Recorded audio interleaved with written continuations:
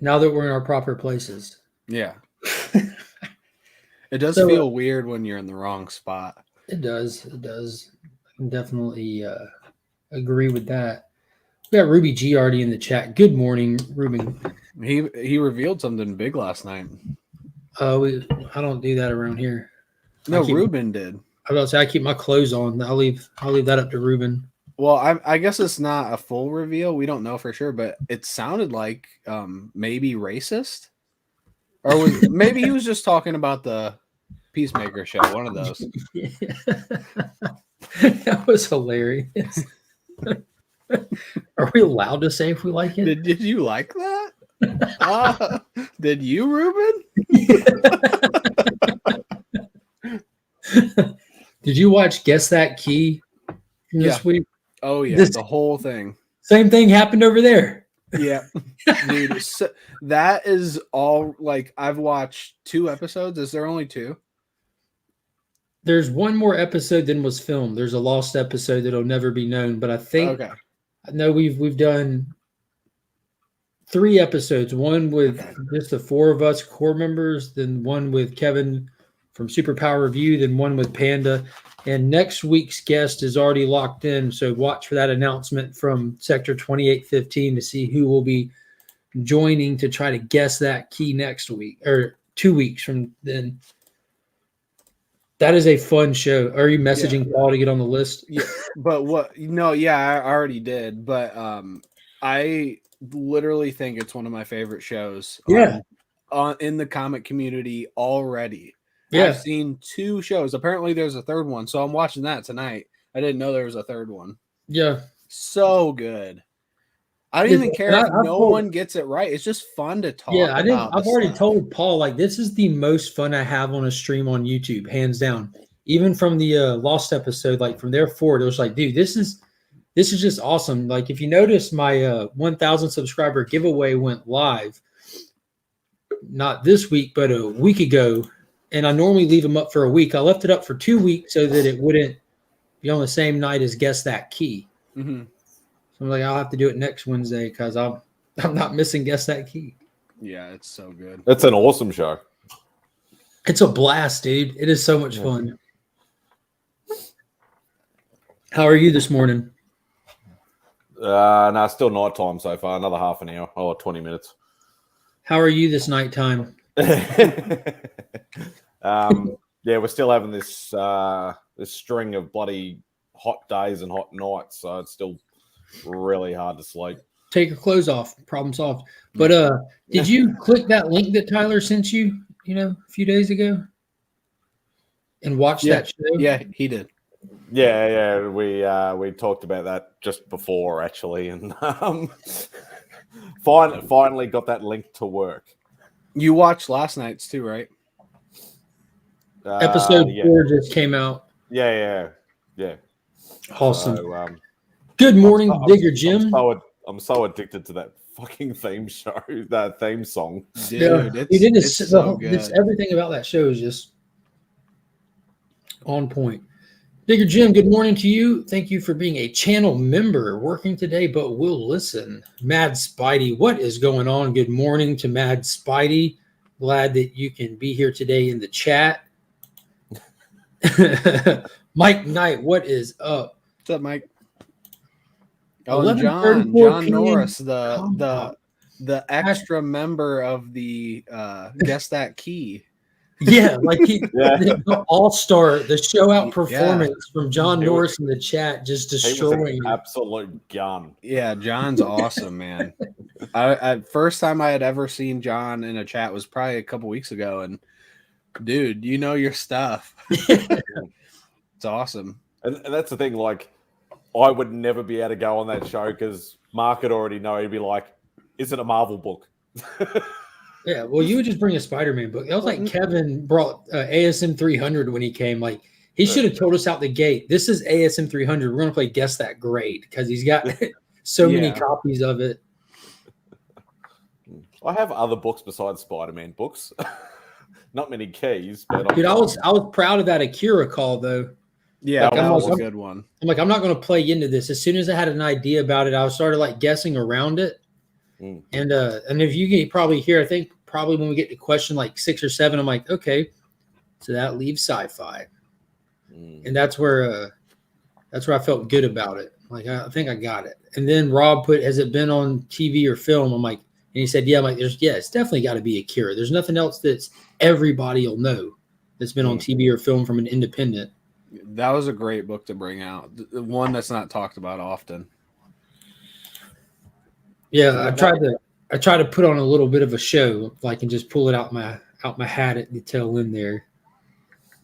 Yeah. And that gave me the second win from my time off there. So Jesus won the Lost episode. Jake won the first aired episode, and I won the 2 after that. But this last one, there's an asterisk on my win. Not really. No, there's an asterisk. We play for keeps, and I'm going to keep my asterisk. Yeah, but I already had one win without an asterisk. I want my win with the asterisk. I don't think there's an asterisk. I vote no asterisk. And around here, we don't take strikes. Is it a red cover? All day. Do you really want to? I did it all day long because I work by myself like this time of year because it's just a slower time of year where I don't have too many dogs that are boarding. You know, there's mainly just haircuts and bath services. So I'm at work by myself, just humming that. Grooming dog.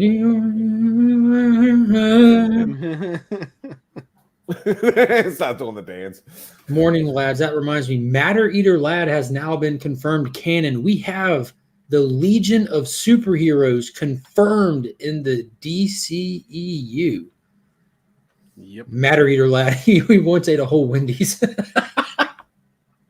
Yeah, they were talking about that, or I don't know who was talking. I was watching something like where they break down the episode, and they were talking about how you can eat through anything, including Superman. Oh yeah. That was just funny. Told you my bro got the skills. Yeah, he definitely did, man. That was an impressive showing. It really was.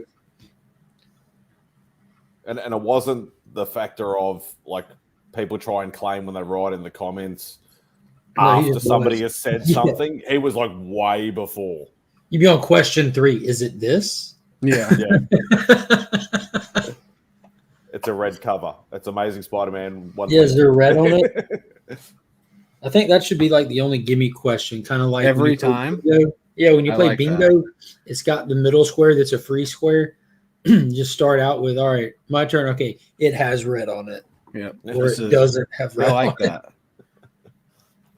It'd be cool to see how many covers do and don't. Because I have a feeling most of them probably do. Yeah, weirdly, it's probably a pretty common.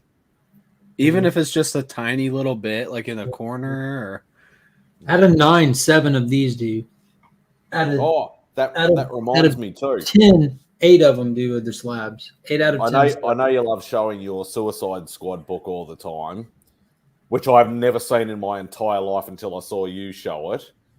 I actually saw one on eBay Australia. Oh, is that a joke or is that a real place? No. There's an eBay.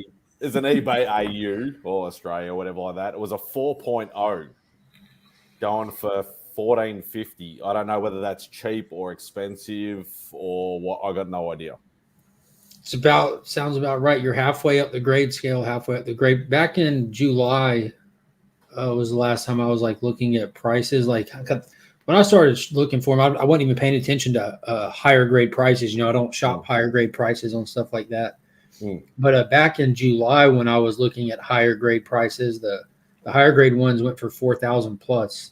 Yeah, it's the first time because, as I said, I've never even seen that book before until you showed it, and then all of a sudden, I just was randomly looking on there, and then one just popped up, and I'm like, "You got to be joking!" It's kind of like you don't realize how many cars are on the road till you buy a new car, then you see everyone drives the same car you do.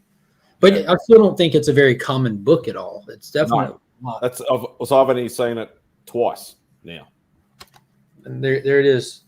You're welcome. Yeah, I love this book.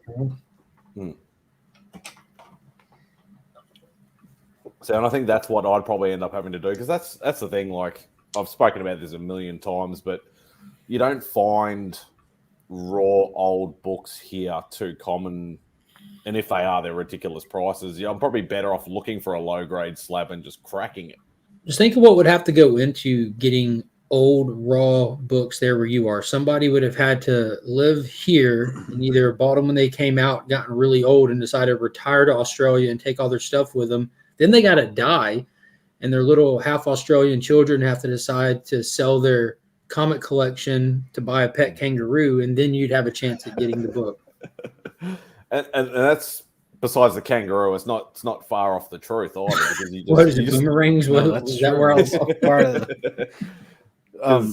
Yeah, and that's the thing. Like, obviously, comic shop owners generally have a decent sort of collection and things like that. Like one of my local LCSs, not the real Mark, not Mark one, the other one, not real Mark or Prime Mark. Mark, yeah, Prime. yeah, Prime Mark. That's Mark that's Prime. Right. Yeah, one of the other ones I shop with that Simon coined as the enemy. Other woman. Yeah, the other woman. Yeah. Like he quite often will do a higher sort of, I suppose, graded sort of thing every other Saturday. He'll put all these big books out and stuff and try and attract customers and stuff. And he's always got an AF-15 there for 30 grand in like a 2.0 or something like that. And I'm like, that's just fucking ridiculous. Well, he's not trying to sell it. He's trying just to, that's a conversation piece. It's a get him in piece. Yeah.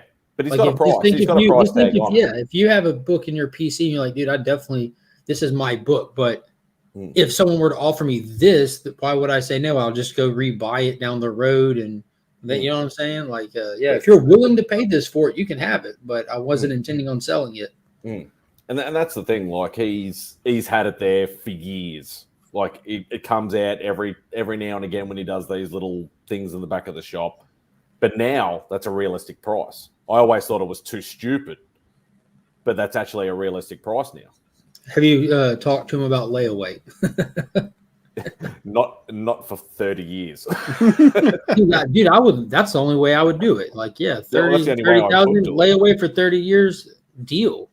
That sounds hopefully he's dead by the about the 10-year mark, and I can get it for like 10 grand. But it's.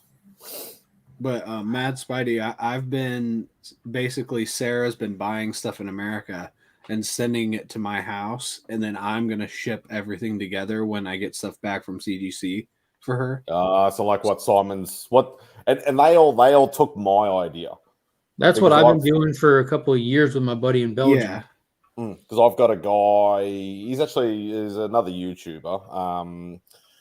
I started getting stuck into the auctions, and this was probably early last year. And he used to do an auction show every Saturday night, which was our Sunday.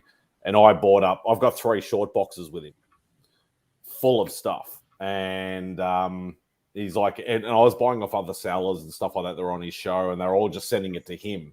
So I was just paying your local sort of shipping costs and stuff like that, and just sending it to him. And then obviously we've still got a lot of stuff has happened, but I still got to get it organized to get at least a box at a time sent over. And then Simon's like, oh, what if I want to buy some books? Can I? And I'm like, just add them to my box. It's fine or whatever like that. And then he started doing it with Bubs. And now Sarah's doing it with you, Tyler. Yeah, well, I was going to say, if you ever want to do that with me, you can, but it sounds like you already have it. Yeah, I've just got to get it organized because he's trying to work out like as cheap but safe shipping as possible. So yeah, there's going to be at least $200 to $300 to ship a box. They're all full short boxes. Yeah, never mind. Just keep using that guy. That's so many. It's more because of the weight. Oh yeah, for sure. Heavy. Hey, K Titus. What's up? Oh yeah, see what is going on in here. Good morning. Very meet tonight, you two. Why is he? I guess that looks like Indonesian or Malaysian or something like that. Not Japanese. I don't know. So in Australia, when it comes to new comic books to like and stuff like hits those spec market people, do y'all have a hard time getting those books on shelves? Like, do they get filtered on the way to y'all that they don't even make it to a regular LCS where you're at? He doesn't know. It can happen. Like I know, what issue was it? It was something like there was supposed to be some spec about it was like Black Widow 6 or 7 or something in the new series. And I didn't hear about it till about a week or 2 weeks later. And then all of a sudden, like, because Mark's actually pretty good. Mark's usually still got this sort of stuff on the shelf. He doesn't. He just leaves them all on the shelf. But even he sold out. So it was really, it's really shocking. Have you frozen, Tyler?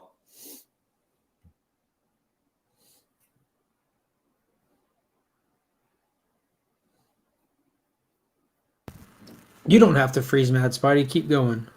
Yeah, I'm just like, is Tyler frozen or am I frozen? Or no, Tyler's definitely frozen. Yeah. So it can be a bit shocking. Because like the guys over here, they don't buy up as much as what you guys like. Obviously, you guys have got, everybody's got ratio incentives. So 1 in 10s, 1 in 25s, 1 in 50s, so on and so forth. Most of these shops over here, they don't buy 50 copies of a book to get the one variant. So it's very hard to get those sort of things over here. It's basically eBay or connections in the States. In Sydney, everything goes up either on the shelf or online at once. Yeah. That's pretty much the same down here as well. Show your Tootsies, Tyler. That just reminded me of that meme that Lee made. Think, Tyler, think. First in gets it.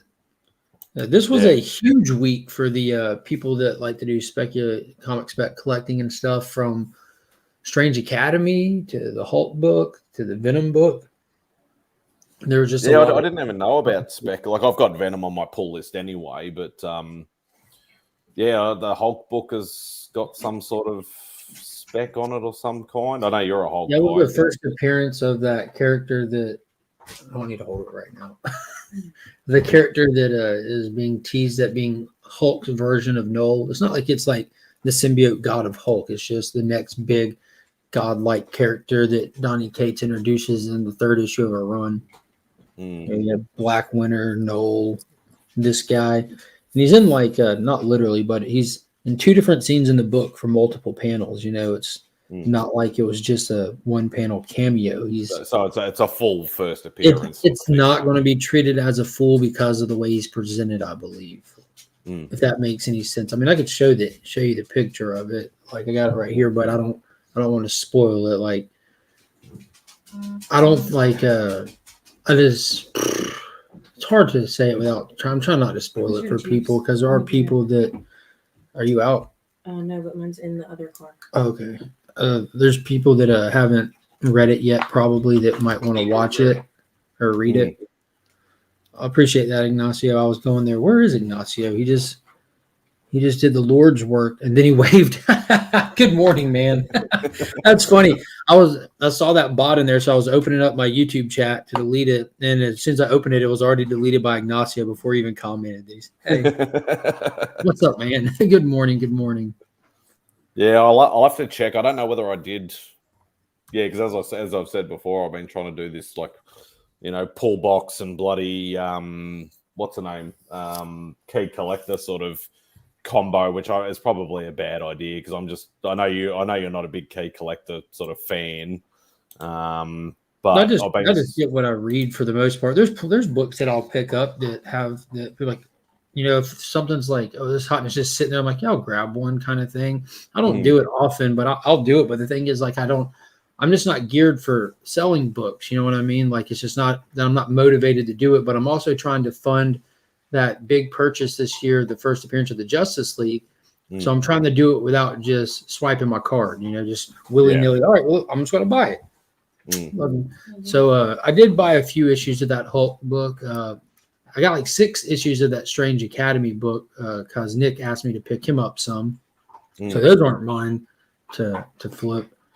But I also try to grab stuff to put in the giveaway box. I do that monthly Legion loot box. So I got that Moon Knight cover that everybody was hot for, the Raza variant. Super gorgeous cover. It really is. But I don't know whether I've seen it or not. Oh, wait, here it is. Oh. Yeah. I don't like that suit though. Yeah, I don't think that. I mean, it's a literal suit. It's not a Moon Knight outfit. Look at the silhouette. Yeah. Yeah, that's not. I like the silhouette. That looks nice. Yeah, but it's a gorgeous cover. Like the artist did a phenomenal job on it. So it was pre-selling for like $20 on the old interweb. So people were out for it, which is cool. So I'm going to throw that in the Legion loot box, and I got a handful of issues of that Hulk book, which in my mind I'm like, I need to sell them to at least get my money back, because that's kind of counterproductive if I don't. But when it all comes down to it, I won't with this issue, just because I know I'm just lazy to do it. I guess I could post them up on my other Instagram page where I have books sitting for sale and see if it hits. Yeah, so I'm more the factor now is that because I've been in and out of collecting so many times that I've missed the boat on so many books that are ridiculously, like New Mutants 98 is one of the books that I missed. Mine's a TVC right now. Yeah, and so I still don't own that book, and it's on my list to get, obviously, but it's just so outpriced now. Well, don't fret. I'll talk to you on Instagram. Not about my copy at CGC, but there's another copy here locally that I might be facilitating, if that makes sense. Like there's been here recently, I started kind of facilitating books to CBCS, or just like seeing if it's worth it kind of thing. And before they get put on sale, if you want it, you know what I'm saying? Yeah. I don't know if you're looking for a specific grade. It's not a 9er, you know, it's going to be an affordable copy. Like I'm a raw guy, and it's raw right now. I haven't sent it off yet. And I'm not a high grade. So even I know modern books, a lot of people are like, oh, it has to be a 9.8 or a 9.6 if it's a modern book, but I'm not. As long as I have with that one, they're not. Yeah, with that one, they're not, because they're not trying to spend over a band on it.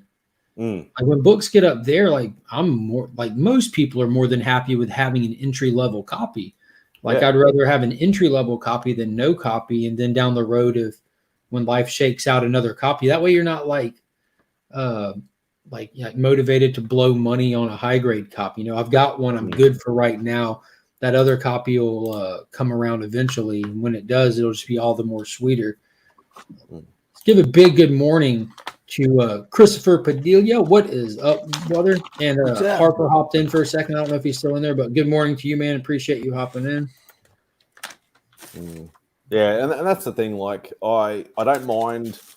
Like I'm not a big spender. I don't have a lot of money, but I don't mind. This ain't your copy, then. This ain't your copy. I don't mind spending money on obviously old key books and things like that. I just don't see the point in spending $1,000 on a raw. Yeah, see, something like that. Obviously, it's not my thing. But if I wanted that book, I wouldn't mind spending money on it. What I was going to point out more than all right, hold on. Let's let Tyler. Hey, that's done by my mate. That cover's done by a mate of mine. Who did you mate with? Todd McFarlane? No, that's David Yarden. All right, so look, this is Adventure Comics, and it's first appearance of Zod, 283, right? When you're a raw collector, but look at this. It is graded. Yeah, that's what Jesus does. Yeah, I just had him on. So it's in super thick Mylar with archive quality backing board, and they're working on getting CBCS to potentially work with Comic Clear, so you have clear backing boards. They have tamper evident stickers. These are not like stickers that can come off and on. So once it's opened, it's open. And I was kind of like, well, you know, as soon as you handle the book or ship the book or anything, you can't guarantee that grade. And of course, you can't guarantee it to an exact to begin with, because it's not like fully encapsulated.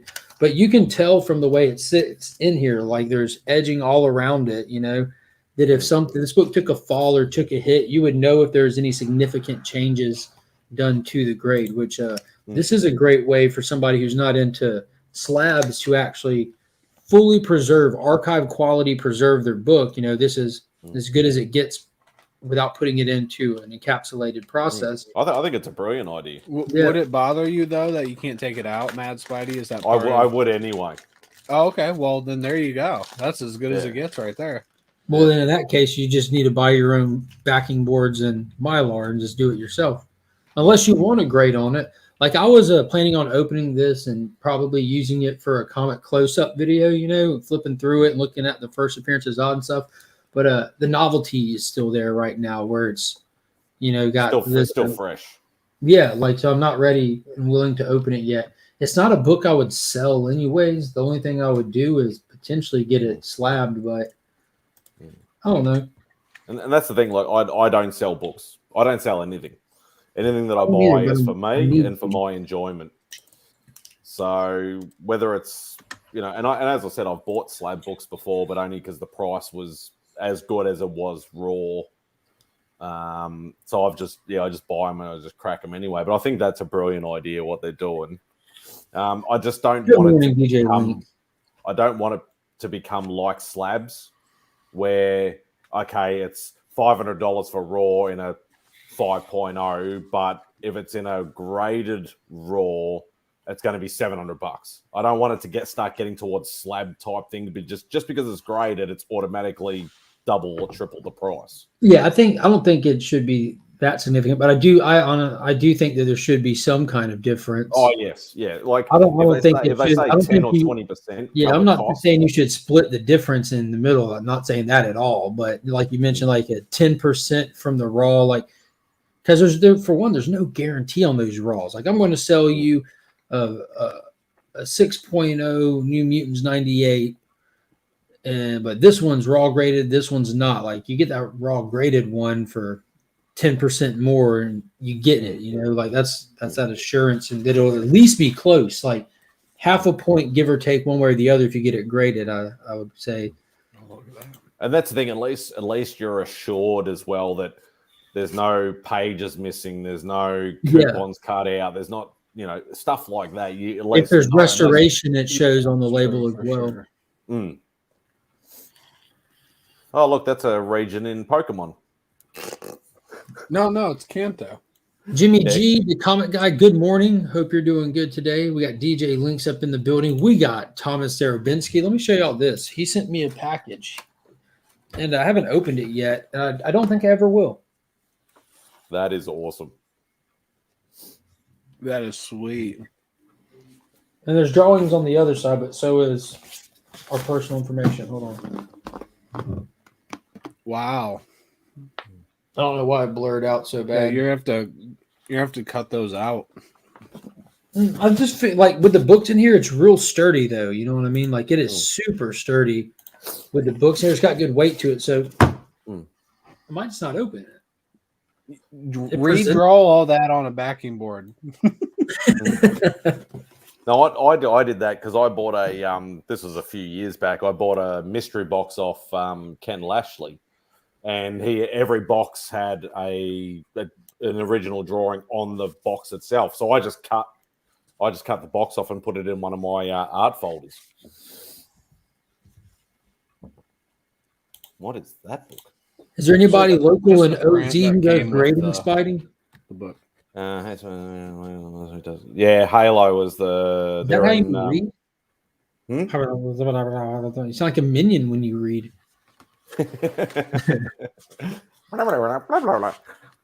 Banana. Yeah, Halo was in Queensland, but it's not like CGC or anything like that. They haven't got a massive operation. It's only a couple of people. Good morning, Flash 6792 eggplant emoji to you, my friend. Mike, I would suggest checking out a guy. He's on IG. Oh, what's his name? It's Comic Book Tiberius or something. I think he's got a YouTube channel as well. Is he a little person? No. He's part of a podcast called Grail Hunters. What do they do? He sends a hell of a lot of stuff to Halo. He gets heaps and heaps and heaps, and he's got some big books. He's got something like 10 copies of Hulk 181. That's ridiculous. What an underachiever! Ooh, second Hulk. he's even got his number plate on his car. Actually, is Hulk 181. It's hilarious. What's his? Pretty sure. So do you not like slabs mainly because they up the price of the book? Is that like the main thing you don't want a slab for? It's sort of 50-50. There's part of it's the price, and part of it's the thing is like I like to look at a book, whether to read it, whether to smell it, whether to whatever with it. It's just I prefer to be able to physically pick up the book and actually look at it, not just sit there. Oh yeah, it looks nice on a display. Like, don't get me wrong, I got nothing against people who buy slab books and stuff. It's just not my thing. I feel like you do. The only reason I asked is because you said the graded raw would work for you, even though you can't take it out, because essentially, it's the same. Take it out, you just can't reseal it. Plastic. Yeah. I guess technically you can take it out and you can put it back in, but it would defeat the grade would be gone.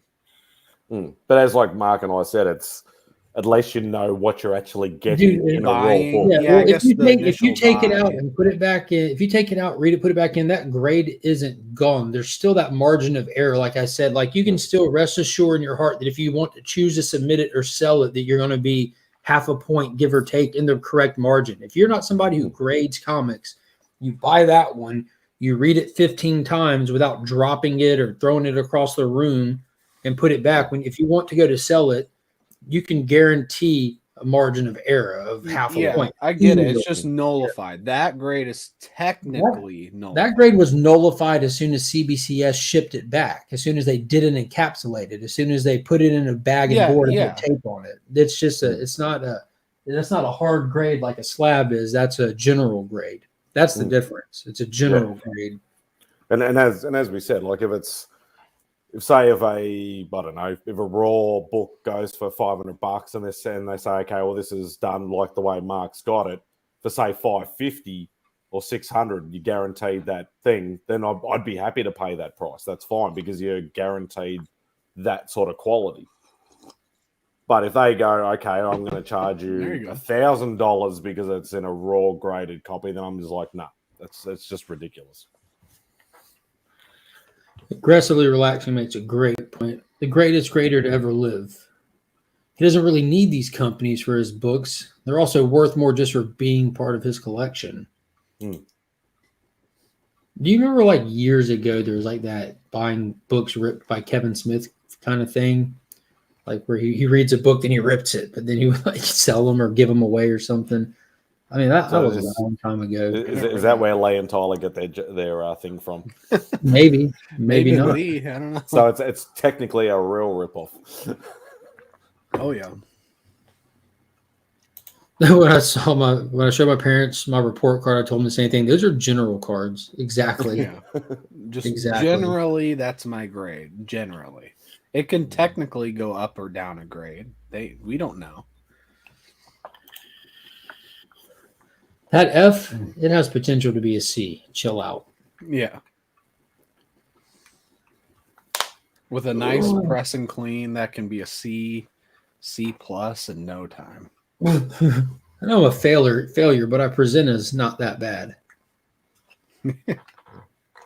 DJ's typing like I normally do. The F word or just the spellings? Yeah, I don't have like the keyboard that I use on my phone isn't the standard one, and the autocorrect on it is pretty much non-existent, and neither is my ability to care about it. So I just type fast and hit send. It's worse. Good morning, Big Nosh up in the house.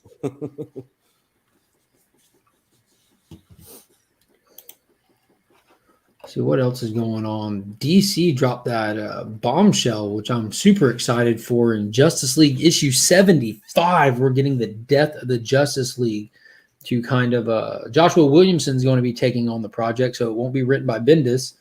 which I'm honestly really excited about. He's just more my speed. Bendis really just isn't that dynamic anymore. He can carry a story, but he can't really get you hyped, it seems like, if that makes sense. But Justice League issue 75, just like Superman 75 was the death of Superman, is going to be the death of the Justice League. And it's tying all in, like I've been telling everybody, to the Infinite Frontier and Justice League Incarnate story with this ultimate dark side that emerged from the restructuring of the multiverse. And he just turned on his Oblivion machine in the last issue, and these dark entities came out, and that's where it left us. So apparently it's looking like the Justice League is going to be heading to the edges of the multiverse to face off with these dark entities, and they are going to get wiped out in a violent fashion. They're going to leave them stagnant. We're not going to have these Justice League characters around for months, just like they did with Superman. Like after he died, there was no Superman books for months. They really leaned into it. So I'm definitely excited about this. All the people that don't pay attention, read, and just like to bitch about stuff on the internet are already like, oh, DC's killing off the characters because they're not woke enough and all this crap. But no, this is actually, I think, is going to be fun. It's going to be a good thing. We have all these new characters. Those same people complain about create new characters if you want to do this. Oh, why are you making this person gay or swapping this person? Well, DC made a whole bunch of new characters last January, a whole bunch of them. Really, really came out the gate with a whole army of new characters. So now we get an opportunity for these new characters to be forced to step up to the plate. And it gives us as the readers a chance to see them go against the odds, like acts of great feat and all this stuff, to see what characters we might enjoy, see which ones are worth keeping around, which ones can win the readers over. So sidelining your main characters for a while and letting the young strapping new characters come in and do their thing. It's going to be really cool. So I'm excited for it. I enjoy characters like Yara Flor, Jonathan Kent's been great. So I'd like to see them have to take the steering wheel for a little bit and see what they're capable of doing, as well as getting the Justice League Incarnate characters that are multiverse hopping. I'm hoping that they'll have a front row seat to this event. So that'll be really cool. I'm stoked for that Death of Justice League, and the cover with the coffins look amazing. Yeah, it was really, really cool. I need to see that. Even I saw that. I'm going to look right now. New DC Injustice movie is really good. I know Tyler loved it. I wasn't a fan of it. Is it a new animated movie, is it? Yeah, that was their most recent DC animated film. I feel like they should have. My only complaint was they should have just done it in more than one film. It was just so. The film itself was so rushed that the only thing that they were really leaning into was the gotcha moments. Like, oh, look, this character died. This character died. It really didn't.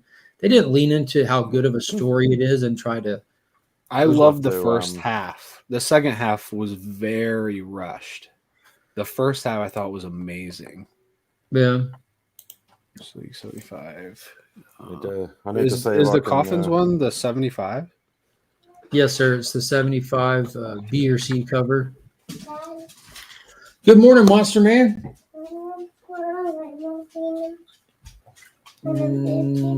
We can't after you get dressed because you got school. Why? What do you mean why? Because it's Friday. You got school. You don't want to go play? I'm assuming it's that one. Yeah, that's the Injustice movie. All right, cool. I'll have to go to Simon's work and steal it. It's definitely fun for the first watch through.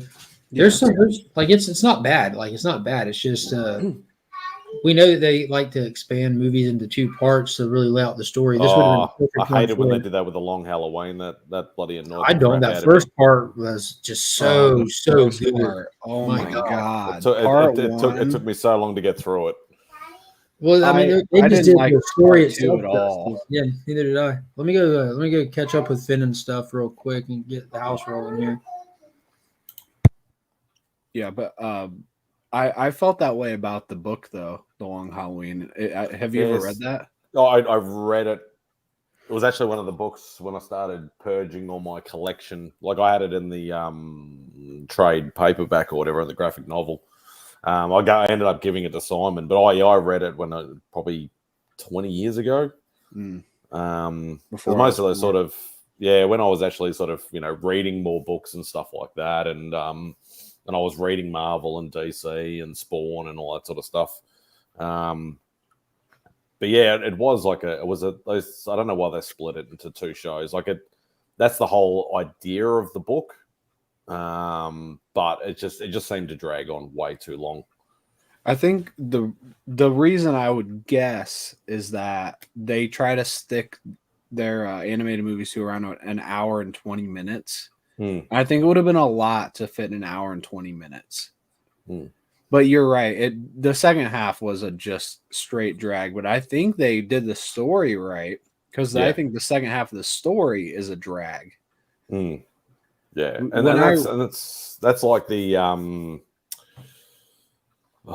with Death in the Family or whatever it was. Like the bloody choose your own adventure sort of thing. I gave up. Oh, that was terrible. I hated that. Like people have said to me, like, you should have just stuck it out, because like I did the first thing where I knew the story because I've read that story and I knew which way I was going to go. So I thought I'll get that one out of the way first. So I'll just choose which way I know the book's going to go. And that was really quick. So that was like one choice. Okay, another 10 minutes, and then that was done. And then it's okay. So I went back into it, chose the other bit, and then it started branching off, going, okay, well, you can do this one, or you can do this one, and then you go to that one, and then it can go again. And it became too tedious. Yeah, I agree. I just wish they would have just done the story. It was like a failed gimmick. Yeah, like I applaud them for trying something a bit different, but it just became as I said, it just became too tedious. Have you watched the Eternals? Yes, finally. I watched that last weekend. It was okay. I don't know anything about the Eternals. That's probably why I was a little bit more optimistic than most people. I can see what sort of Mark was saying, that if they had done it in continuity instead of going backwards and forwards like all the time, it might have been a bit better. But yeah, I didn't mind it. I don't know about bloody, excuse me, spoilers, but I don't know about having a bloody One Direction bloody member turning up in it's going to be any good. But I'm kind of with you. I thought it was all right. I didn't hate it, but there were no good characters really. I mean, I don't know about but can you name, how many characters can you name? Yeah, like 2. Yeah, I could name 2, and that's it. There was just like no I'm more excited connection. for the last snippet in the credits. That's what I'm more excited about. I think we can spoil that now. And that's the thing. Does everybody know whose voice that was? I mean, I didn't when I heard it, but so it sounded familiar. End, I had to Google it, but I don't even know if it's familiar. A spoiler, because if you know it going into the movie, it doesn't change anything. So it's really not a spoiler, but and it depends on how much you know about future releases. If you don't know anything about future releases, then it's like, for me, if I didn't know, I'd be super excited because he's one of my, besides obviously Spidey and a few others, he's one of my favorite characters. So at the end, is the Black Knight, right? The Black Knight's getting his sword. Yeah, and he's touching the ebony blade, or he's about to touch the ebony blade, and then he's like, "I don't think you should do that." Yep, and that was Blade. Yeah. So basically, you hear Blade say one line off screen. Is that classified as a cameo or as a first appearance? Oh man, I don't even know. I don't even want to know. No, we're not going to start. As long as Cocaine Joe's not. By what happened in the comics, people voted if they wanted Robin dead or not. Yeah. Yeah, I remember the history to it, but the choose your own adventure thing just took it to another level, and it was an annoying level, not a very successful one. Exactly. I think they had a good idea, but at the end, it didn't pan out good at all. No. They should have done. They probably should have done maybe just 2 branch offs, done the actual story, which they did if you know the story. But after you click that link, it only went for like 5 more minutes, and then it was finished. click the other link, what would have happened if it didn't? If they had just done it that way, that would have been fine. But they did something like 10 different branch offs through the extra bits, and it was too much. Yep, I agree. It should have just been 2. And I don't even know if that was even a good choice because it like you said, the one choice was bad because it was too short. Yeah. And then the other one, there was just too much. It just felt like work to get through it. Yeah. But apparently, depending on which way, I don't know whether this is true or not, depending on from start to finish, there is one way you can go where it goes for like about 3 hours or something. I don't know whether that's true or not. Really? Wow. But I didn't get into it. I didn't last that long to try. I didn't either. But that's what I've heard from a couple of different sources. So I don't know whether that's true or not. But yeah, going back to it, yeah, I'm excited for Blade. As I said, he's one of my. I saw the first Blade movie at the cinemas something like 5 or 6 times. Like it's actually 7 different endings. That I couldn't get through 2 endings, so that there was... you go. Yeah, there you go.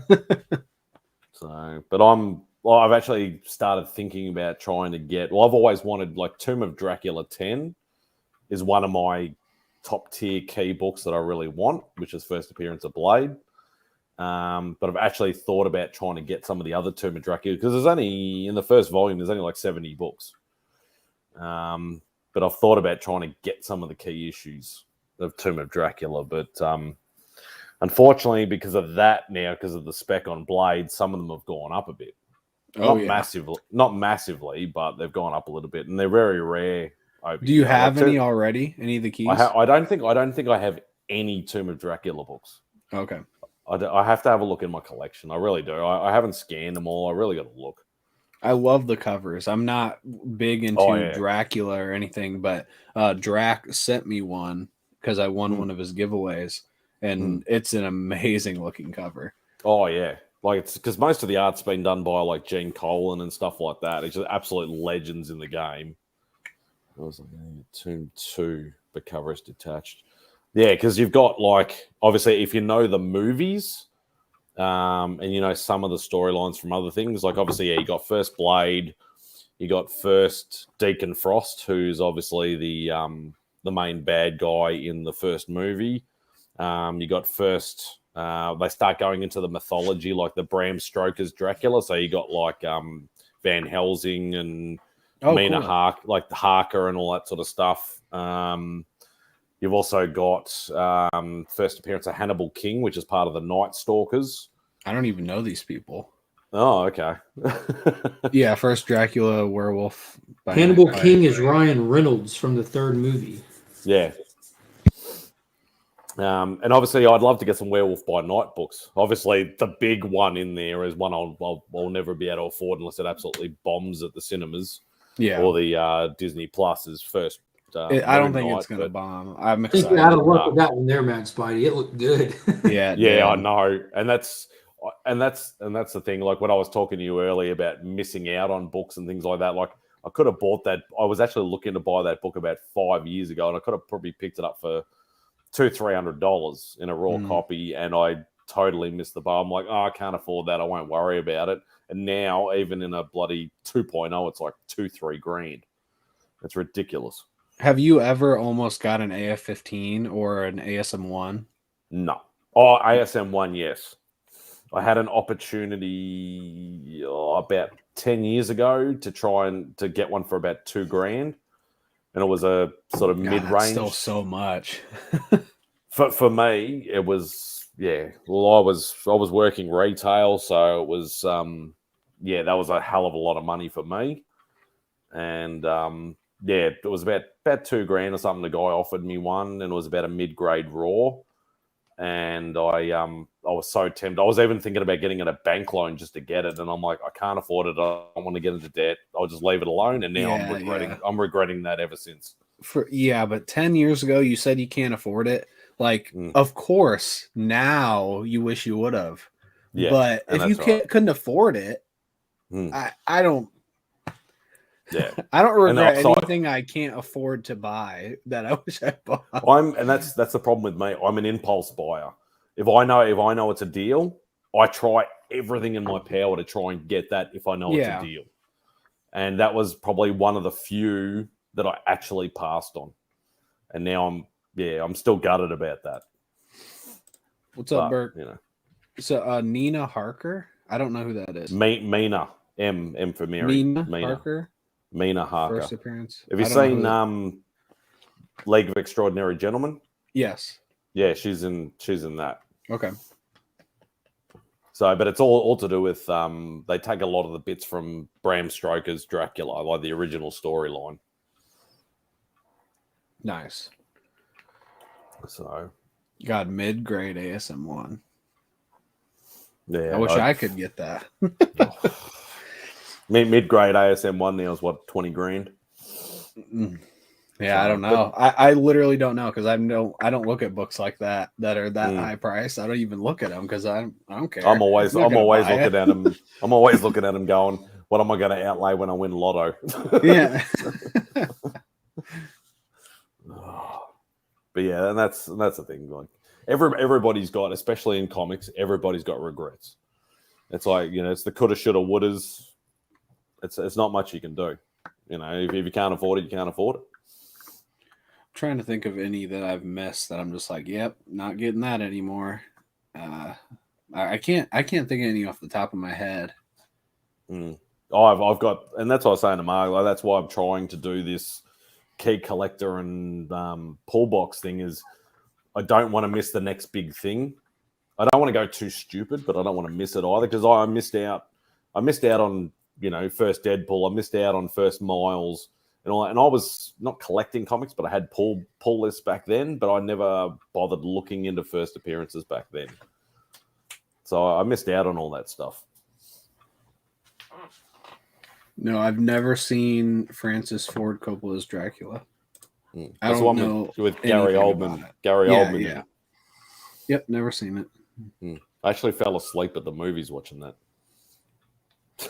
But then I watched it on DVD and then I loved it. So I don't know. Not that I wouldn't see it. I've just I don't mind vampire stuff. I loved like Van Helsing with Hugh Jackman. I know probably no one likes that, but I loved it when it came out. I thought it was so much fun. I don't think I've seen it since, so I can't tell you if I actually watched that about 3 or 4 weekends ago. I just flicking through Netflix or something like that, and I just went, I feel like watching that.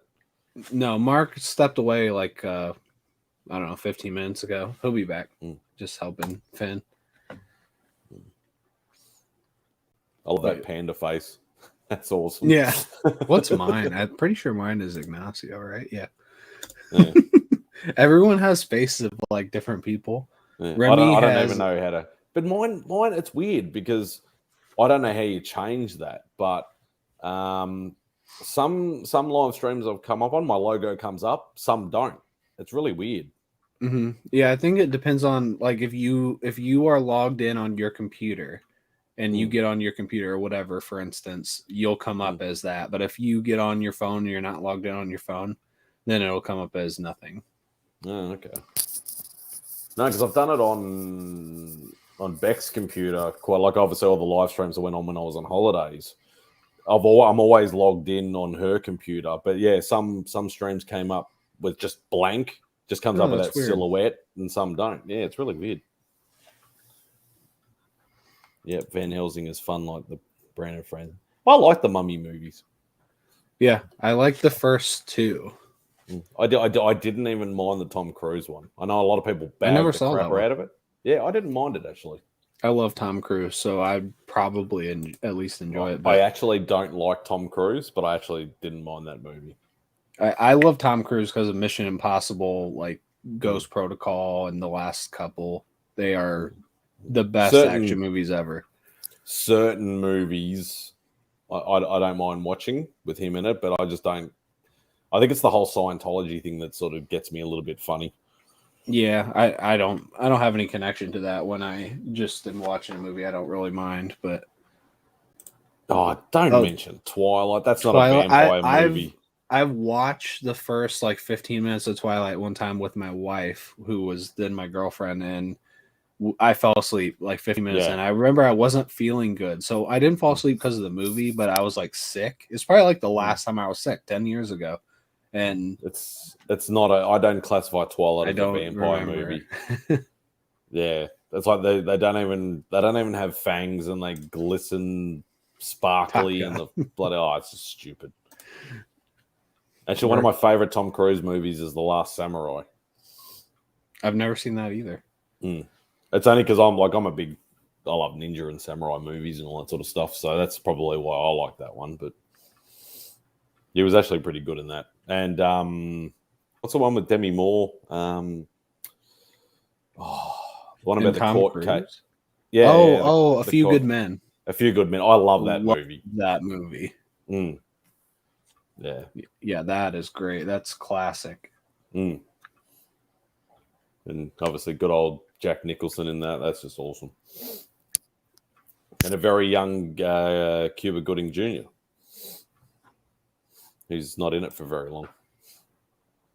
I've seen them all. I did it off. Ignacio.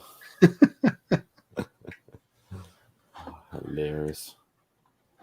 Risky Business? Remy Q! What's up, man? I've only seen Risky Business once, and I thought it was fine. I don't remember it too much. It's not one of those ones that I would rewatch.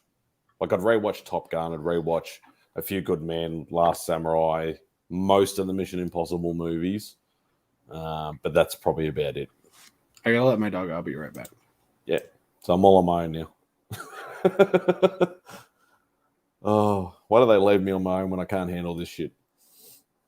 Somebody else hop in. I don't have that kind of connection. Bubba Hotep was good. I never saw that. I'm a sucker for Tom Cruise, crazy ass, who's supposed in the run for Tony Stark. Yeah, there's some rumor floating around about Doctor Strange 2 movie that there might be an alternate reality Tony Stark that's played by Tom Cruise. I don't know whether that's true or not, but I have seen that rumor. There's a whole heap of other rumors floating around about that as well. Obviously, being multiverse, you can pretty much go nuts with it. So, yeah, show up as multiverse Tony. Yeah, I think there's rumors of as I said, we mentioned earlier, Blade possibly popping in. Maybe different Spider-Man, all sorts of things. Finding the Mummy. Yeah, I've seen the cover for Bubba Hotep, but I've never actually seen it. I'll check it out one of these days. That makes sense. I wrote the last Spider-Man movie in a Reddit post like 10 years ago. Yeah. Hey, Brian. I'm on my own, mate. I don't know what I'm doing.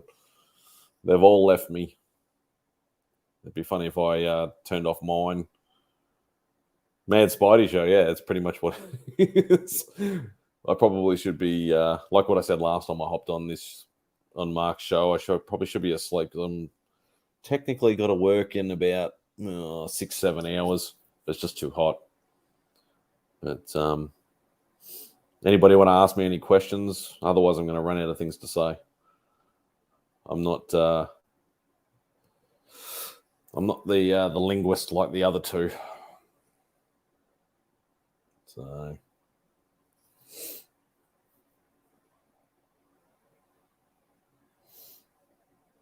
Yeah, anybody want to chuck any questions? What time is it over there? It's 12:30 a.m. Saturday morning. So yeah, I've got to start work at 8, but I need to get up about 7ish. So where is Harold? Where's Jimmy Hoffa? Although you're not in America, but yeah, where is Harold Holt? I'm surprised you even know that, Ignacio. That's hilarious. Damn, 16 hours ahead. Yeah, it's depending on daylight saving time and things like that, it can be anywhere between, I think, 16 and 19 hours, depending on which side of the coast you're on. Yes, I am actually enjoying the Peacemaker series. Yay! No more Mad Spidey Sorry, show. I had to leave you. I tried to hurry because I knew you don't like being left alone. But yeah, I'm like, I can't run this shit. Click. Yeah, I knew, but there was nothing I could do. My dog. I was waiting for like Mark to get back or someone else to jump on to let my dog out, but my dog couldn't. And wait that's the thing. If anybody else jumped on, one of you two would have to click him in anyway. Yeah, but I thought Mark might be there to click somebody in, but that's what's right. happening. I had to leave, and I had to leave Matt Spidey on his own. Oh yeah, but he was doing good. I was just telling people to ask me questions. Yeah, that's the best way to go. Yeah, there's your first one. No, it's about the 10th one. Oh, okay. He's buried in Grant's.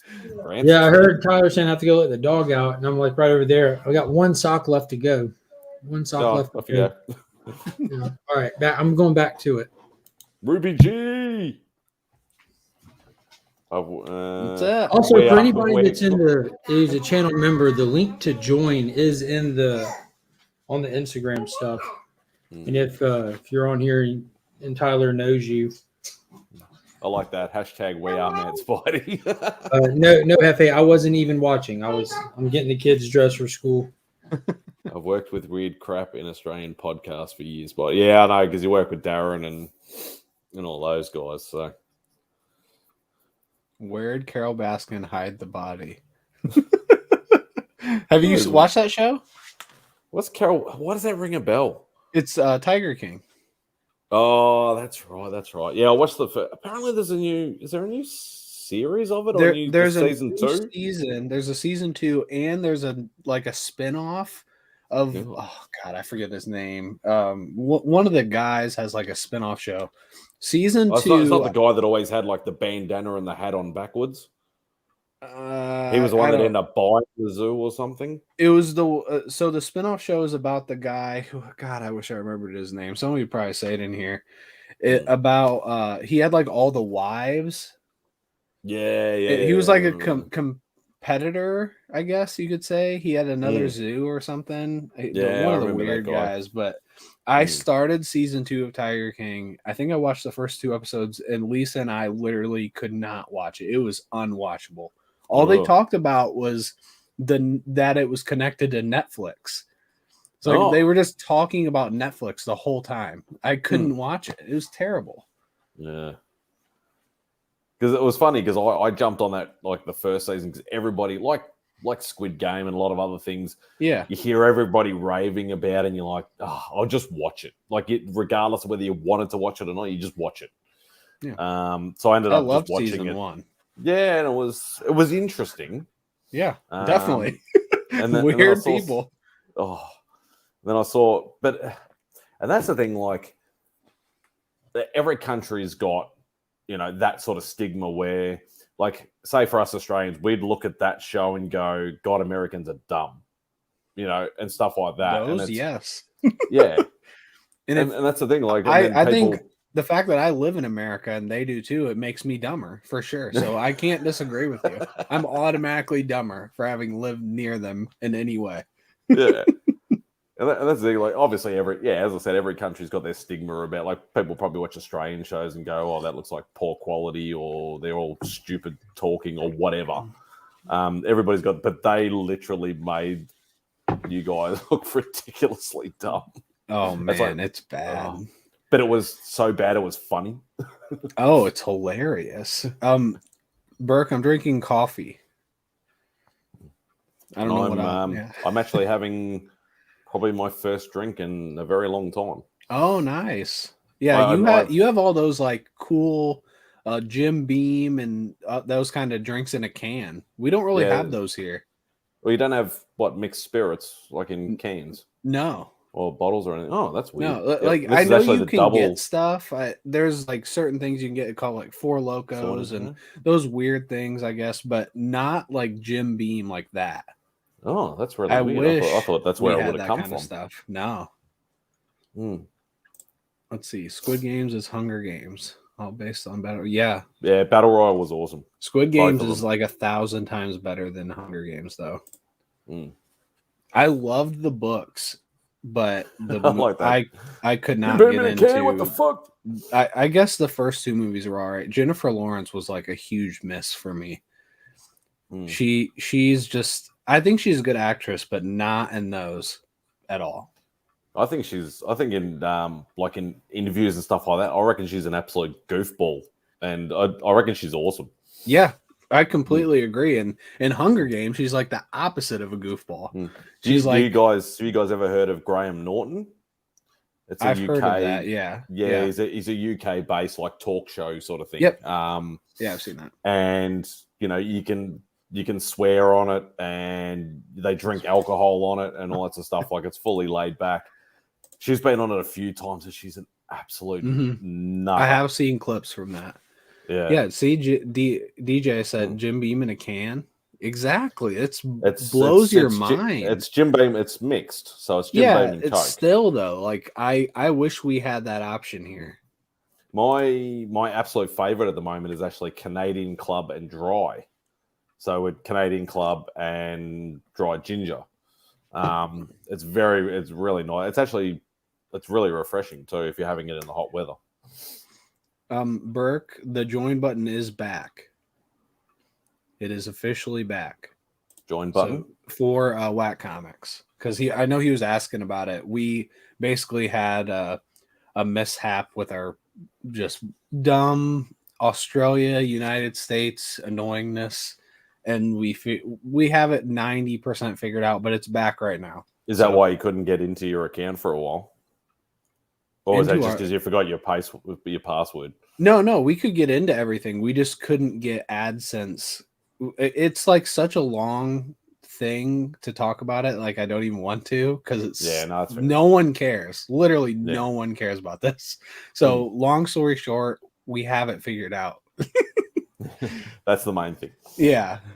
I care. Tell me more. Seriously. No. I can. Yeah, but I'll talk to you about it another time. It's just a worthless conversation. See you, Chop. Are y'all talking about your membership? Yeah. Yeah. What's going on with it? It's back. Okay. While it was gone, I feel like we still have like the icons, the loyalty badges, and all that stuff. Did those go away? I don't think so. I think they're still. I don't either. So are they there? Members. I guess it just didn't really change too much. I thought they were still there. Are they not? Yeah. I mean, last time I was on there, I was watching Taylor's show. They were on there. Yeah. Okay. Yeah. Now I was saying during y'all's absence, do y'all get paid for the time that it was in limbo? No. Oh man, that was like almost like 2 months worth of limbo. Yeah, it was. But hey, it's whatever. There's nothing we can do about it. I was wondering why Lee just kept rehashing all old videos into shorts and stuff. No, we're doing that because I don't think we've announced it. I can't say. Don't say anything if you don't want to. And normally I'm not into keeping secrets, but this we have to like somewhat keep secret because we don't have it all figured out yet. So it's like that's all right. Yeah, just not a good idea to like new subject. Private chat because I'm new subject. I'm curious. I'll just tell you later. Just woke. Where'd it go? I just saw something. Oh yeah. I care. I just woke up and joined. Boom. Nice. Yeah, he's a member already. Like mine's set to like auto renew. Not everybody's is set to auto renew. So I appreciate you renewing your membership. Hefe is definitely a member of the Legion to the point that I saw that his membership was off, but I didn't take him out of the chats or take him off the board. I'm like, I'm trying to get used to like how often do you need to like, because everyone's membership is at different times when they join, so it's not like a first of the month kind of thing. So I'm like, I don't want to have to update my the stuff every single day. You know what I mean? So I think I'm just going to try to do it like at the first of the month or something. That's the way to do it. So I definitely appreciate you rejoining that. And a little known secret, I haven't announced it at all, but for the giveaway on the 26th, obviously, like you can enter the giveaway just the easy way by dropping a comment. You could get put on a bonus giveaway by sharing it out, and it's this whole separate wheel with just the names of the people who did the sharing it out thing. And anyone who's a channel member is going to be on a wheel of their own too. Doesn't matter what tier you're in. I'm going to do a channel member giveaway also. Okay, I can't even remember whether I left a comment or not. I think I did. Oh, don't bother. You're in Australia. Yeah, thanks. Well, I get a good morning. You're so mean to me. Good night, whacking. Jesus, Burke. All right, Tyler. I'm coming out. gonna run Monster. Oh, that's cool, Finn. Show Tyler. He likes stickum pads. What stickum pads? What does that mean? Post-it notes. Stickum pad. Yeah, of course I do. Wait, why are you like small in here? You see that? Because I framed it up when I was playing with it last night. Oh, that's weird. I've never So seen if that. you go over, hit settings on the next to the I don't chat. want to know. I don't like it. I'm not gonna ever do that. Yeah, you just hit settings, and because I don't know if you noticed, but StreamYard updated it. You can now put in background music on StreamYard. Like right now, if y'all want to listen to music, I can turn music on while we talk. Yeah. Ugh. I don't like that. I was waiting. I picked the worst one I could find. It's called Feeding the Duck.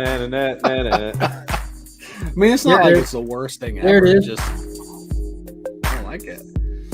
Sounds like It sounds like a 90s keyboard experiment. I was going to say an early 80s porn movie, but yeah. This one's called Into Space. Into her space. Oh my Into someone's God, face. Mad Spidey, Jesus. This right here is a DJ Links original. Good job, DJ. Okay. So now we have background music on StreamYard. Big shout out. Thank you, Chip Gettler. StreamYard King. I guess some people do talk like with music on, so for some Yeah, people, so like that's good. I I do was it through playing my with it. videos. I put it behind a video that I did where it's just me, you know, like to see how it goes. No, Yeah. another Shout out to the Russian bots out there. Shout out. I always click the sites and it doesn't take me anywhere good. You're even more annoying now, Mark. I appreciate that, Steve. What the hell? Steve is on something today.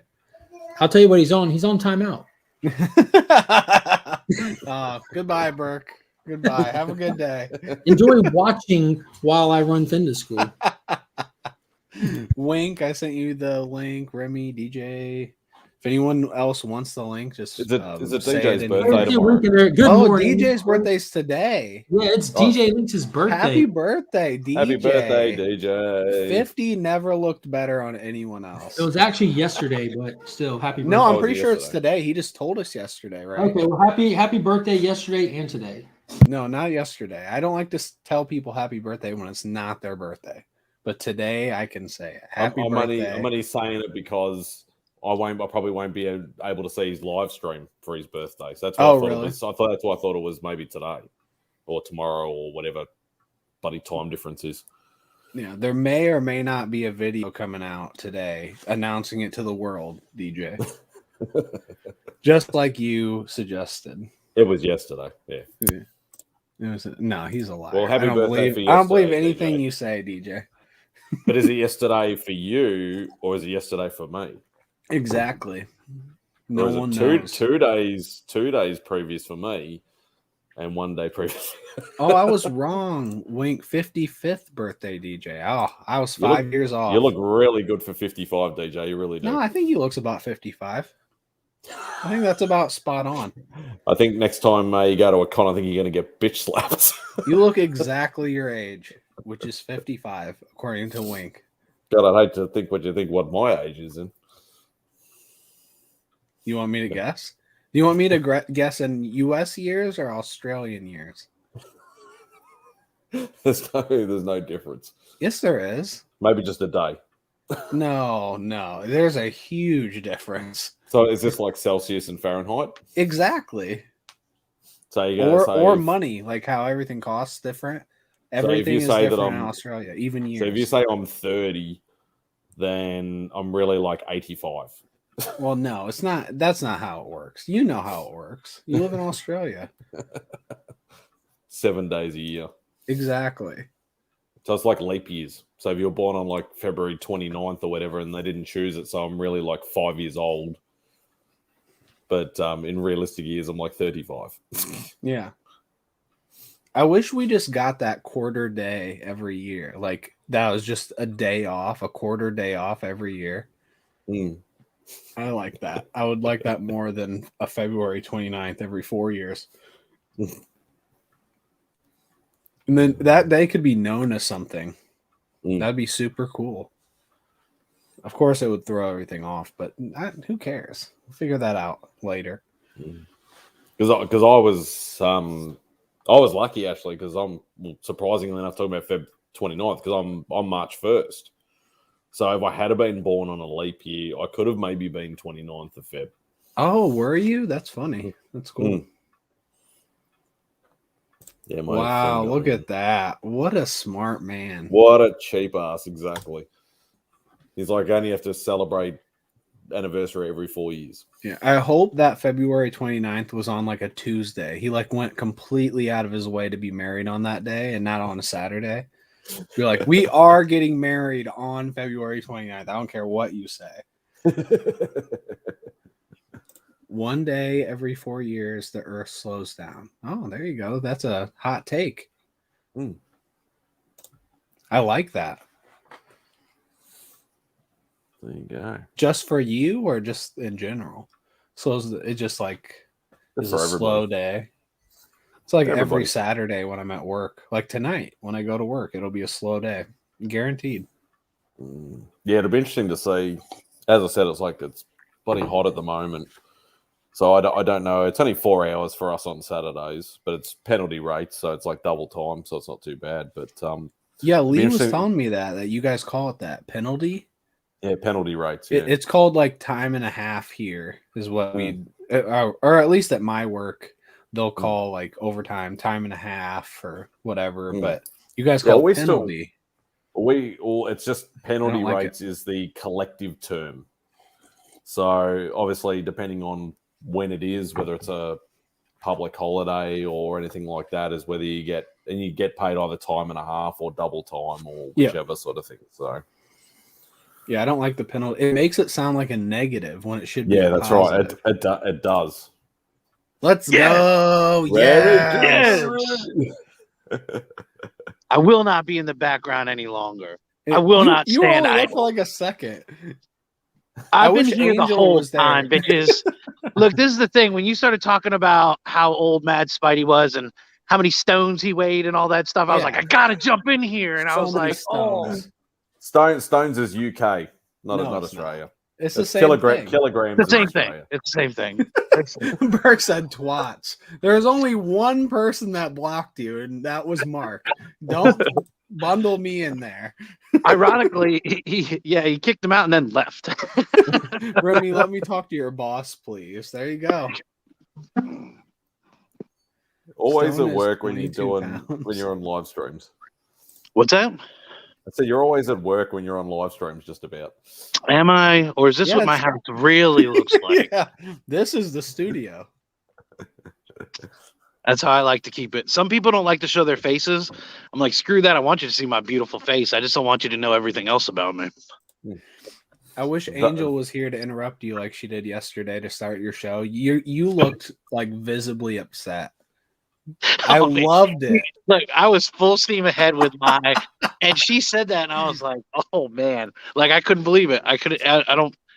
A gunshot wound I could have gotten over easier. Like if you would have shot me in the shoulder while I was doing my intro, I could have recovered better than what she did there. But I don't know. Has my slap Remy movement keep happening yet, or no? No. I got her to do it once. That was enough. I was happy. Yeah. Yeah. Unfortunately, I don't think she has the confidence to keep something like that going. Like everybody likes to egg her on and to do stuff like that, but yeah. She did look like she enjoyed it though.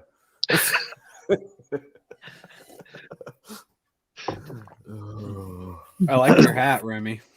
Oh, thank you. Thank you. Look at that. Pikachu.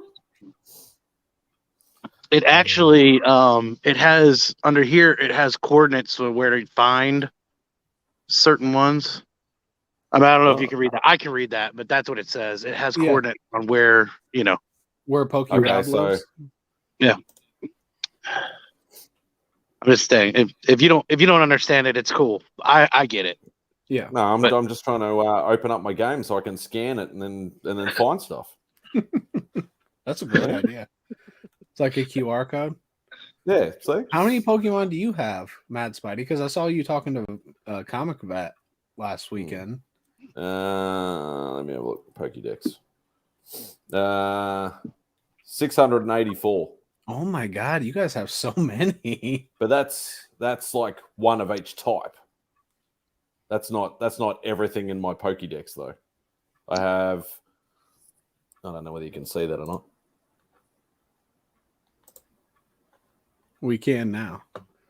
4,558 Pokemon in my Pokédex at the moment. Oh my lord. Is all you do play Pokemon Go? The funny thing is I haven't even been playing as long as the missus has. This was technically her second account. And then I took it over. And then I got hooked on it. Look, Ignacio says you look better, younger, and sexier every time he sees you. Thank you, sir. That's why I love you so much. That's why I do it right there. Pokédex. Right there. No, you'll have to ask Rob about Pokédex. Yeah, ask Pokey Rob. He knows all about the Pokédex. He's the expert. I'm gonna tell you this, Tyler. That was the best part of the whole thing. Like What? It was funny, and I get it. It's a bit, but when you were like, Rob, that, you know all about that. Oh, like, Rob, I know this is your favorite. You're gonna love this. I was like, oh my god, like that was the best part of the whole thing because it was like you could have gotten away with the initial shock, which you did, and I was like, brilliant, perfect, executed very well. And then it was like you had to give him a little more dig each time. Yeah, Rob, I didn't do it every time. I just sprinkled it in. It was like every 10 minutes. It's gonna be your like favorite. I know you're gonna love this. How would you evolve this guy? Because I know that this is your favorite. It's like, I was loving it because that's the thing. Like, because most of the people watching, not everybody know how it actually works. But the people that do would find it even funnier. Yeah. I thought it went well, and I think Rob handled it amazingly. I think that's why Chris kept sort of like going like this because he was too busy giggling all the time. Yeah. Oh no, Chris was the saving grace on that one. That was pretty funny. I was fully ready to be the only person speaking the entire show, so I was like, hey, I thought that's where it was going down. Yeah, when Rob like when he saw that, and I think it was when you did like the first 3, and then he had like 3 more, and then I think it kind of hit him then like, oh crap, you know what I mean? And so I was like, oh, this is gonna be it. And then Chris kind of he pulled it together. I mean, he had some very interesting questions. He tried to really like be active in what you were showing. Because I thought for sure, I was like, you're going to stump both of them, and that's going to be it. Yeah, they're going to just cut the show. Yeah. If you don't know what we're talking about last weekend I was on Rob's Fat Stacks on Slab Hub, and typically people show comic book slabs, but I came fully prepared with all Pokemon card slabs. And it threw off Rob a little bit. Just a little bit? Yeah, just a little bit. Here, let me put it in. I think it was. I actually thought you were going to break because I know when you said, "Oh, I'm going to try and hit the record. I'm going to do at least 50 slabs." I thought when you started showing Pokemon cards, I thought you were going to like break it up a little bit, do a few comics and a few cards or whatever. But just to keep going, I do applaud the dedication. Oh yeah, if you're gonna go for it, you have to go for it. The whole thing. You can't half-ass it. It's like, and I thought I showed 115. Although I did show one comic book slab at the very end, so if you count that, that's 116. But that was like after the show. I don't. So I do have the record. So good luck to anyone beating 115 slabs. Unless you're going to just go, 1, 2, 3. Yeah, 4. but I just still keep would. going. I feel like that would defeat the purpose. I think you might be able to slide that if you had like 10 of one book. You can be like, oh, well, my favorite book is this one, and I've got 10 copies, and then that would be the way to go to beat it. Yeah. Yeah, not to try to give anybody any ideas or anything. So don't steal that. It's documented. Anybody can. I'm down. I would love to see it beat. Has Kevin been on Slab Hub? Kevin. Yeah, he was on last actually before Tyler. But okay. I don't think he's shown like. I know he has like a bunch of AFC the ASM 300s. Yeah. But I don't think he has that amount of books for like a single book besides that one. So it would be really tough for anyone. I think he has like 7 or 8, and then Secret War he's got several of those as well. Yeah, but I mean I've got 10 or 15 of those. You know what I mean? They're just not all slabbed.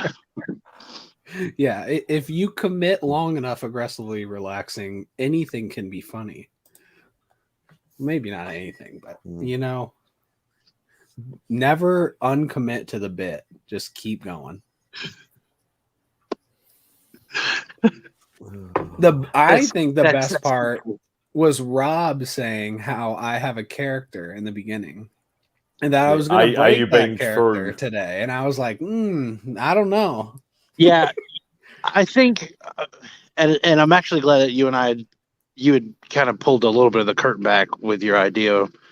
Not as much as what you did, but when they were kind of feeding into that with the, you're kind of a mysterious guy with what you have, and like you could tell there was some excitement, and and what you were going to show. Like, is it indie books? Is it going to be this? Is it going to be that? Like, and then to come out with Pokemon cards, it's the best. Oh yeah, Poke Slabs. I mean, they were all slabs. They were all CGC. I promised both of those things, and I did deliver. So, I think it would have been. I think if you had gone just that little bit further, if you had something like that, and actually picked like cards or something that nobody'd ever heard of, I think that would have made it worse, though. That would be even better. I feel like at least some people were enjoying it in the chat. And even I knew what it was. Yeah, for sure. Thank God the chat. I don't think I do have a stack of Pokemon cards floating around somewhere. Like when I was younger, I don't know where the hell they are or whether they're worth anything. But I was never a serious collector or whatever. I just bought a couple of packets here and there, sort of thing, in the early days. So I might have a $10,000 Charizard card there for all I know, but probably not. Most people think that they might, but they don't. No, that's right. Because you have to have a Series 1, and then it has to be a high grade. Yeah. Hey, look for it. All right. Yeah, definitely. I pulled a box of Magic cards out of the closet that I had for like 20 years, and these guys were like, "That's selling on eBay for $600," and I sold it the next day. In that sort of instance, you did sell that? You did sell the box? I sold the whole box. Yeah, I listed on eBay that night, and it sold in like 1 or 2 days for, I think it was almost $600. I think it was like $575 or something. It was crazy. That's amazing. That I just had sitting in the closet. See, unfortunately, I don't have much stuff from my childhood because all my stuff was given away. I had a massive pile of He-Man figures, G.I. Joe, Mask, Transformers, all that sort of stuff. All the stuff that's actually going for money now, all gone. Nothing left. Slab Garbage Pail Kids. Yeah, I was up to something. I love Garbage Pail Kids. They were awesome. Thank you, Shop. Yeah, I was so pumped. In my last video, I sent in some books to CGC. I put it up yesterday, so I hasn't even been up 24 hours, but I now have a new most expensive collectible that I was not expecting at all. Yeah, I haven't had time to watch that yet. Yeah, you got to watch it. I'd never push anybody to our videos, but that one shocked me how much that one was Rob the first one you messaged about that new video? No, but I know he watched it because he commented on it. He's like, not more of this shit.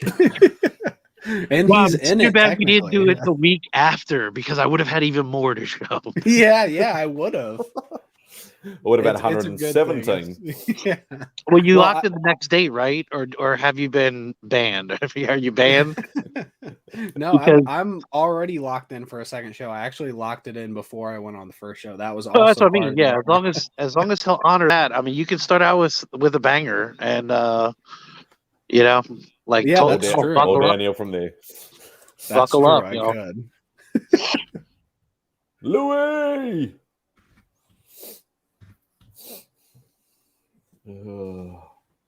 Yeah, I'll get her into that video. Hopefully it's quiet at work tomorrow. I can catch up on some YouTube videos.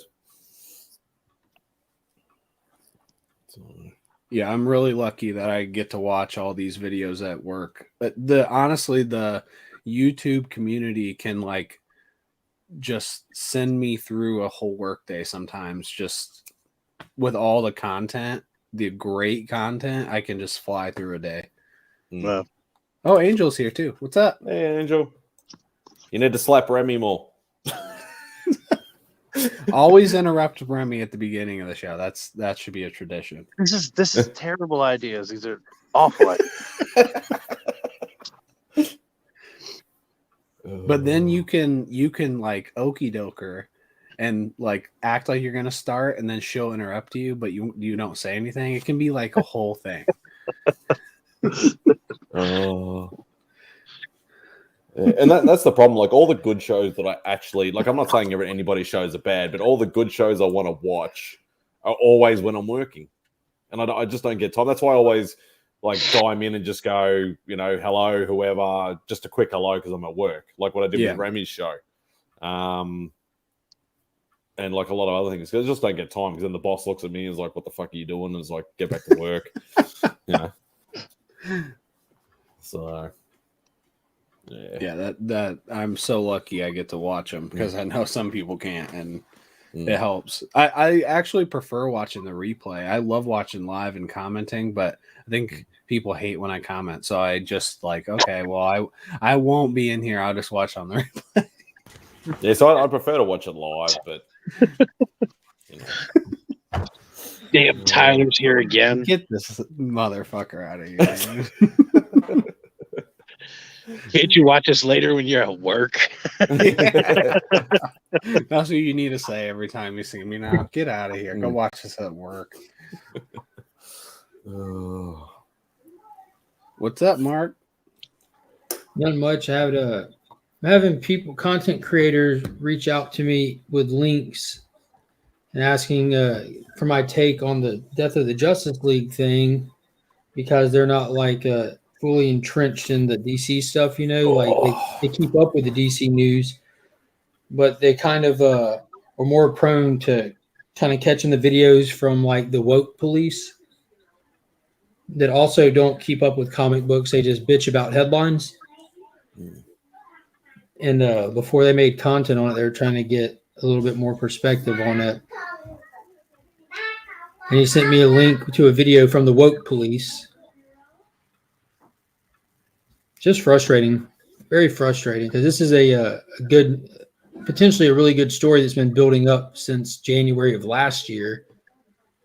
And everyone's like, "Oh, they're just killing them off because the Justice League isn't woke enough." And I'm like, "No, man, just go read the comics." It's very heartbreaking.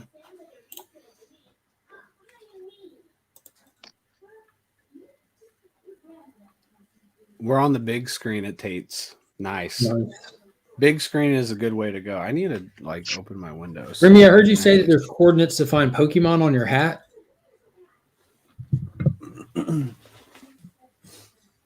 Have you plugged those? Is that for the app, like coordinates on the Pokemon Go app or something?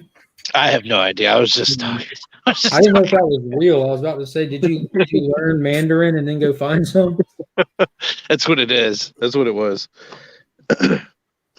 I was streaming while I was hunting for Pokemon, and somebody had caught a glimpse of the oh man. Hello. I wasn't prepared for a party. Right? PARTY, because I. Wow. That's a mask reference. Sailor Moon. What? It's very nice. I know. I shouldn't have, but it's my favorite, dude. That's like the only anime I ever liked. Never liked Dragon Ball Z. Never liked Pokemon. Sorry, Tyler. My sister loved Pokemon, and I got her a bunch of cards. She might have some good ones too, buddy, that are damaged and not taken care of as well. I'm surprised that you didn't like Pokemon. Dude, I know. But Mark, dude, freaking Peacemaker is the best thing that's ever happened to DC right now. Easily. Easily. Like I told you, DC 2022 is a year of DC, baby. Like that is crazy good show, man. That guy knows how to direct the freaking show. And the name drops, like so deep, dude. I can't tell you guys. And you guys, I know you love Vigilante, right, Remy? Isn't he the best Oh ever? my gosh, yeah. Easily. Yeah, what they've done with Vigilante is amazing. And the guy that plays him is awesome, dude. Like the whole cast, like way to go, guys. Way to go. I feel like Will Ferrell and Elf when he walks in the coffee shop. Way to go, guys! Just good job. Good job. Oh yeah, you're a Ferrell. Wow. Oh damn, Link. What's up, Louis? What's up, brother? Oh, hey, Rob. How's it going, Mark? Yeah, it's going good. Better now that you're here. Better now that you're here. Trying to read the coffee mug. It says this might be whiskey. Good for you. It was one of my. It used to be when I used to be at work. It was my work mug. We were allowed to have bottles in the office, so I had a whole bunch of selection of whiskeys, and my coffee thermos was there, and I drank them both out of the Where same the hell mug. did you work at McDonald's? They allowed you to have whiskey. Well, the way that the customer service is at places like that, I'm only assuming that they're all drunk. Well, no, work in tech. I mean, if I was the ice cream machine repairman, I would make billions at McDonald's because they're always down. Thank you, McDonald's. That's job security. I think the first problem is that you're going to McDonald's to get ice cream. Or maybe you just find yourself at a McDonald's, so you decide to get ice cream. Wasn't the ice cream what made them rich eventually? Like in the movie, The Founder, they went The from shakes, powder the ice cream shakes. Yeah, that is the best movie. I love that movie. Me too, dude. It was surprisingly good for a movie about a restaurant chain. Yeah, I wanted to eat that burger so bad. His first one he got from them was like, "It's already ready. Is this mine?" I was like, "Dude, that looks delicious." And yet, I won't eat a burger at McDonald's today. Like the worst burgers. It's like every time you get one, it's like it sounds good, but you eat it and you're just like, oh. It's a pink slime from Ghostbusters 2 is what it is, and it's heated up. Yeah, it's breakfast is okay, hey, it's but delicious, dude. Regular hamburger, Big Mac. Wow. I don't know. Well, the Big Macs, I just have a problem paying the money they ask for. Me a Big too, Mac. dude. If it's because not buy one, get one. Because you can get a McDouble for $1.50, and it's the same two patties, but with one less bun. Yeah, dude. It's like just add lettuce, and they hate me. I was like, sorry, and it's free. Oh yeah, but yeah, it's our fault for eating kids' food. McDonald's is children's food, basically. When you get mad about it, nothing wrong with eating Macca's. I do like their breakfast though. Their egg McMuffin is. Oh yeah, have them put real bacon on it instead of that fake Canadian crap. And that's a good breakfast right there. It is. Tyler, speaking of work, I gotta leave you guys. I gotta go to work now. I just wanted to say hi. Oh. I love all you goons, man. Dang it. My replacement ASM 41 is finally coming, or 40. Yeah, baby. 40 is coming back. The one that I said, the first one of the two that I have out there that was to be the one you got. It only went up like the one that's coming back is a 3.0 instead of the 2.5. My goodness, because it had tape on the inside cover. Oh, bugger! But that's okay because the other one I sent in I think it's gonna be like a 4 or 5. So. But still, nothing wrong with a low grade Spidey. Yeah. Yeah, My but ASM brother. ASM 39 and 40, I would like to get those in a higher grade. They're surprisingly not that overpriced. Usually, if you can find them right, and those are just like, I mean, it's the kickoff of Romita on those those baby. covers and stuff. So you can see it, man. I love it. I have a lot of the essential books, and they're not colored, so I see all the non-colored Romita work, and it's beautiful, dude. Just oh man, just awesome. But yeah, I got still one of my all-time favorites. I love you guys. Hopefully see you tonight. Right. DJ's birthday tonight, right? That's pretty cool. Yep. Yeah. Awesome, Possum. All right, Goombas. You know how we do. Enough said. I'm really starting to get a.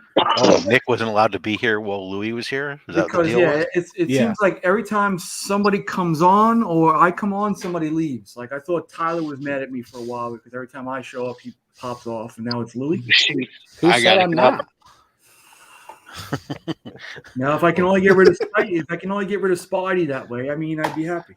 Well, you keep talking like that, he might leave. It'd be insulted. Yeah, you can't do Australian accents. It's almost perfected. Not as good as Tyler's. Tyler's the only one that can do that. Oh yeah. No, that's not even close. We got to work on it just a little bit more, but. But do you remember the Australian dance, Tyler? Oh yeah, of course. Tyler. The thing is, though, I could probably ham up my accent even worse. G'day, mate. How you going? Oh, whoa! That doesn't even sound like Australia. I can do it better than that. Just right there, I fell in love with Spidey. Weak in my knees. That was your, what was that? Your impersonation of an American doing an Australian accent? No, that's like a full like bogan Australian accent. That's how they talk. Oh, is that going up in price? First Vigilante. I mean, I'm assuming it has to be, right? Mine was sent off to CGC for the Perez signing for my PC though. Not selling mine. Oh my goodness gracious! Hey Rob, Well, what about your gracious goodness? I don't know. That's a good question. Change the whole context up with that. Yeah, I'll have to go think about it. I'll be back. Nick, you going up to that place that does that thing with those books today? No, I got the email yesterday that they're hitting the last stage of whatever it is that they do. Nice. So if I get that word today, I will be headed there. I don't necessarily need you to head there. I just want to see what I'm just curious about the grade on two of them. Surprisingly, not the big one, the other two. I want to know about that nice house for reasons that you know of, and I want to know about that other one because that's the only one out of the three that I sent in that are actually one that I would be wanting to keep. Yeah, and they've changed the policy. I used to be able to call up and get the grades from them, but they don't do that anymore. And with my HIPAA laws on comic books now, what is this? I don't know. And with my handler gone for COVID reasons, I don't have that contact just yet. Putting another shrimp on the barbie. Austria. So those first appearances of Vigilante have definitely not gone up. The slab ones look like they have for asking prices, but the raws have not. So between 10 and 20 bucks.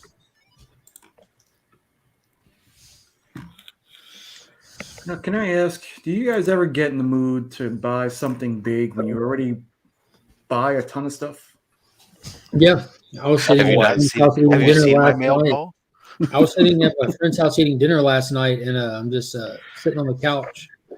And then I just open up eBay, start window shopping. Then it takes like 2 seconds before I find myself in like Grail level books. I'm like, which ones are a good value right now? Then you get fixated on like, now I got to find this one. Well, I do stupid stuff. I'm like, all those Superman books that came out after the death of Superman with the 4 different covers, one for Steel, one for Super, the die cuts. I'm like, maybe I should get all 4 of these in 9/8. And I'm like, I've got 10 copies of all of them sitting here raw. Probably none in 9/8, but still, I'm just like, that'd be fun to display. Let me drop $400+ on just displaying worthless books. I'm like, no, let me do something else. And I was looking at a different line of books, one that Rob is in love with. I'm like, let me get all the number ones for these. Why? I have all of them. And like, what am I doing? Let me get off the phone. Yep. No, What are you looking for, Nick? Right now, I saw somebody selling on Instagram Fantastic Four 50, and I realized how much I love that cover. I was like, whoa. Yeah. I didn't even know Fantastic Four went up to 450. So, like a 6.0 is like $700, and I'm like, Oh, is that the one that has Pikachu on the cover? it is. Being Okay. the Pokemon guy, you know that. Rob would know, Pokey Rob. Pokey Rob. And the other one I'm looking at is the first Cloak and Dagger. Okay, the Spectacular Spider-Man. Mm-hmm. No, That one's not. That one's at least reasonably priced. Well, I should have that book. in a 9.8, that's like still like an $800 book, I think. That's why you take it like a 9.6. It's like $180 book. Yeah. That's not me. No, 9.6. No, Dude. Especially when you think about it, you go like, I could get so many other books. I think that 9.6. Yeah. Nah. Well, then you definitely have a problem. I'm chase 9.8s or nothing. really happy I decided on the 9.6 for the first miles when I did, because that thing is like 5 times what I paid for it now. And I was like, yeah, I'm just going to be happy with a 9.6. Yeah. I don't even, what do I get now? Like a 9.0 or an 8.5 for that? Yeah, no, same thing. I paid like $300 and something for my UF4 in a 9.6, and that was only like just basically a year. And there's a big book I'd never see in Australia, or never thought I'd see in Australia. Mm-hmm. Look at the price on it though. Jesus. Yeah. Dang, that's like $150 American, isn't it? What was it? How much was it? 42,000 Australian. 42,500. So that'd be about 30 grand US. Nah, 7 kangaroos. Yeah. 700 kangaroos. See, that's where I wouldn't mind a 6.0. Like, I don't need a 9.8 in that book. Really? Are you sure, Nick? Yeah. But we said 9.6. Nah, anything that was made like in 85 and above. You're crazy, man. Yeah, look, exactly. Yeah, when that Sony PlayStation game, whatever, came out, that book started spiking. Like, it started the run up on it, and it was crazy. Yeah, 9.8. Ruben, have you graded it? Are you gonna grade it? You need to. If it's a 9.8 all day, you need to. Yeah, I think it's gonna spike a lot more. 9.8s are tough. I mean, they're already kind of going up. Yeah, well, they're same with Spider-Gwen. Oh yeah, Spider-Gwen's. It kind of like leveled out and was going down a little bit, and then way up in the last month. There'll be another dip before Spider-Verse, and then whatever happens in Spider-Verse. All I know is Spider-Man 2099. Yeah. Oh wow, there it is. Yeah, Mark's got his. How much did that cost? We saw that so many. In what grade? It's a 4.0. 4.0. Mark, what grade was yours? Yes, nice. Yeah. Is that 1.5? But that's really old. He's not about to buy that 4.0. It's $4,000. That must be a really old CBCS case. That's obviously been around for a while. I hate the old CBCS cases. It's funny how they went from like terrible to incredible. Yeah, that's how I felt about CGC too. I got something the other day that was in the Batgirl #1 that I picked up for $30 that came in the old CGC, the thin case. Mm-hmm. That I still think those were way better than the old CBCS cases, though. I don't know, dude. This thing's like, it basically pulls apart practically. It's like, it's barely a step up from a PGX case. Oh yeah, it's the white triangle, isn't it? Or triangle. It's it's the really thin, and it's even got the rectangle. Old label. Yeah, that's sad. That means I'm tired or stupid. The shape of the day today, kids, is rhombus. Rectangle. rhombus. Rectangles have 3 sides. 7. That was bad.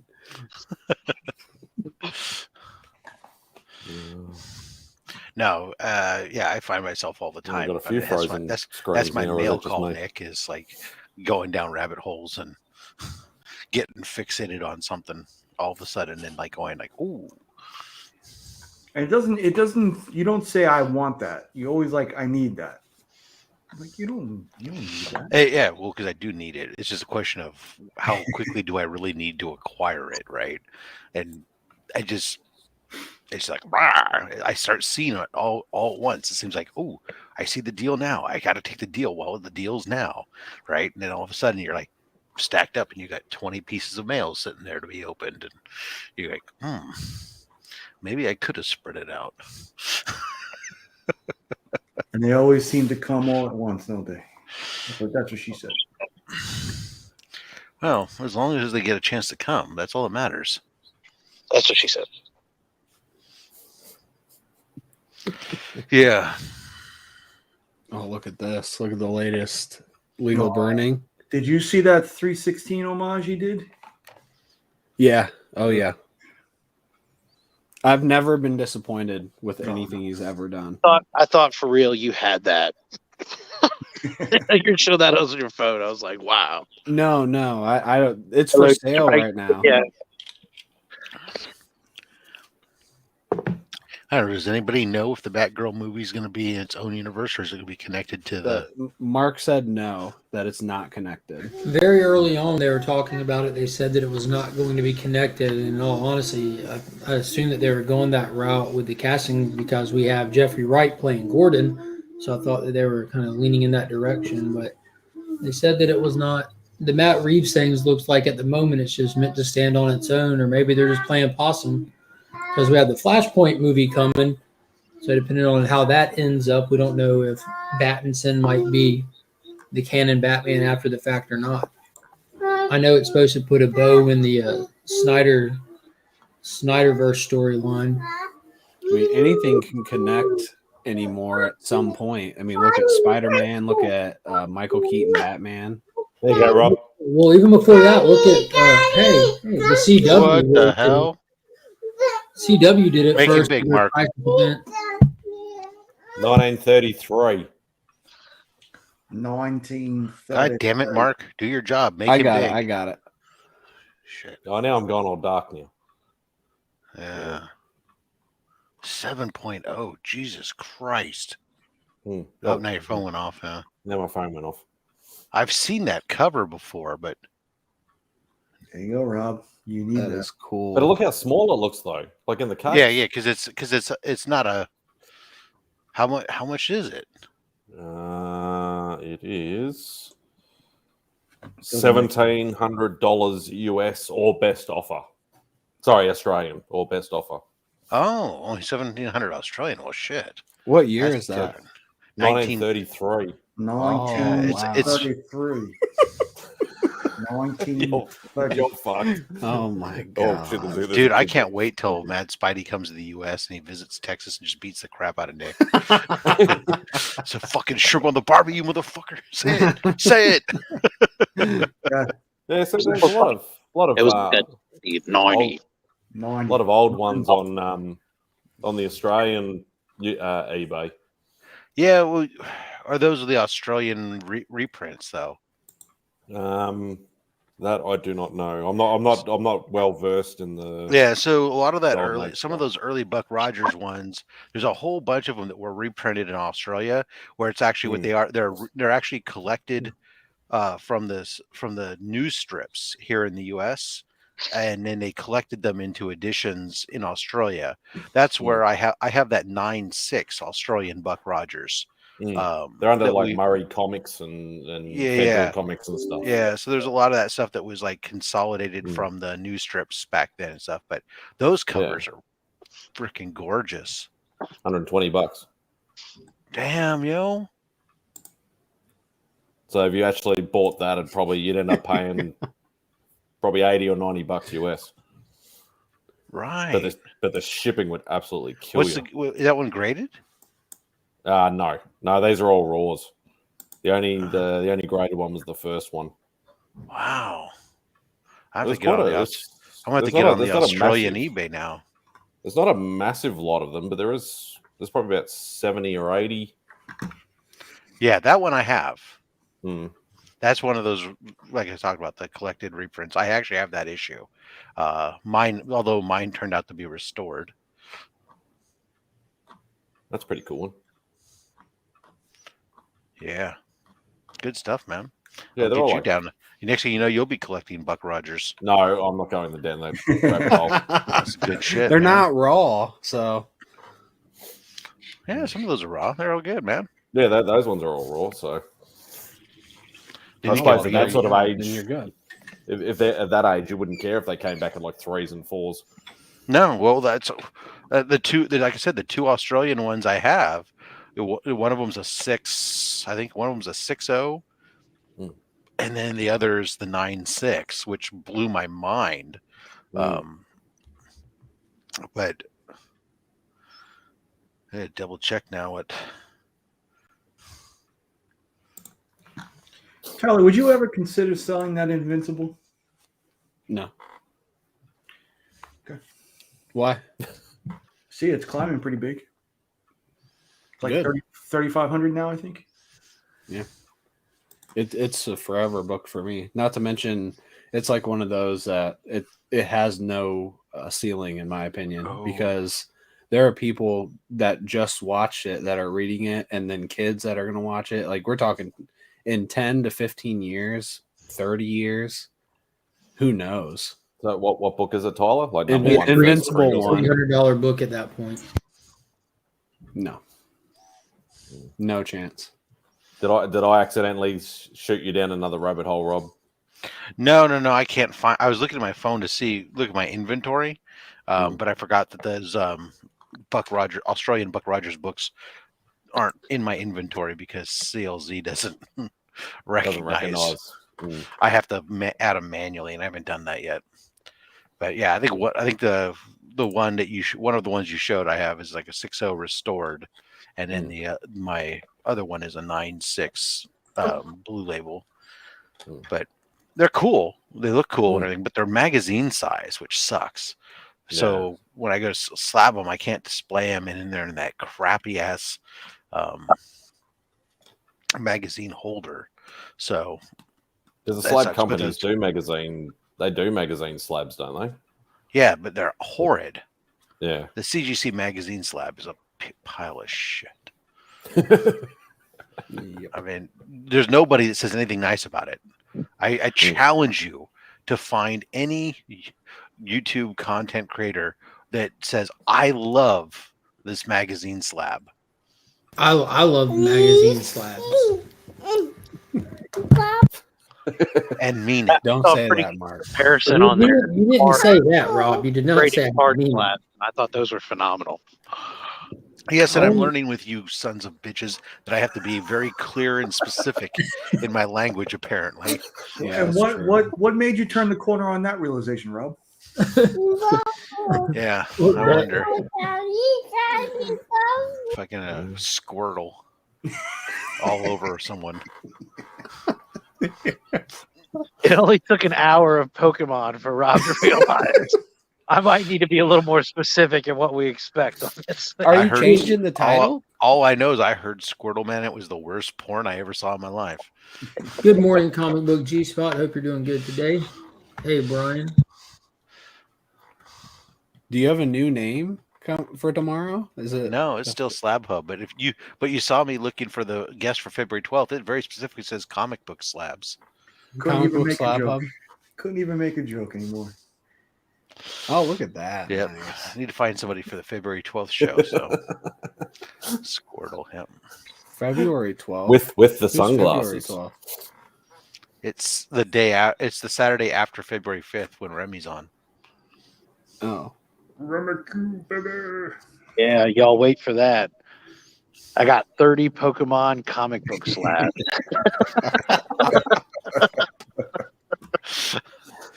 Can you Nothing but Pokemon and My Little Pony, baby. Rob, is that how you normally say dates? Like, It's going to be the Friday after January 21st instead of just saying the actual date. It's a Saturday after February 5th when Remy's on. Well, I had already said February 12th. Okay. For some reason, I thought you were saying it was my second date, but you were saying the wrong date. No, I said I'm looking for a guest for February 12th. Hey. Not that I had, not because I canceled you. Yeah, but because I honestly have a hole in my schedule. What? Tyler is uncancelable. Have we gotten that video up to 1,000? Don't tempt me. We can get Tyler canceled. All we have to do is get him cast first on a Disney Plus show, then have them say something. Yeah. The cancel crew will be out in force. I'm just saying, if Ruben's not canceled yet, Tyler's marked safe. Don't say that. They'll see his little Steamboat Tootsie Pins and they'll go up in arms. How dare he abscond with their? I still haven't gotten mine, Tyler. Yours are coming. They're coming. I think I paid for mine at 2 or 3 o'clock last night. So yeah, and Remy already has his. Tyler actually dropped it off this morning. Thank you, sir. I appreciate it. That's some service there.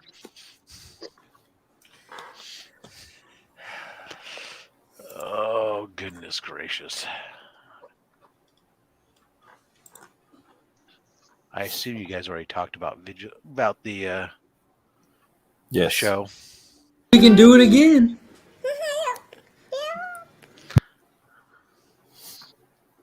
Did you watch it, Rob? The show. Oh, yeah, I watched it. Did you like the white dragon costume?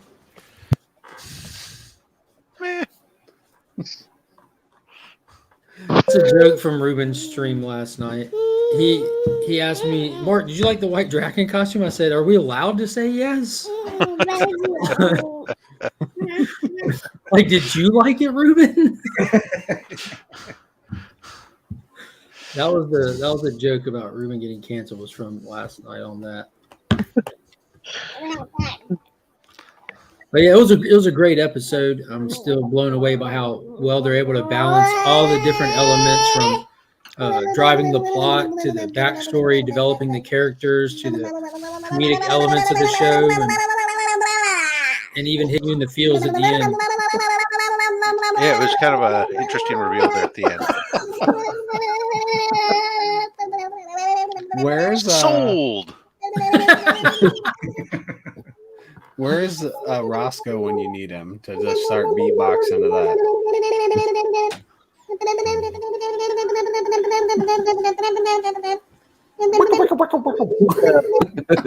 Need to put the music on, the StreamYard music. Yeah, the StreamYard music.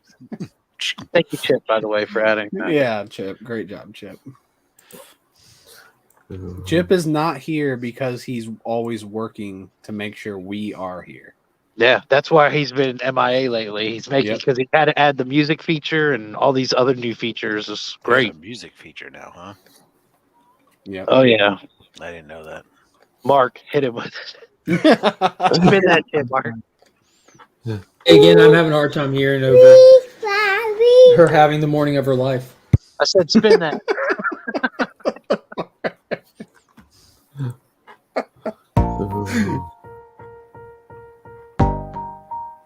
Oh, let's go. Do it. You feel it? Get it.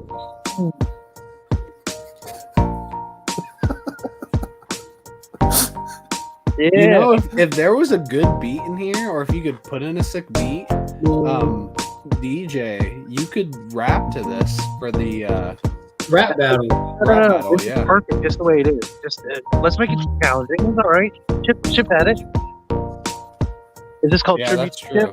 Why are we even? Chip will do it. Chip, it's this already is the one done. that's called Feeding the Ducks. Shout out to Peacemaker. How could a duck fit in a man suit? Where would the beat go? Where would the beat go? How would it move his mouth? John says it's a banger. In there. Obviously, he's never. Obviously, Peacekeeper never saw Chicken Boo. Yeah. That slow jam. Yeah. Can you turn the volume on it up and down too? Oh, you Dude, can? Oh my All god. I know is that music. I'm Chip, thinking that's got to be in good the job, background Chip. during Slab Up. Think about last week. We would have Yeah, all you could gotten have had that Pokemon. going. That's some sexy music right there too. That's what I'm talking about, right?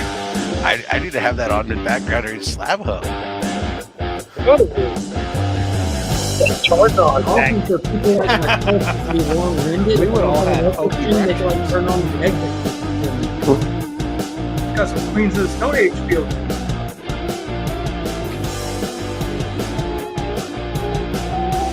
Can you upload your own tunes? Not yet. Like you Not gotta yet. yell because the rock music's so loud.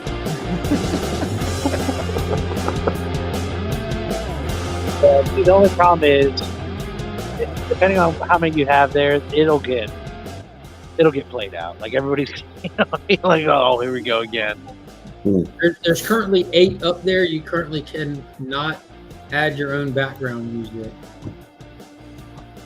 So, but dude, the way that StreamYard operates, expect to be able to. You know what I mean? Because they are constantly doing. I just found this feature where if you're in solo layout, you can still have it bordered and stuff. Like, Yeah, which that's the been there worst for a little one. while. That's terrible. But I hate that. I'm sure that It the looks terrible.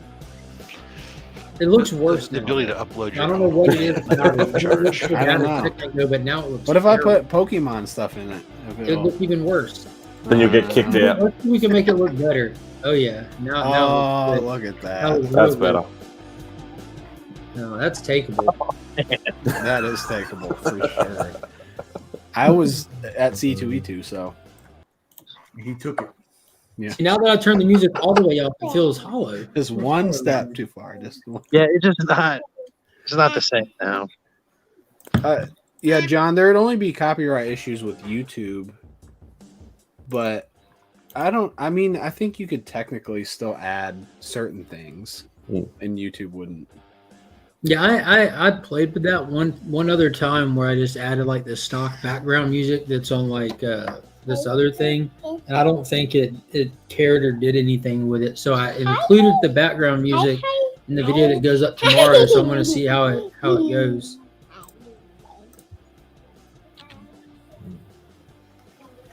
We shall see. We shall see. And I know with adding your own background music, Pocan Joe, he literally adds music that he owns.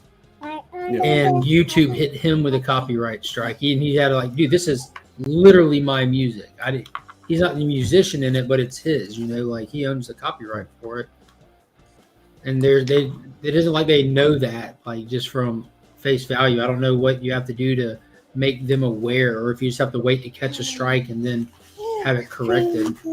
Yeah, I think he had to send in some stuff. Yeah. Owned it or something. He talked about it before. Yeah, I had to do something even with the music that I use on my intro and outro. Because shortly after I first started using it, I had a copyright strike on it, and then I turned around and had to provide proof that I had actually purchased the rights to utilize it for streaming purposes and YouTube and whatnot from a website that sells music for that purpose. Yeah. And then they went, "Oh, okay." But no, I'm gonna look for that because I think or Slab Hub definitely needs that. Yes. Wait, what There am I it bringing is. on next time, Rob? What am I bringing on next time? Say it again. God, I can't wait to come back on now. Oh my goodness. You should see my other slab collection. Wow. All magazine slabs.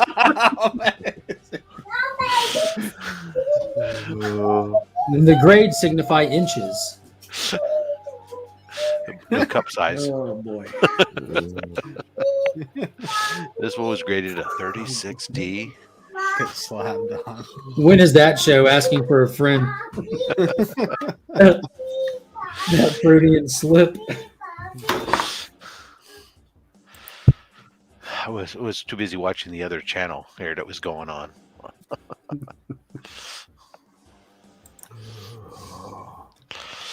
It's some really weird Tyler and some frickin' Pikachu or something, and he's going at.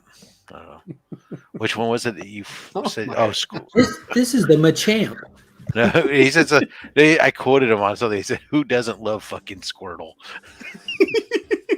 I did say that. I knew like, you were gonna. Yeah, I knew somebody was gonna say that, and you were right on it. So you watched the whole thing then? I'm glad you enjoyed it.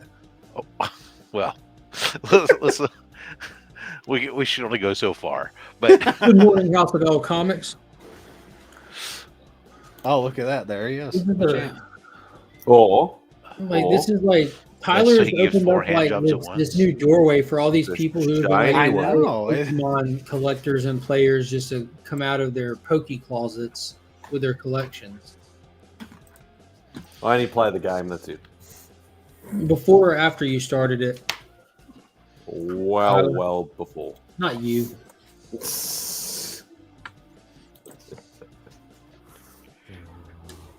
oh, you had to be Actually, shocked take though at that price, Rob. At the end, did you watch the whole video? I did. I watched to the end. Yes. So I haven't watched it yet. Can you tell me what you're talking about? He had unboxed some cards, and he had a really big banger in there. Is it the one on the thumbnail? It is. That you said in the you give away the didn't have or thumbnail? wouldn't have? Yeah, you put it in the thumbnail. Mm-hmm. God, like, why would you? That's why I didn't watch. I'm like, oh, look, you got that. Yeah, don't give it away. No, the reason it's so much money though is blocked out on the thumbnail. Yeah, but so you would the layperson like myself don't care. We don't know. We don't understand it. Even when you explain it, it doesn't make sense. Grading, it's the grade is what makes it. You would understand if you watched earlier on this show alone. You told Mad Spidey he'd have to have a Gen 1 that would have to be a high grade. Like it's all kind of common sense. You need a first print and a good grade. Yeah, but this is completely different. Exactly, and that's where you lose me right there by saying. No. If you watch the video, I think you like Rob. I'm sure you get it, right, Rob? You understand why it's so much money, and you don't know anything about Pokemon. No, I don't know why it's so much money because I don't know why anyone would pay that much for it. But again, that's just because of my own personal bias. Now, having said that, in reality, I know that there are collectors who are into that, and so yes, rarity plus quality and condition equals collectability and desirability, and therefore. Money, right? Again, Rob has this uncanny ability to dumb stuff down for me. It's just so appreciative. Now, if we can only teach him geography, what's the highest cost? What's the most somebody ever paid for a Pokemon card? Their soul when they first started collecting them. I've heard of people 10 to 15 grand for a card. Nick's like, I'm way more than that. That's just what I've heard. I know Logan Paul. Logan Paul was like the one that set it off. Logan Paul paid a lot for not even getting Pokemon cards. Yeah. So there you are. I'm talking about the one that he actually has. It takes too long, and it's really expensive to grade cards, isn't it? It's expensive, but it took mine like 2 weeks. Let me look. She-Hulk #1. You say She-Hulk #1? Yeah, right there. Oh, that She-Hulk. What'd you think? I was like, oh, wait a second, is my She-Hulk I'm just now #1? starting It it. is. Yeah, written by Rainbow Rowell, art by Roger Antonio, colored by Rico Renzi. So it's a lot of creators that I'm unfamiliar with. So that's always fun to try out something new. And Antonio, I know he's represented by Ivan Costa in Brazil, one of their studios. Are we still talking Pokemon? Hey. Is that why you came in? Do you know what what's the most anyone's ever paid for a Pokemon card? Single Pokemon card, probably what would it be? First edition holographic Charizard from the OG series. I don't remember how much they paid for it. That's what I don't know is the price. I think it was like in the hundreds of thousands though. Wow. I think I thought there was one more than that, but I don't. Well, I there's can't a shadow. confirm 'cause I don't know for sure. There's a shadowless Charizard that people paid in the hundreds of thousands for too. The shadowless and the first edition ones, those are the ones that go for the most money. I really need to find my old Pokemon cards. Yeah. Well, it depends on how old you. Like, if you're like around my age, I'm almost 30. You most likely have the Unlimited series because you weren't you weren't keep into Pokemon. Keep going in about another 10 years. Okay, then yeah, you might have some of the OGs, the first editions and the Shadowless. Are 40 Australian years the same as American years? Thanks, Tyler. And then Tyler, congrats on the 10 for the 25th anniversary one, man. Dude, it's insane. I can't believe that. Here. I feel like I should be sending in some of my Magic. I have it right here. This was the one. And then flip it around, show everybody what Pocket Monsters looks like. Well, no, this is the newer. Oh, because this is the 25th anniversary Japanese, and they have a new backing now. Got it. Okay. Because on the back it used to just say Pocket Monsters, and it has like the blue, the really dark blue. I might have one. No, yeah, I have no problems if I do find them in selling those. Dude, yeah, I love Pokemon cards, man. I was such an avid collector. I have an entire Unlimited series. It's only worth like 1,500 though. Well, that's something. If you guys obviously know what more. What's the deal with basketball cards? Are they even remotely worth anything these days? Yeah, depends on depending on the right one. That yeah, for sure. Is it like player based or series based, or it's all about the player and rookie? Like it's basically the same thing with any sports card. The player and is it a rookie? like what it was back in the day as well. I've still got an absolute but it's like basketball cards gone way up from that. So even though they might have been worth a lot to be a rookie, now that it's like exponentially went up. Yeah, sports cards are actually at like a really all-time high right now. Yeah, especially baseball cards. Baseball cards have soared. The problem is I collected players that were not necessarily favorites of people. So I didn't collect Michael Jordan or Shaq or any of those sort of guys. Who cares? There's got to be some gems that you have. Because I collect, like, most of the collection I know was Larry Johnson cards because I was a Charlotte Hornets guy from the inception. Oh, they're worthless. Yeah, probably. Well, you gotta sell those to people from Charlotte. Hey, or Mark. The Johnson family. Just to change the subject real fast, Mark tasked me with watching Peacemaker last night, and I ended up falling asleep. I literally went out. I bought a bunch of tacos. You did get the tacos. Good. I did get the tacos. And then I came back. I ate about 2 or 3 tacos. I turned on my PS4. I watched about 20 minutes of the Book of Boba Fett episode 3. That's where you went wrong. And then I fell asleep. Yeah. Bro, the fact that you said you fell asleep, I was waiting on the catch. I'm like, I know it wasn't during Peacemaker. No, or either you're going to say that like you and then took heroin or something. You know, there was something that kept you from staying awake through Peacemaker because that show itself is like it was poison dark. I woke up on my couch. I woke up on my couch 30 minutes ago and I go, oh shit. So this was a story about how he didn't do his assignment. Oh no, I didn't task him with it. He mentioned he was going to watch. We were talking about it last night, and he's like, "I'm going to watch it tonight." And I was like excited to get a chance to talk with him today. So we're gonna have to post watching it. And the conversation even started before we talked about Peacemaker. Is how anytime he goes to watch Boba Fett, he falls asleep because the music's so soothing, and he goes out and smashes tacos in the middle of the night and turns on soothing music. How many tacos did you? That looked like a heavy bag that's still filled. And you said you ate 3 or 4. How many did you buy? 15. I mean, I'm just saying I could eat 15, but I was gonna say, where do you put it, dude? Remy, I'm a garbage truck, man.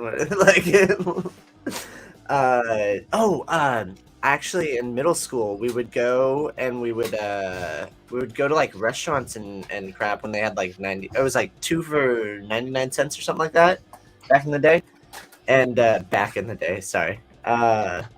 And we would polish off like 20 or 30 each, and we'd just be sitting there. It would take like 3 hours. But what's up, Austin? Watched the first episode last night. It gets, in my humble opinion, it definitely gets better each episode as it goes. There you go, Pocket Monsters. Yeah, there you go. That's what OG dozen tacos for. That's OG yourself. Pokemon right there. Pocket Yeah. Monsters. Oh, Tyler, I got a video to send you. It's about Perfect Cell and Ash Ketchum. It's a mashup. It's freaking hilarious. Basically, Ash tries to battle Perfect Cell in the Cell games. And he brings Cell? from Dragon Ball. Dragon Ball Z. Oh, I've never watched Dragon Ball. Third season. What? Third season, Okay. fourth season, fourth Never season. Fourth season. I think Fourth season. I don't know a thing about Dragon Ball. after all that Frieza stuff. Really? Wow. Okay. Well, I'll still send it to you. I think it's funny. You'll need to watch this weekend's Slab Hub to catch up on Dragon Ball. Really? That's what the rumor is. Are we doing all Dragon Ball stuff? I can't wait to learn about it. Cool. I'm game. Rob, Yeah. you know, your show has really turned around, man. I am really enjoying it. You started catering to all the things that I love. This is your year, brother, because you evolve just like the Pokemon evolve. Because It's I don't amazing. give a crap about slabs, but you start bringing Dragon Ball and Pokemon into the mix, I am just into it. Let's You go, never Rob. know what that video will do for you, Rob. Right? You know what? Cheers to you, Rob. Told you, watch Rob pivot into Pokemon, and he'll have 1 million subscribers by the end of 2022. No, I'll send off all my Magic the Gathering cards and get them slabbed and start showing those off. Oh, I'm fine with that too. Yeah. You got any Yu-Gi-Oh cards too? I don't know what you're talking about. What about Digimon? Digimon's really Yu-Gi-Oh! underrated. Digimon, Agumon. Don't know. No. Digimon. Look, Digimon monsters, my Digimon are card- the champions. My card game is limited to poker and Magic, and my Magic was only in the very early 90s, like 91, 92, Okay. 93, when I was I- doing radio stuff and you'd play game. You're looking for something to do while your music was playing. I only play strip poker. Did you have the option of Magic or Pogs? No, Pogs was not. Pogs was Nice. not something. Pogs wasn't anything that you played in college radio.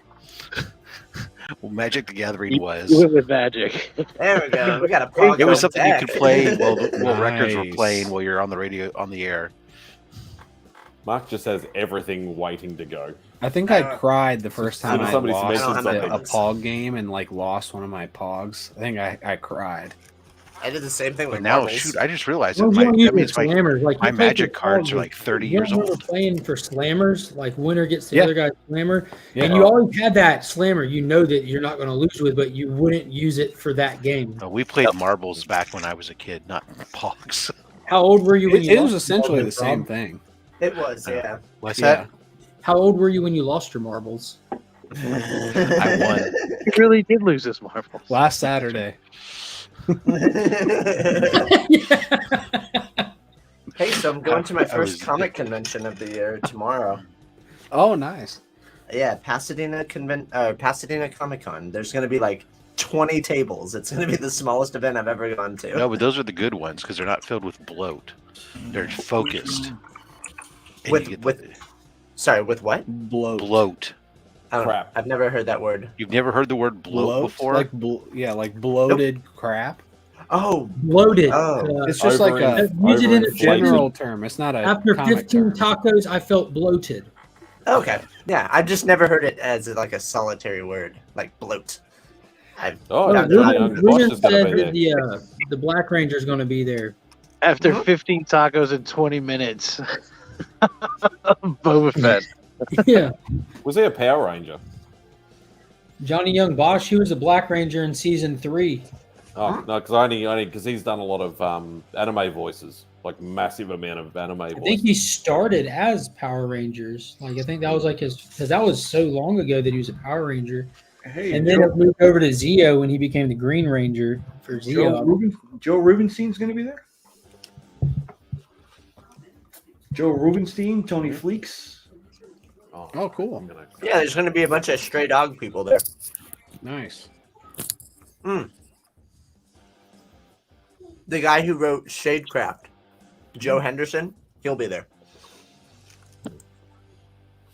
I gotta go, guys. Battery's about to Easy, die. brother. See ya. If you guys yes. want anything, just message Hey, me. cool. Go ahead and pick up a bunch of Buck Rogers. You'll thank yourself. Ooh, and the voice of Kit will be there. As in the car. The guy voice who of- played Boy Meets World. I should see the voice of Darkseid though too. He lives right around the corner. And that song is still going. Something dark side. Well, you guys are exciting. All right, so Family this is how Guy, many. of course. This is how many tacos I ate last night. One, two, Rob, don't you have a meeting in 4 minutes? I do. four. I ate four. I ate four last night, and then I passed out on the couch. Did you pass out crying? You caught the itis. What? I always cry myself to sleep. Excellent. When I can't stay awake or I can't fall asleep at night now, I just replay last week's Slab Hub. I go right to sleep.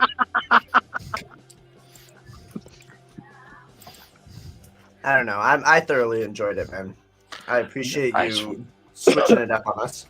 I It was think that you entertaining. I had no idea what the heck anybody was talking about, but I was damn sure going to watch it.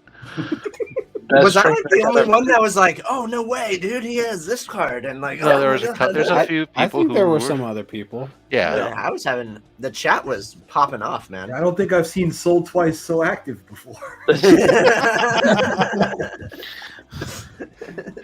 Tyler was like, "This is the rare Japanese," and then I was like, "Fire emoji." Give us more. There's only 4 of these, and it's evolved from this thing. Yes, more. Just keep typing it in there. Hey Nick, when's your next whatnot? I'm hoping in the next 2 weeks. All right, cool. And since In the meantime, you can hit him up on Instagram if you're interested in any slabs. Oh, we already talk. What's up, Nick? What you got? Oh, Yeah, what's for sale? Oh. Hey, Kyle. right here for Kyle. Kyle walked off right before you showed Oh it. shit! Show it I again. didn't see. I didn't really care. No, you care. You care. What? He said I didn't really care. I was just messing around, but yeah, yeah, dude, that's the VHS variant. is that really So, the yeah. character's name? Ash Ketchum? Yeah. Ash Ketchum. Ass Ketchum. But with a yeah, Ketchum. You gotta catch them all. Ass Ketchum. Oh, my Does he catch them all? No. No, he doesn't. Where does he go not at to all. catch them? I don't think he catches All over the Mew. world. So he goes around to different No, he bars and he definitely slips doesn't. drugs That's what I was into their thinking, drinks. Rob. And He- yeah, That's like his initial plan. I He only. guess, but It's more like gotta catch a few. yeah, but he never. But he, every maybe STDs. he ends up like Maybe skewing STDs. from his plan.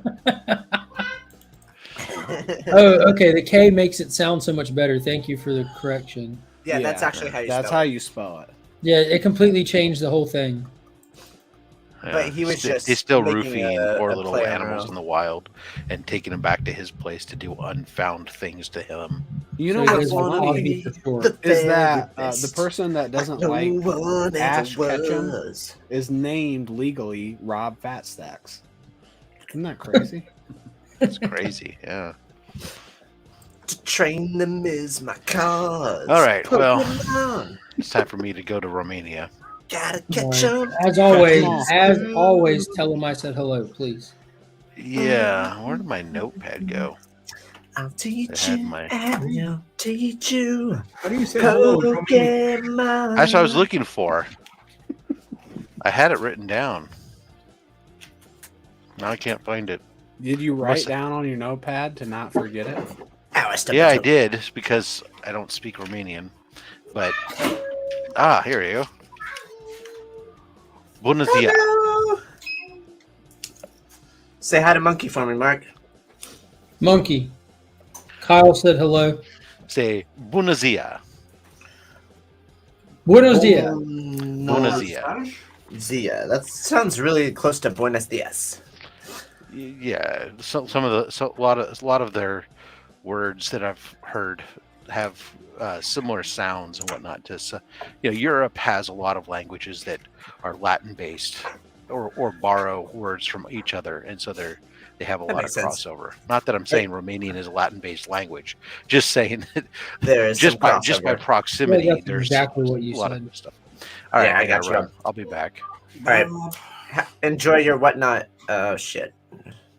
I think Rob is sponsored by Whatnot because he says Whatnot a lot. Nick, are you and Ignacio filling my hole this Thursday? We're going to be filling everyone's hole on Thursday. Ooh, cool. What's Thursday? Was it good? Thursday is the premiere episode of Two Nerd Dads. Oh, cool. Yeah. Nacho and Nick. Who's Nacho? Ignacio. Got it. I'm looking forward to it. I like Ignacio a lot. I'm very interested to find out what his thoughts and opinions are on a certain number of things. Cool. I would tell you my opinions, but I keep taking the videos down. Well, maybe sometime you can come on and we'll keep it up. Yeah, that's the problem though. Like, I need like express permission because I have some really hot takes about comics.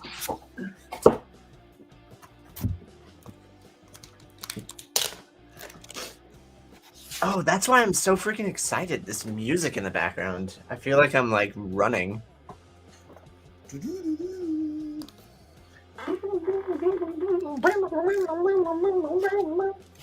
I didn't even hear it until you said that. Really? Maybe it's just loud in my head. Well, yeah, I got the I noise canceling stuff on. Okay. So my next Whatnot's going to feature a whole bunch of this stuff. Oh, you're finally putting them up? Yeah, all the raw books I got. Wow. That's okay. Now I'm interested because it's so hard, man. I have no interest in slab books. There's something is killing the children books, though, Kyle. That's unfortunate. He was showing them. You said, "Now I'm interested," and then those are something is killing the children. I've never seen them. I just assumed there was some kind of rare indie that I've never seen before. Yeah, I have no clue what something is killing the children variants look like because I've never had any interest in them. Those are like the first two. Awkward, man. Awkward. Oh, no, maybe not the first two. That's number two. Like number 5 or something. I got this cool art book. I love art books, man. And they're expensive though. Everything's like $40-$50. See, stuff like this. Yeah. Oh man. You still haven't even finished it, Kyle. No, let's see where I'm at. Got it right Same here. place as last time. You don't need to look. What? No, I read a couple pages. How do you just read a couple pages? Because I get bored and distracted. I'm like, man, I wish I was reading another book. Or eating a taco. Yeah, or falling asleep watching Book of Boba Fett. Dude. I don't get it, man. That is the slowest series I've ever watched in my life. It's like extra slow burn. This last one. Have you ever? How many issues are there? Are there 4 or 3? I've only watched 3. There's 4. Ah, dang it! But right. like this last one, I watched fully. Watched it. Wasn't on my phone or anything. And have you ever watched anything where you're like on your phone and it went by and you're like, wow, I didn't pay attention at all? That's what it felt like. But I watched the whole thing. like I feel like I didn't pay attention, but I did. Because nothing really happened. I don't know. Yeah, and I'm not trying to like poo on it or talk smack, but like Really name a critical event. He like always goes to the desert until everybody dies, and then he stops going to the desert. He doesn't need the backup tank anymore. Yeah, yeah, yeah. This was like the end of the first arc. Because now we're caught up to modern day, so we shouldn't have any more flashbacks. Okay. But that doesn't mean it was good. Well, everybody died in his flashback. Like he had to burn everybody. I mean, I hear everybody who talks about it. They're like, oh, the Tusken Raiders. They're making them too human. They're humanizing them, and that's the main criticism I keep hearing. My only hope was that we'd see them out of costume to see what they see what they actually look like. I don't think we're gonna get it. I want to see some like Darth Vader-esque kind of thing. Nope, don't care. We're supposed to be getting a cameo appearance, I think, this week. Oh, really? Who?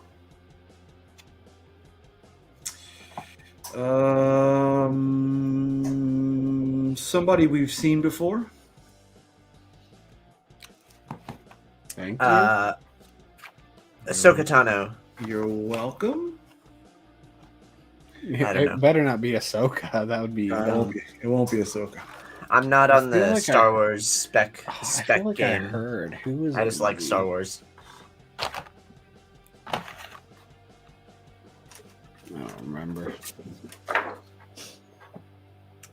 Yeah, that's crap. I was literally supposed to show up and talk about Peacemaker, Finder, John Cena. Peace. You can't peace me. Can't see him. Okay. Oops. Yeah. You can't peace on me.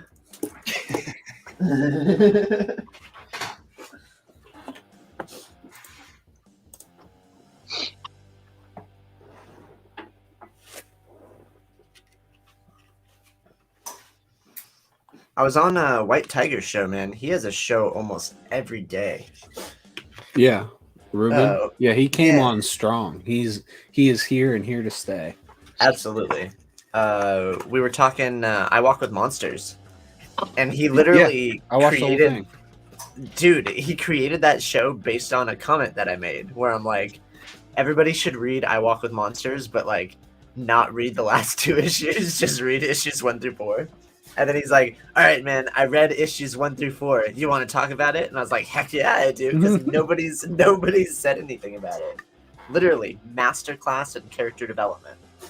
I don't know. Like, I've never seen better character development. I've never been more invested in characters, and I've never been more let down in the last 2 issues of a series. Yeah, I'm just like ride or die for these characters and how they develop, and then it turns into like a kaiju battle, and I'm like, wow, that was wasted.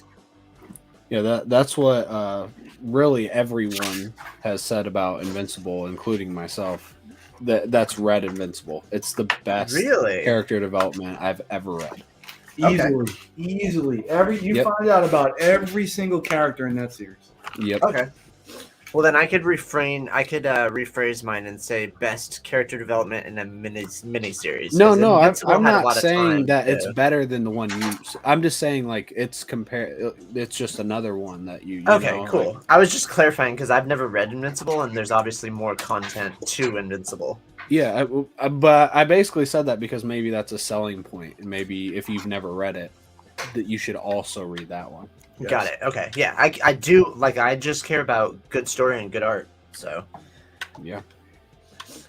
Yeah, I blew through all 3 compendiums probably in 2 weeks, I think. Wow. Okay. That's are you guys gonna? My shop's doing the midnight release of Saga. Oh, really? Are any of your shops doing that? I haven't asked. No. Okay. So I got the Saga compendium. I'm gonna try to like read it before that because I'm like able to easily. It's like I'm like 20 pages in right now. Fly right through it. Okay, I have until next Tuesday to finish it. So that's like the fastest I've ever read a story. Is probably the Saga series. Okay. Let me see if I can get. I think the first issue is probably the slowest one. Just because it gave you so much information. It was very dense, yes. Yeah, but that's it. That's the one. But not in a bad way. It's gonna be a chore to get out. But it's also kind of the make or break. Like if you liked issue 1, if you enjoyed it at all, you're good.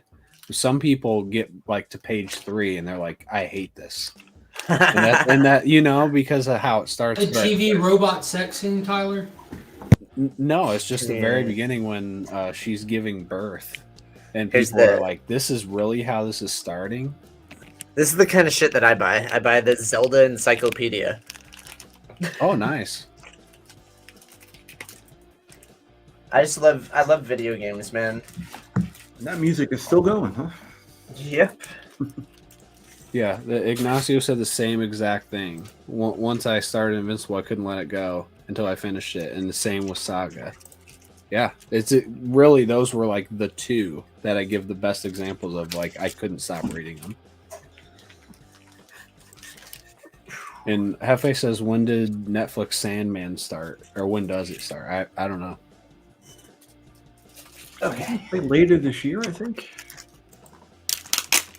No time soon that I know of. Here's my Saga. Yep. Where's my bookmark? Right here. I'm still in the second issue. Yeah, it's supposed to be this year, but they haven't announced yet.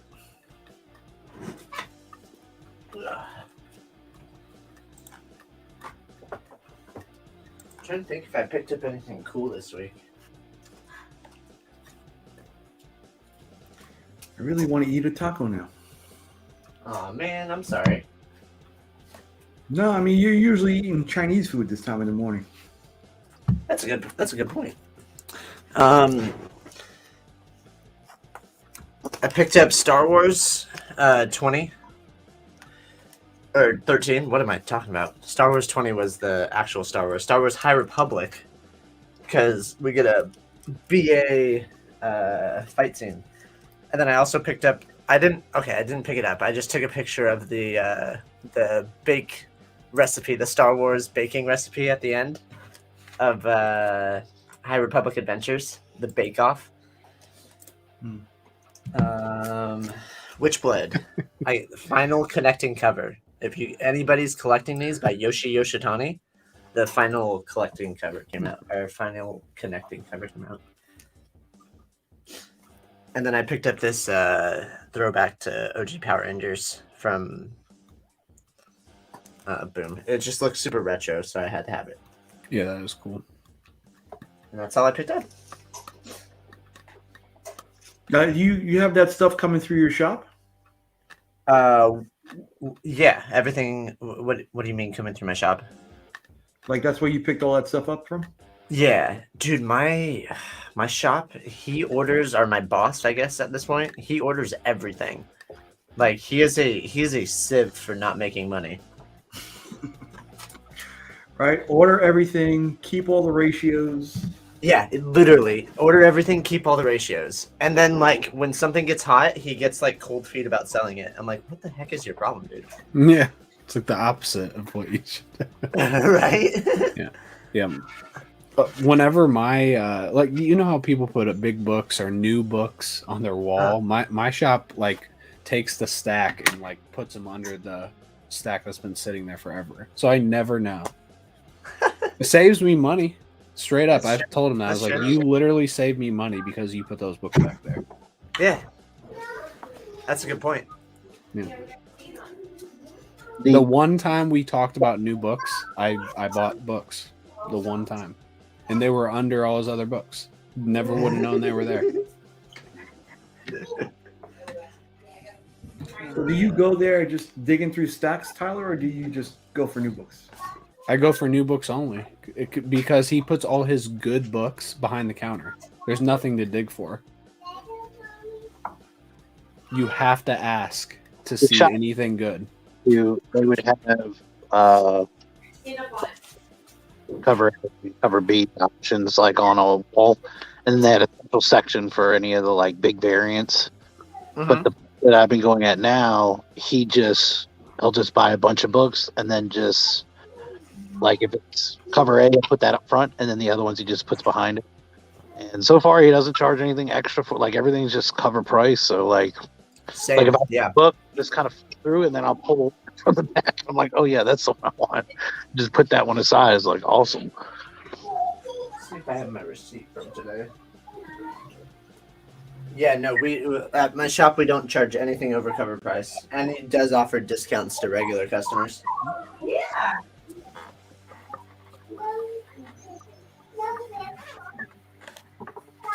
Yeah, at my shop, I can't get anything discounted unless I pre-ordered it.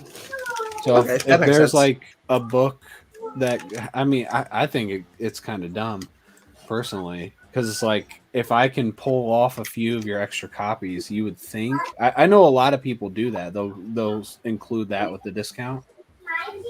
Sure, let's see that.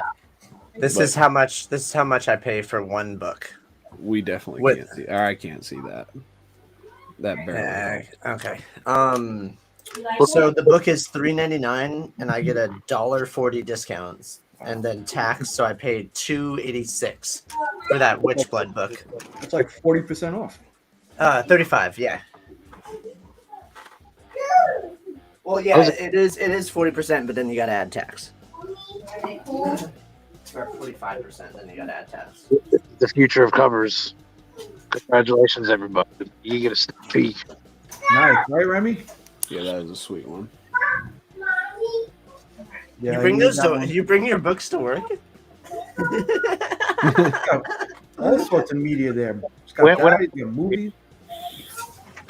movies, chainsaws, Thor hammers, Xboxes. Nerf blasters, prosthetic leg. Vape pens, right? You got a few of those. Flaming hot Cheetos. I've been good. I haven't been eating any Cheetos or Dorito. And other than the weekend of C2E2, when I got that small pack of Doritos, I haven't had any Oreos either. So.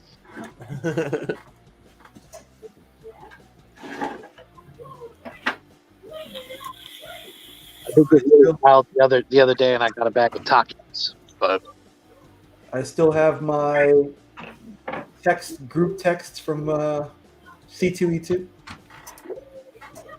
Hoping that somebody will respond to it and just keep it going, but it's not going to be. Oh, yeah. If anybody out there is going to go to Pasadena Convention Center Comic-Con, hit me up. I know we got some people out here in Southern California that'll go. Switch jobs. What do you mean, Hefe?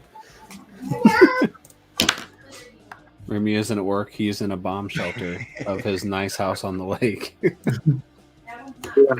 going on. So what does that mean for us, Paul? If he's at that bomb shelter for Nice House on the Lake, we're not in good standing for being alive much longer. Does that make Mark Walter? And the children have a 60-second head start warning above the rest of the world, and if they don't make it in that time, they know. Like, there's no hesitation. That's it. You have a small window, and if zombies are around and you get bit, we're not looking for a cure. You're dead. I will 100% give you.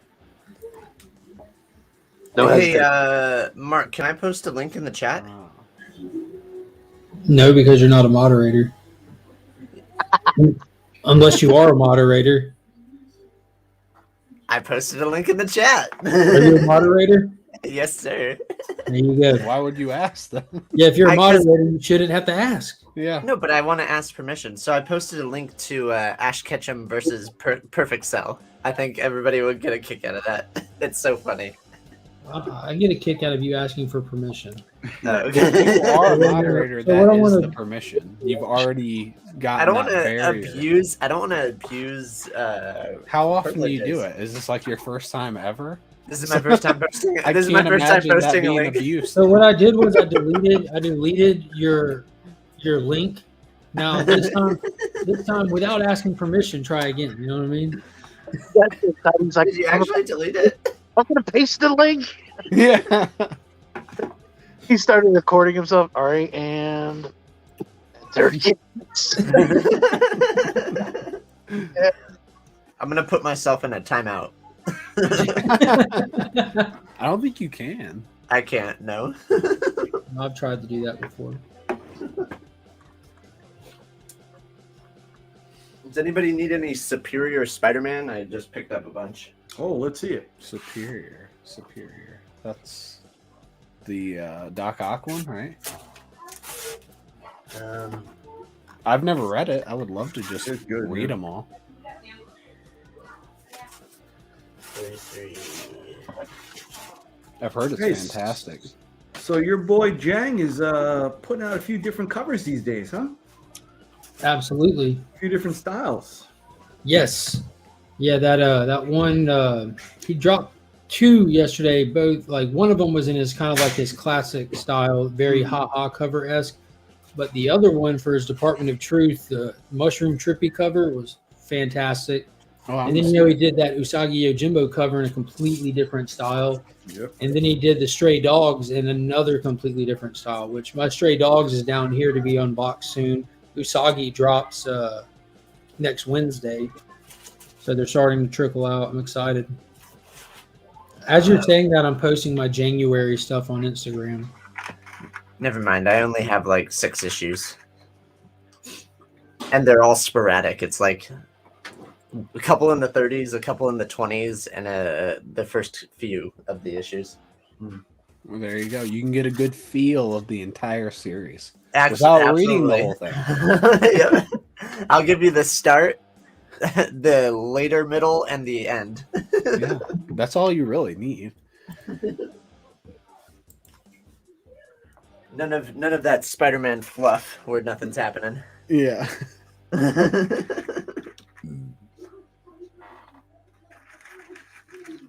Well, yeah, he's doing. Austin, he's got 2 other artists he's going to be there with too, isn't he? I thought I saw him. Marat Michaels is going to be there too.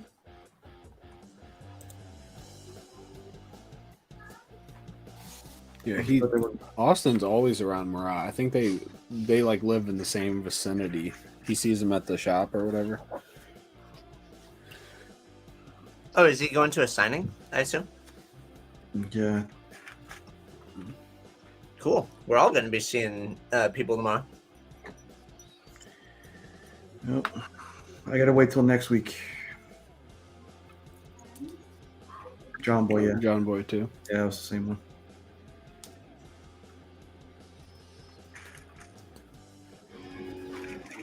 Oh, I think my pick of the week this week was like my most shocking pick of the week ever. Were you shocked or were we shocked? I was shocked. What was your pick of the week? Silk #1. Really? Jesus. Absolutely loved it. Did you read Silver Surfer Rebirth? Yeah, it was very good. Did you read Supergirl Woman of Tomorrow? No. Supergirl Woman of Tomorrow is my read of the week right now. It's kind of like it kind of always is whenever it comes out, just because of how ridiculously good it's written. Like it is, but it's kind of its own thing too. So it's hard to like lump it in because it's such its own writing style and tone with other stuff, you know. But so far, I would give those 2 my reads of the week, if that makes sense. And they're for opposite end of the spectrum reasons. Like Silver Surfer Rebirth, I literally cheered 3 different times in that book, and it was like legit. Like it was with just seeing a certain character who I really enjoy because of the time era. Like I was a big Captain Marvel fan growing up, and it wasn't just Marvel because he was dead before I was born, but it was his son Legacy who became Marvel, and like when he put on his dad's uniform and had like the cosmic skin tone and stuff, like I loved it. I had that first volume trade that I read so many times that the binding came off of it. But that was when he was like changing places with Rick Jones and stuff. But seeing Silver Surfer pull a power move and just being in a 90s comic in real time was just phenomenal. Yeah, that Ron Lim art really brought you back. The art, the writing style, like it was very Jim Shooter-esque. Like if this was anybody's first comic book, they would not have been lost reading this. Like, and it was just, you read it, Nick? Yeah, I did. When they dogpiled on Silver Surfer, that dude, I'm like, yes. He just stood up and Whole And then bunch of awesome covers. I And enjoyed that. then what he says after that, just after he chumps them all, then he just puts his hand out to me, my board. I'm like, yes. That one was good, and there was a really weird appearance. Did you finish She-Hulk yet? No, I got it literally right here. I thought that was pretty good too, and there was I loved it. pretty shock appearance at the end too of a character I've always enjoyed. See you later. Happy. Will I spoil it and look? Will it take away from the story if I look? No, I'll look. No, it wouldn't. Oh, it's Carnage. Whoa. Yeah, no, not that one. Carnage. That was shocking. That was. It really wasn't a shock either. Extra maximum carnage. Extreme extra maximum. So I forgot to post because I'm trying to task myself with posting once a day the specific the January thing I'm doing. Like every day I'm posting some stuff out of my Jane collection, trying to go through it all in the month of January. And I missed yesterday, so I just posted 2, one for day 20, one for day 21. But so 3 days in a row I've been posting the G.I. Joe stuff. And those are some Kyle, Are you shaking your head at Kyle? Because what Ukrainian prison he's locked in right now. that plate is lick worthy. It's a bunch of goldfish pieces. That's worse than I thought it was. If you crush them up more and get a straw. Yeah, just save that one in your beard for later. Yep.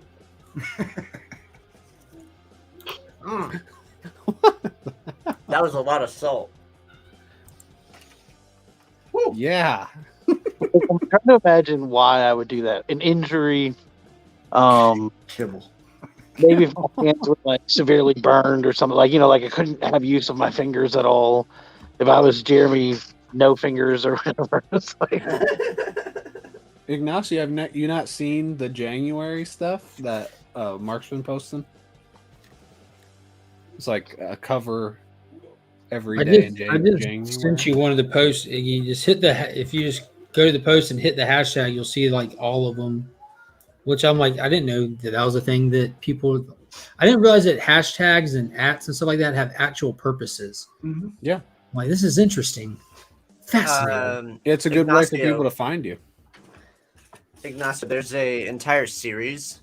Some of them have more violence, but the point is like Perfect Cell is perfect and way better than all of his opponents that show up, and it's just more of like mild annoyances to him.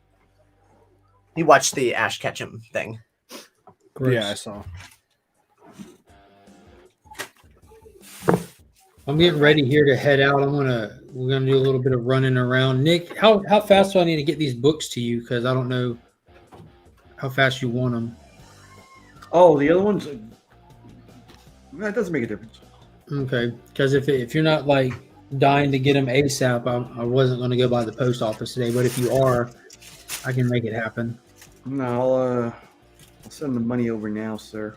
I don't need no. I don't need the money. Okay. Well, I remember I owe you $5. that I need. I'd rather. So what do you think? 25 is good? No, I think no. In all sincerity, leave it be. No. Yeah, you can say leave it be all you want. Well, I'm saying we have stuff up in the air right now, anyways. No, we don't.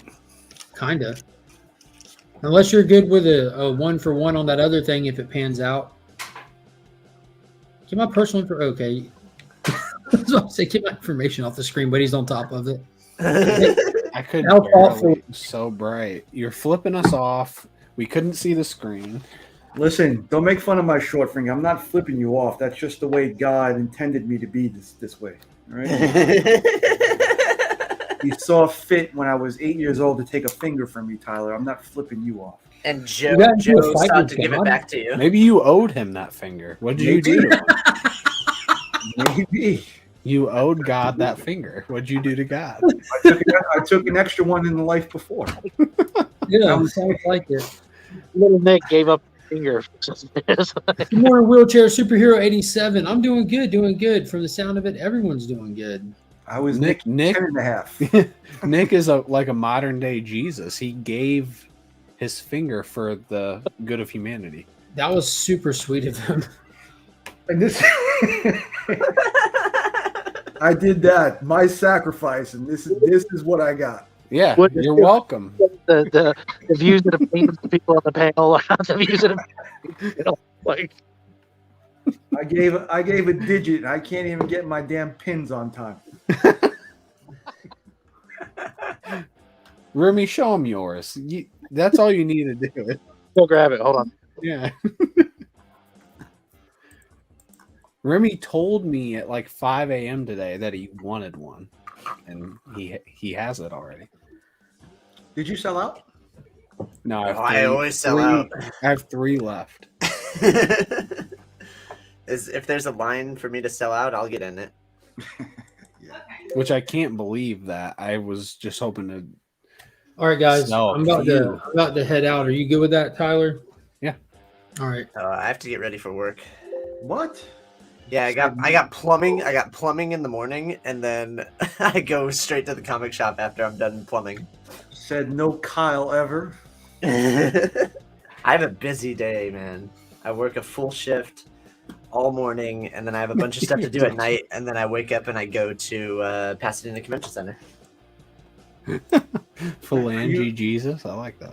Are you going with anything being planned to buy, or are you just gonna let it come to you? I'm gonna go with like $500 in my pocket and see what happens. Ooh. So if somebody wants to mug me, I will have $500 in my pocket. Why would you say that? What? Because I'm not gonna have any. I'm not gonna have any money.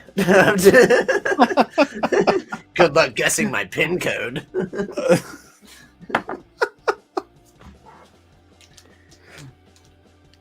Peacemaker is good. How good is it? Yeah, so good. Cool. Glad you approve, wheelchair. I have to say, John Cena is a weird looking dude, though, don't you think?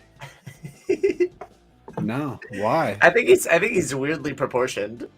He doesn't have much motion. Like that vein he's got, the squiggly vein is very off-putting to me. Oh, I like that vein. I've That's always from, been a like- big fan of different kinds of veins. Yeah, which one's your favorite? Oh, I'm not gonna say. Some things is more fun to imagine. I'm more of an artery guy, but sometimes I could get down with some veins. All right. I mean, how do you that carotid, huh? How about that carotid?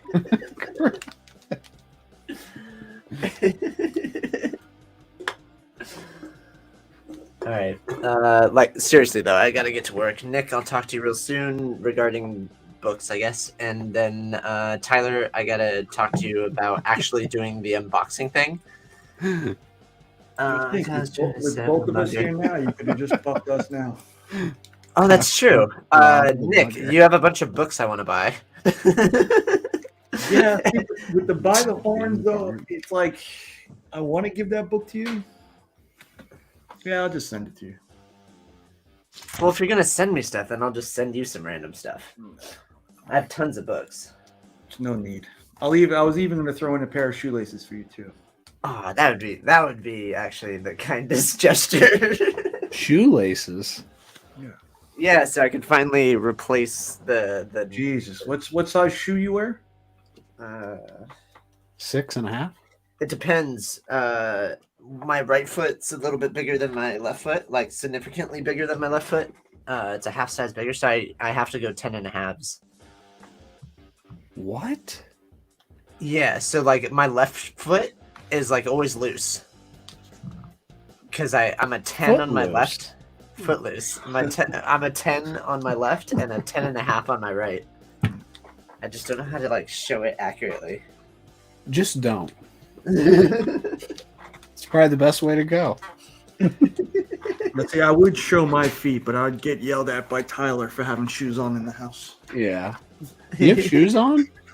I don't have shoes. They're more like Little slipper, little tootsie mittens. I like that. That is off-putting. It is. Tootsie Mittens? You just wanted to use that word since I used it just a little while. What? Those look comfortable. Those look like something you would get at a white elephant. What? A white elephant, like Christmas? Like a gift that you don't want, Like but a it's like joke? super used,ful. No, actually, these are very warm. Oh, Tyler, when you were showing off on Whack Comics, you were almost breaking character with how excited you were about the Pokemon cards, man. Oh, dude, I literally it's a good thing I was off screen because there was a couple times I literally was just laughing like this. I saw it. There's just so much more animation. I was like, wait a second, this doesn't seem like Tyler. And then you showed the Charizard card, and I go, oh shit, that's why. Dude, that's nuts, man. That's you could literally sell that for $4,000 easily. I can't believe that. I could not believe that. I don't think I own anything that's worth $4,000 besides maybe my car.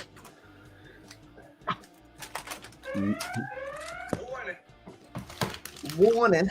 What was that? That's my wife. Oh, don't show me that, Nick. You know. Sorry, my car was locked, so I had to.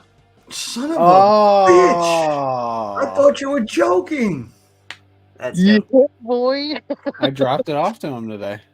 I ran outside and I was like, yanking. I was like, oh shit, my keys are there. Mr. Q, you know I have to say that I love you, but I don't believe you. I've learned in the Secret Wars experience I have with you that may or may not be. Yeah. Okay. Oh yeah, boy. Dropped it off this morning. Thank you, Tyler. Yeah, no problem. Just to make. Sorry, it took me an extra 5 minutes, but Real quick, did anybody notice that Quicksilver was in this book? Was he? Yeah.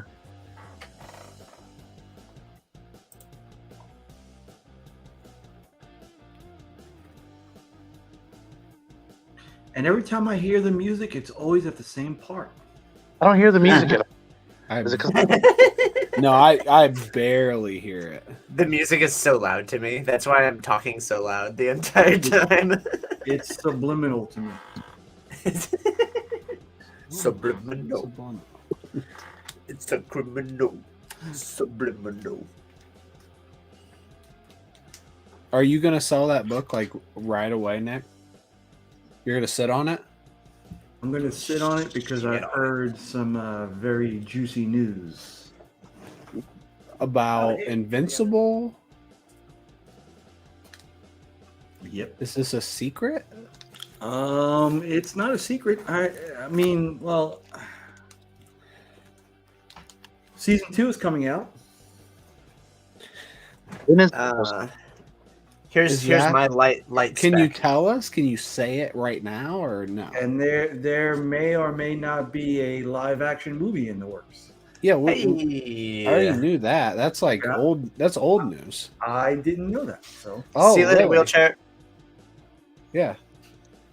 Go pick up Justice League 59.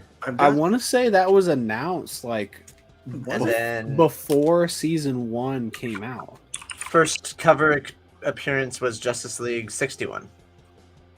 2 episodes, 2 issues later. But you have to keep in mind, there are things that have been announced that people maybe not everyone heard, or like the Lord of the Rings show coming out on Amazon Prime. Lord of the Rings. Yeah. Cool.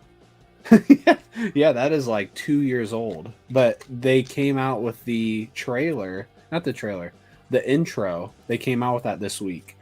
And a bunch of people realized, oh my God, there's going to be a Lord of the Rings show on Amazon Prime. We're like, yeah, we've known that a long time. I didn't know that. But that, yeah, sometimes you just don't hear stuff like that because it's such a small nugget of news. So I like that word nugget. I know use that. Nick, the creator of By the Horns, this was their first book. It was called Voracious. where there's a guy who's a time traveler and he goes back in time so that he can go farm dinosaurs, and then he comes back to present day and he opens up a restaurant that serves dinosaur meat. Is that what you're gonna do right here? Yeah, why not? There's like a script for selling comic books. Like you wait for the trailer to drop and then you unload your books. Well, you got to have it up for a crazy price and be lucky enough to have the trailer drop. Okay, yeah. I think because if you see the trailer and then by the time you get your stuff up, it'll be too late already.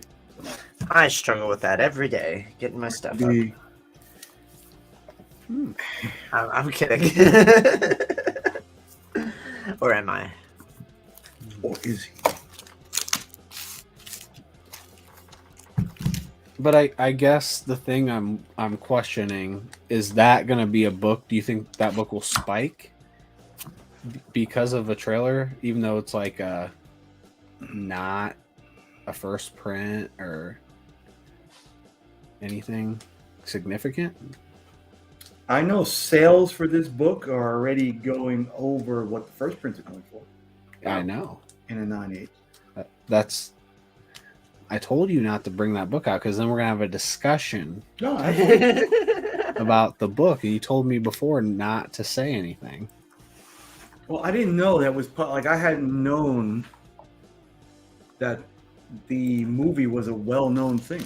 No, not about the movie. You told me not to say anything about Whatnot or about the thing, just like that book. No. Honestly, the fact that it's a what print? I don't know. It doesn't matter. Third, A not first print. A not first print. Okay. So, but to me, I'd rather have that cover than the first print cover. It's a much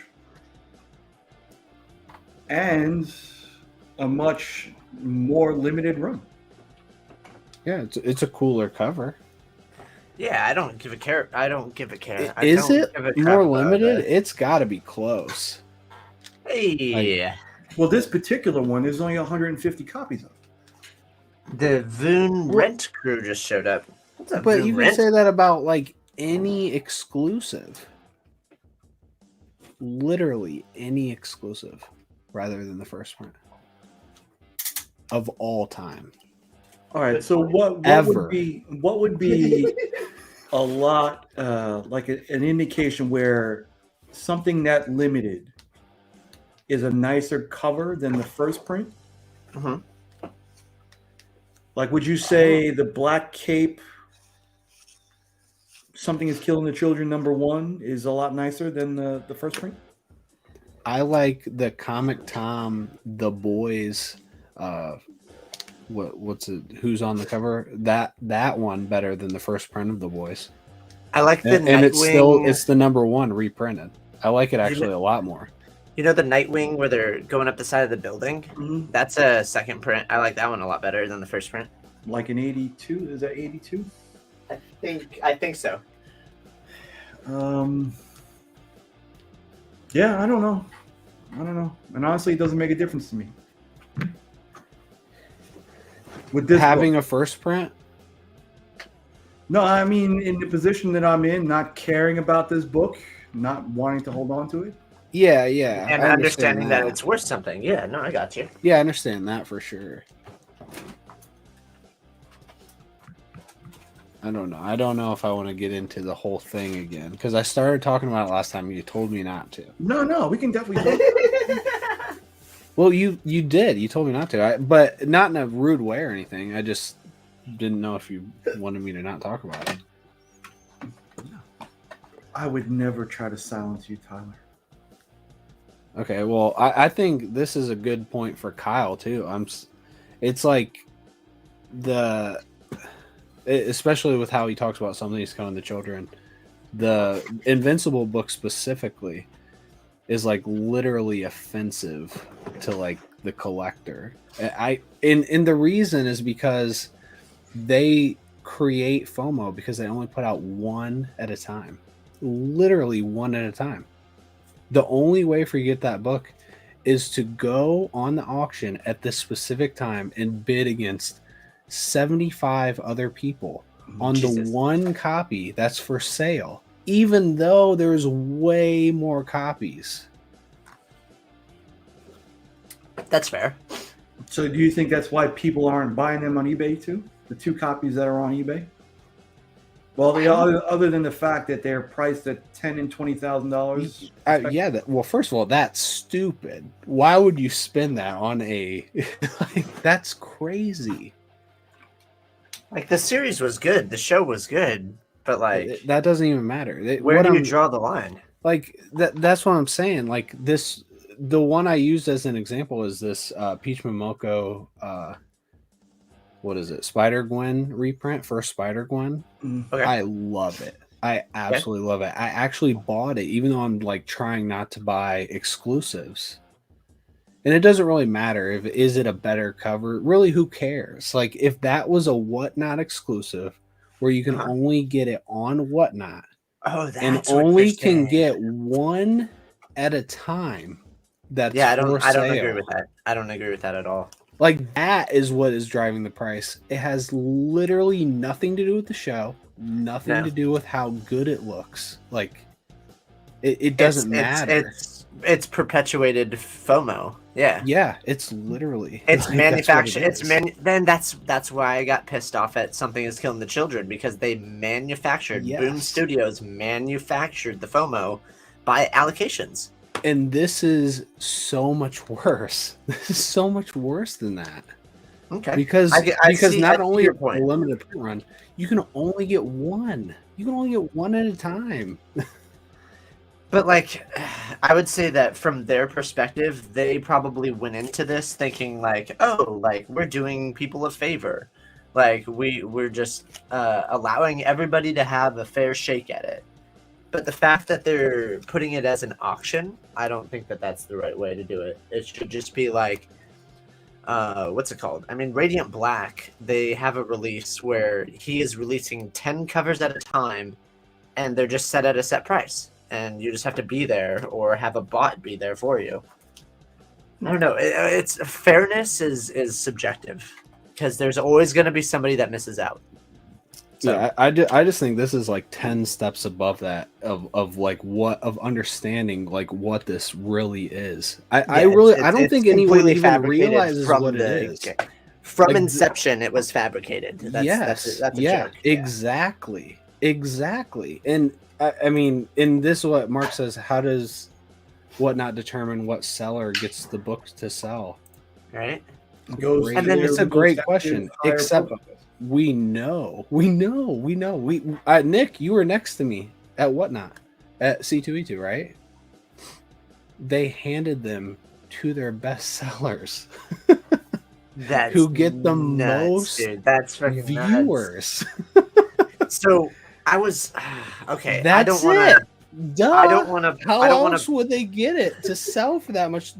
Except for by putting them one out at a time.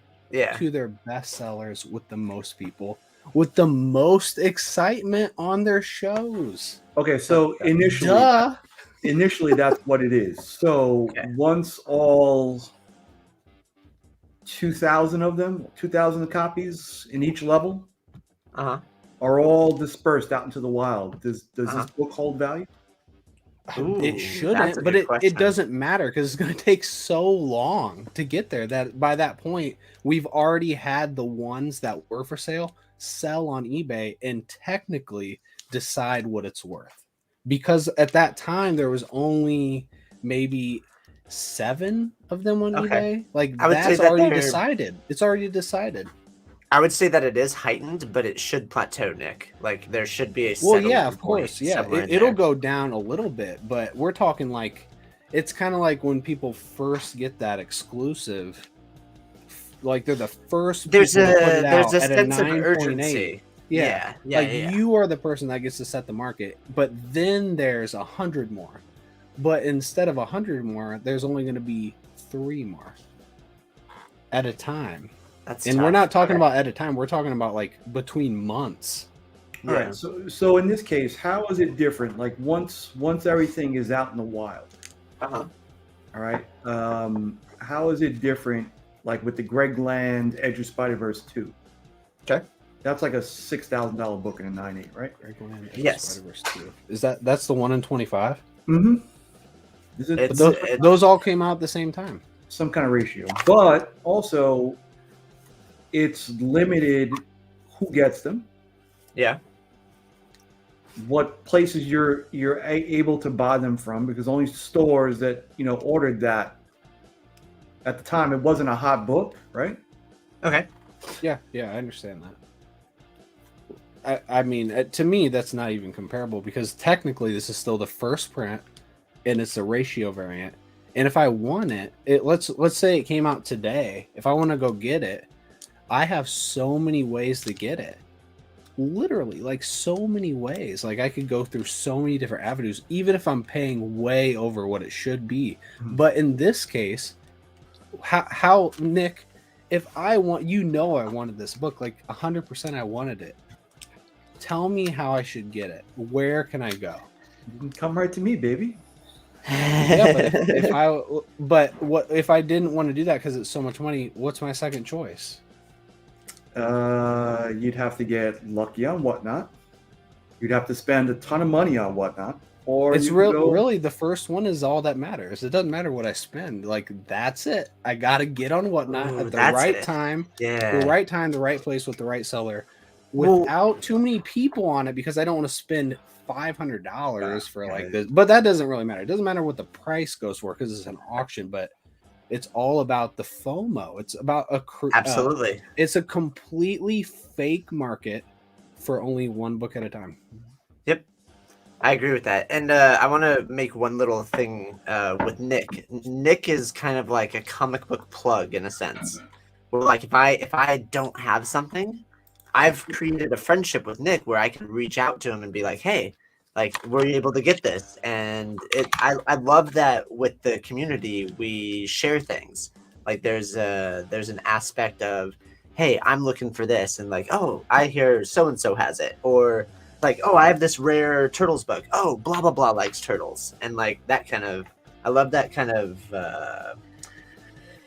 sense of community that we've generated, because it's unwarranted. We can just be anonymous sellers on Whatnot and eBay and Amazon and wherever else you want to sell your books, YouTube, Instagram. Like we can have that disconnect, but like there's a sense of community with what we have here. Like I'm going to a convention and I'm gonna see people that I know. Mm-hmm. So I just like that aspect. I know we're talking a lot of negative stuff, but there is some good with in the capitalism thing, like I don't even know if I'd really chalk it up to capitalism. And I'm also not really chalking it up to negative. Like I think I'm definitely coming off negative, but I'm not trying to. Yes, you're pointing out something. I'm just pointing it out. I'm pointing it out that I think that people don't understand what this book is. It's literally, I understand. It's a fake market. It's just fake. It's completely fake within this Whatnot. And I'm not even blaming Whatnot. Whatnot is literally genius for this. Like straight up genius. Putting out one at a time in a place where only 75 people or 100 people or whatever. And using it to line the pockets of their highest sellers to keep them intrigued with the. They're literally genius. It's a marketing move. They're perpetuating the success of their company. Yep. I like that Nick's wearing a No Good Comics and I'm wearing a Taylor Winder shirt. We're both repping different channels, man. Hey, honestly, if I could wear Taylor shirts day after day, like that's one of the most comfortable shirts I've ever. Dude, okay, I'll literally wear this for 2 days, man. It's so comfy. Is that the way you feel about this one too, Tom? How do we? It doesn't matter what the book is. What I'm saying is like, how do we even know? How do we know if everyone in the thing is even like not a shill bidder? Not like, oh, I want this to make sure this gets up to this amount of money. There are people out there that do that. Yeah, Nick, I know you were in the one with me. The very first one to get the very first copy of that Invincible book. It went for $1,500. Jesus. And the second one went for what, 700? They were averaging like 700 $700 that day. Yeah, I think. Yep. Like, dude, that first person. I mean, Got screwed. he set the bar of the whole thing. But he also got screwed. Well, yeah, that was just stupid. Yeah, so stupid. If it's a shill bidder, like Tyler says, I'm not saying it is, but it doesn't matter if that person that won is. It matters that if there's any at all, if there's one shill bidder in it driving the price up, that's enough. That's enough. Do you follow Stranger Comics? I don't know. His name's Sebastian Jones. No. He has his own company. It's called Stranger Comics, and he had a limited metal series where he only had 25 of a certain book, and then he had an even rarer 5 of a certain book. It was a metal cover, and it was like silver, and then the gold one had 5 of them. The gold one sold for like $3,000, and it wasn't like it was just a bunch of fans that were bidding up against each other. I've never seen a genuine, like, Stranger Comics has created a genuine cult-like following of dedicated fans who love the product and want to support it. Like, if you look at his last Kickstarter, he needed to raise, like, I forget what he said. He needed to raise like $20,000, and he made it to like $200,000. Like, it was nuts. Like, I can't believe how genuine this guy has created it. So if we want to like talk bad about certain aspects, we also got to acknowledge the people who are doing it right and are not out for the money, but still make money because of their actual product is amazing. So yeah, I don't think Whatnot's doing anything wrong. I think they're absolutely genius for it. It's like so. Oh, I think it's wrong. No, I think it's wrong. It just sucks. Yeah, I'm not saying I'm not saying it's right either. I'm just not saying it's wrong either. It's just I'm saying it's wrong. I think it's really smart. I think that's your own decision. If you want to, yeah, I could see why you would think it's wrong. But I don't like what they did from inception with Whatnot. They literally limited the amount of sellers because they had too many applicants and they didn't have the server space to do it. And they were more focused on other collectibles rather than comics. They don't really care that much about comics. They're more about baseball cards, Pokemon cards. Yeah, but that's just because they make way more money on them. Exactly. So from a marketing perspective, like I've seen an interview with them. It was a bunch of people from the YouTube comic book community, auction community, and they interviewed the head people from Whatnot, and they didn't care about us. They can 9.5. Dude, heck yeah! Look, we're all repping different channels, man. The community that we have created is so special, and I value it every day. So thank you. You're welcome. Screw the people that are trying to take advantage of it. That's what I have to say. Because we have money. Like, I work my butt off just so I could pay for this stuff. Like, we're a smart community, and we put up with bullshit. We literally put up with bullshit. Previews World, Diamond shipping, Penguin Random House just damaging all the books, shipments not coming. Like, what? Why are we even putting up with this? It's nuts. I just want to read books and enjoy and have a separation from reality and have a safe space where I can go and get some enjoyment. And it's cheap. It's like $5 a pop. And you get art. Nick, have you reached out to Whatnot to get an exclusive to sell or whatever? The phone is ringing. Oh my god. No. Why? Because I only have 100. Do I even have 100? No, I mean, I hope to get one. I mean, I wouldn't mind one. You have 100 sales coming? No, I've got. You tell me, we're going to change that right now. I'll make a couple phone calls. Yeah, let me first rate Mr. Paul Dunn. 133 followers. I don't know. I mean, NFGs. Oh man, Aggressively is hilarious. Hey, Aggressively, did you re-upload the video? I cut a promo for him, and then I sent him the wrong video file or the wrong audio file, and it was like this short one where I messed up and I like stopped it abruptly. Let me know if you uploaded the other one. I'd rather that one be up. What's up, Steven? Steven Birkland, how are you, sir? Birkland. I hope you cashed in on that sale you let me know about. Yeah, I mean, do you think the community as a whole know about that Invincible book, though? No, this is the first time I heard about it. If they're not on Whatnot? No, I guess. Why is that? No, I'm just wondering. Probably not. It's the same thing as like exclusive on Frankie's Comics. If you don't know Frankie's or follow Frankie's, how would you know about it, right? Thank you aggressively. Yeah. If they put them all out on a like a website for an X amount of money and they sold out, like they just want to, like the next time that you want to put it, oh, that's weird. You want to put it higher priced or whatever, but here's Mark. Hey, Mark. What's up? So you think if it was just if Whatnot had a website and they released them all at one time, like a Clayton Crane kind of exclusive? I think what? Do you think that price would be way down? Because then you have to have a set price. You know what I mean? I'm not saying it's better, worse, whatever, because then you can have bots. You can still have people that are maybe they hold 500 back from their 1,000, and then they say they sold out, and they get people to come back more next time.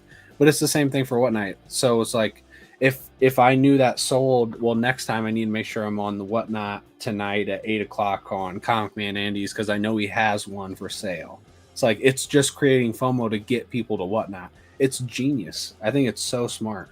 Well, I think too that like Comic Vault Live, they used to have their Facebook auctions, and they went over to Whatnot, and the prices are going way over what they would be if they just had them limited on the website.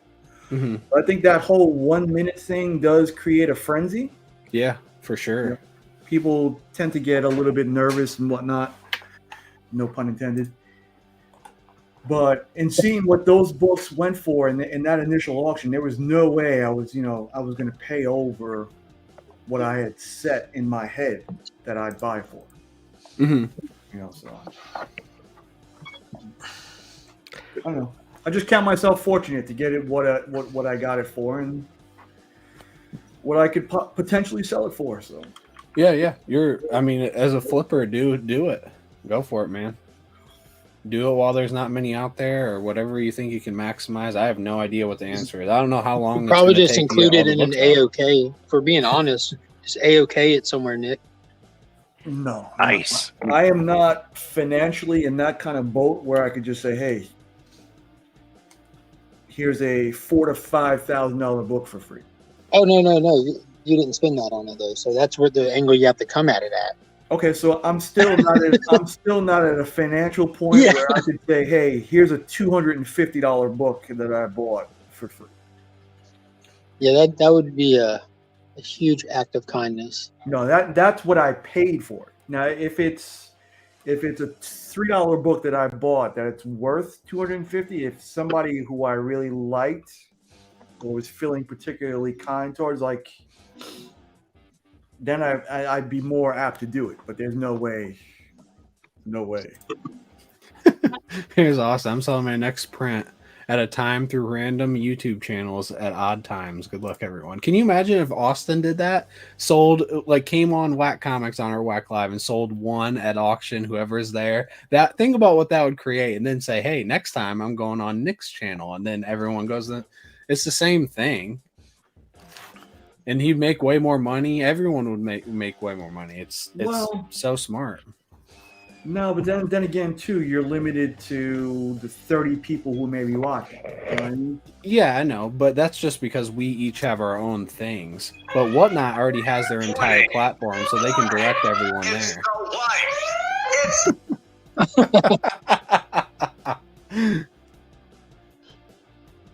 Awesome. I start with my channel, please.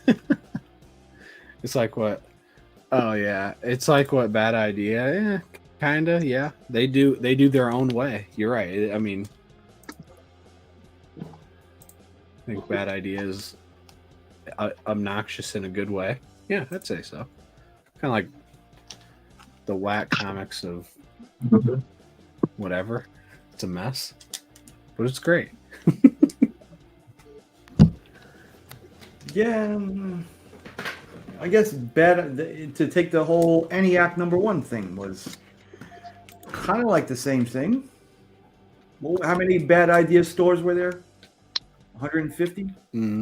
Yeah, not too many in the U.S. You know, those 9/8s initially were going for $600 to $800. Yeah, I know. I sold mine raw the day I got it. No, it's just like what this holds no value. Here you go. First book from a brand new company. I don't care. Yeah. We'll see. I know they've gone way down. I don't know how much they are now. Yeah, they're not. They're definitely not there. I think they're like $200 or $300 now. For an ENIAC, I'm surprised it's even that much. Warning! Warning! Is that a text?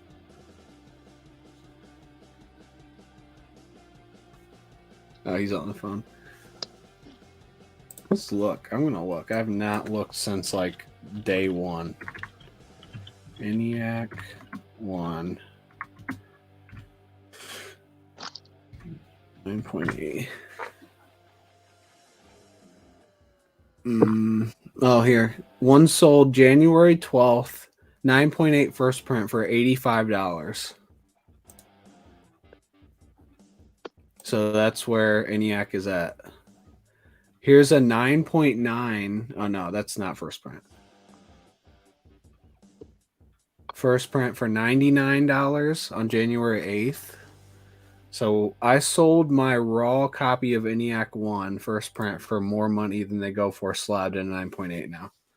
Huh. It's because you caught it at the right time? Yeah, because I knew it was a worthless book and I sold it. So I just... Like somebody would be like, hey, you know what? Sell that now before it, you know what I mean? Before it cools off. Yeah. And honestly, what Tyler, this conversation is making me fear now. So, what? The Invincible thing? Yeah. Like I think it's gonna last a while because it's gonna take so long to go out there. Like to get them out there. You just said it. How many are on eBay? None. Because there's none out there. It's gonna take forever. If the market ever goes down, it's going to take so long. So I think you're good for now. I just don't know when's the time to do it. If somebody's offering me $5,000 for one, though, I sure as hell wouldn't turn it down ever. Yeah. Oh, yeah. I don't. Because I can't imagine it ever going up. Even if like we get a live action, like this is still a reprint and it's a cool cover, but cool. But I'm probably not the person to ask for that specifically. Is that what you were offering $5K for one? No, I haven't even put it up for sale yet. No, I'm just saying, like, I think they're up for sale. You said what, 10,000 on eBay? One was a CBCS 9.8 for $10K, and another one a CGC for $20. So I'm just saying, if somebody offered me $5K, I could not say no to that. But yeah, I would take it. I followed that $20K, and immediately he sent me an offer for 6.5, I think, to buy. So yeah, I mean it's not that high. Yeah, I don't know. I'd take my money now, man. Yeah, but no one's offering that. He's looking for somebody to offer it first. No, I haven't. Like I said, I haven't put it up yet. Yeah. Okay. Yeah, if I were you, I'd put it up for 10K and do the thing that guy's doing, fish for people to take it for whatever. Yeah, and then you better sell your Charizard card then. Yeah, I don't think this will hold value. Or I'm not holding it. The one, I don't think long term it'll hold value. It's hard to say because maybe in like 25 years. Yeah, you'd have to wait for another boom. Yeah, absolutely. I don't know. But I have no interest in ever selling it. Like Nick is actively going to sell his. I'm not selling mine. I have no interest. I don't care what it does. What's up, Austin? What's going on, fellas? Sorry. Austin, you interested in an Invincible #1? Add it to the pot. Am I interested? Yes. I'm not paying that kind of money for it. No way. I was gonna put it up on eBay for 10. I can give it to you for 4. Oh, dude, you gotta take that, Austin. No, I counter offer $750. No, sorry. That's not too bad. You'd still be winning on that. I'd still be. Nick, I will give you $2 and a Pokemon card.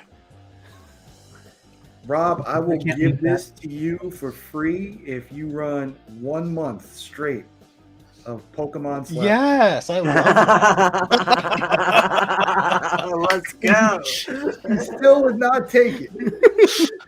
Well, technically, 1 month, that's only 4 episodes, Rob. That's only 3 more. If I pick the right one. Well, I would do that. Austin, how many Pokemon cards you got slabbed for tomorrow? If Nick gives you that book, we'll go in on some sort of deal. I'll get some Pokemon slabs by tomorrow. Oh, one day my other half of my. I would say, Tyler, how fast can you overnight those? I'll go to Frankincense. I'll drive over to Austin and I'll drop him off. Austin's only like 6 hours from me. Let me see if I get Man Cave Comics to change up his presentation.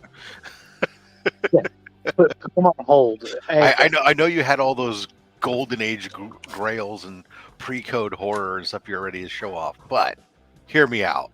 We've changed it here. We're going.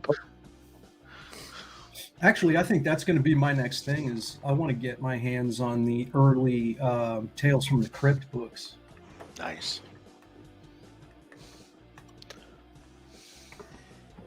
Have you ever drawn Dragon Ball, Austin?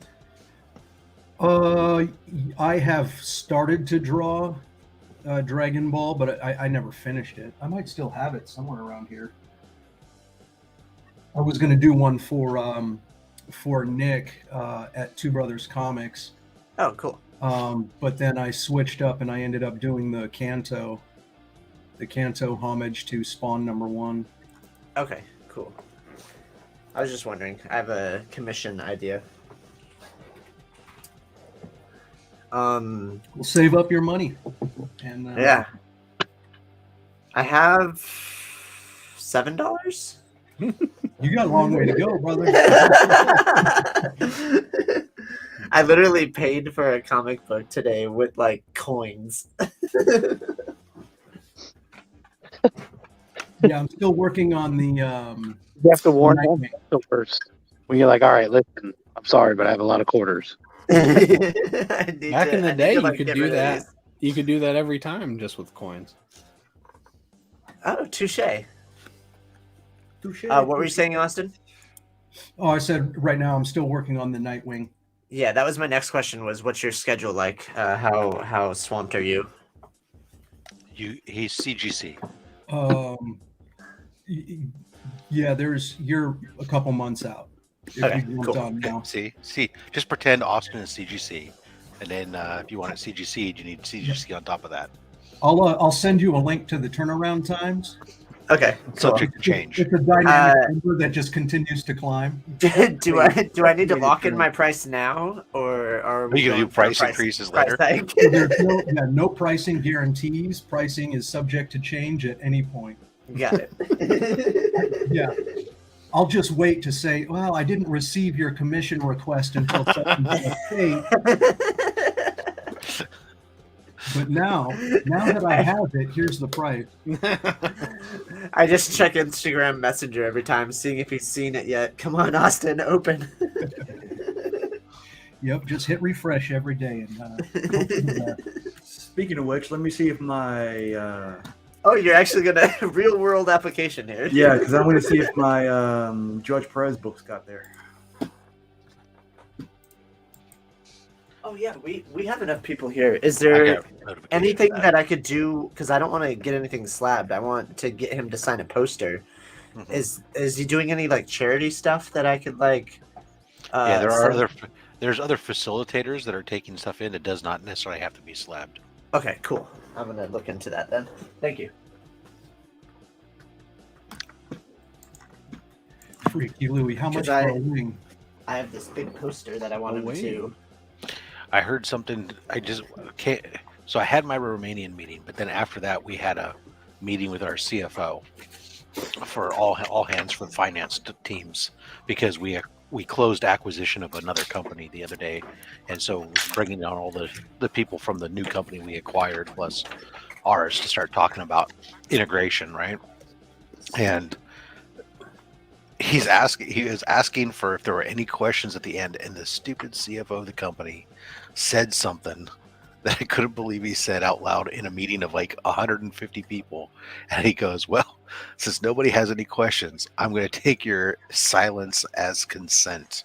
And I was like, oh my God, silence is consent. There'll be some diversity training in somebody's future. Wow. Yeah, my that's amazing. I don't think that's what you meant to say, but yikes. Sounds like he's had practice saying that.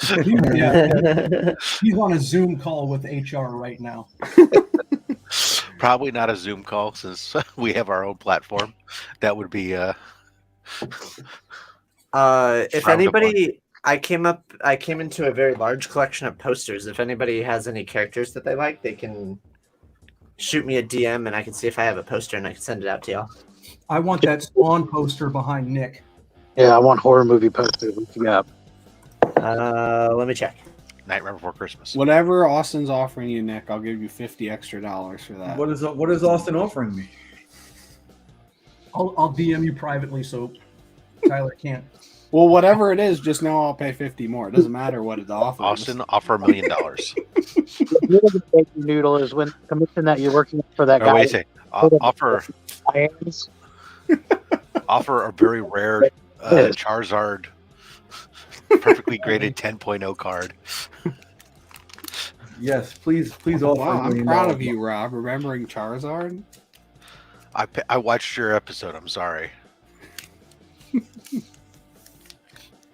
Here, check out this cool book. Or was I supposed to say, I'm sorry I watched your episode? One or the other. No, Rob, you're really going to like these ones. Oh, nice. This is a rare Canadian magazine from the 90s or early 2000s. Like movie posters, Remy? The year 2000. Very, very rare. I thought that was awesome. Remy, like horror movie posters? Yeah. No, I don't have any of those. Oh, I got a real nice horror? one that I got from like WHORER posters. Do you have any of those? The closest I have is I have some Dave Stevens artwork. Yeah. Well. It's more of like pinup though. It's not really. I'll check back at work. I might have some kind of horror thing, but it's not going to be like retro movie, like a Scream or stuff like that. Scream is retro. Oh man. Oh, wow. Sorry. Friday the 13th, Nightmare Before Elm Street. I mean, I can. No, go like further back. Not. Want to go to like the 40s where we go like was like the original like Dracula and Frankenstein and Wolfman. Nice. Oh, is that from War Machine Punisher? Yes, sir. Nice. And I have the original Tron poster. And then there's one you might like, Tyler. It's an old Disney movie, but it looks very dark. Also, you have any like Pocahontas? Pocahontas. You have any Malcolm X? Check this out. Yeah. This is a Disney movie poster. Smuggler's Loot. Wow, that's old. Yeah. What? The Alias the Scarecrow. That is creepy looking. Yeah, that's what I'm doing. Isn't that the guy who played Scotty on Star Trek? Is it? Let's see.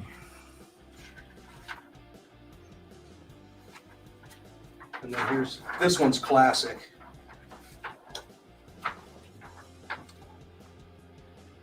Oh, is that the comedy? Yeah, the comedy. Is that a European poster? Nope. You don't see a lot of them that are folded. If they're are they originals or are they reprints? No, these are originals. Huh. You don't usually see a lot of the originals US ones that are folded, unless somebody did it themselves after the fact. But in Europe, it's very common. That's how they ship them out to the theaters. And then this one's my favorite. Oh yeah, Tron. That one needs to be in a frame with like blue LEDs around it. Oh yeah, that would be cool. Sitting right next to the OG video game. Oh yeah, get a cabinet. That would be awesome. That wasn't him.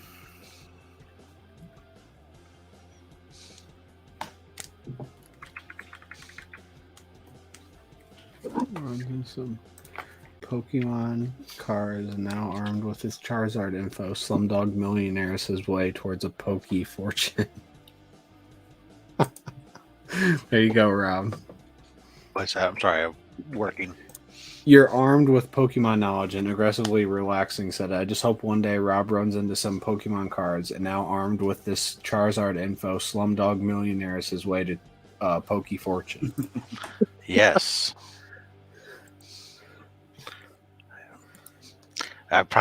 We have to go through my kid. I'm sure if I went into my kid's room and started searching around, I'm sure there's Pokemon cards in this house. There's a fortune under their bed in a shoebox right now. God, Tyler taught me just enough information for me to be not aware that they're worth something. But the ones that I'm sure they have are worth nothing. You never know. Yeah, just like I listened to Eddie talk about his Hot Wheels.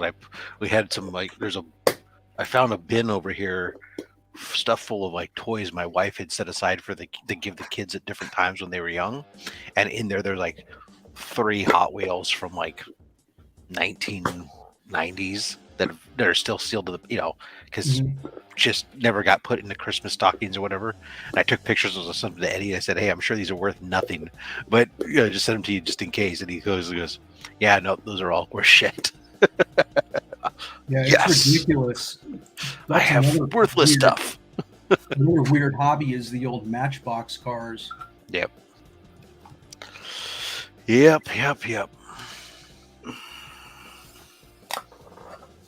So Tyler, 20 on the census. Of what? The Invincible book. So Growing. there's 20 out in the wild right now? It was growing then. 1998, 9 Universal, 10 Sig series, and 196. I mean, they're all gonna. I bet if I got a 9.6, I'd probably contact Whatnot and they'd hook me up with a new one. Because think about how much you pay. You saw that they had just stacks of them in Chicago. Just because I know Nick was next to me when we saw him. I want to say Rob might have been there too. Were you next to me when we saw him? I would have been behind you. God bless America. God bless Romania. If they had a huge stacks on, that's great. That means that they're not worth what anybody thinks they are. That's awesome. Well, they've said how many that exist. There's just only so many out there. Do you know if Tyler Kirkham is selling the original art? I don't know. What's the print run then?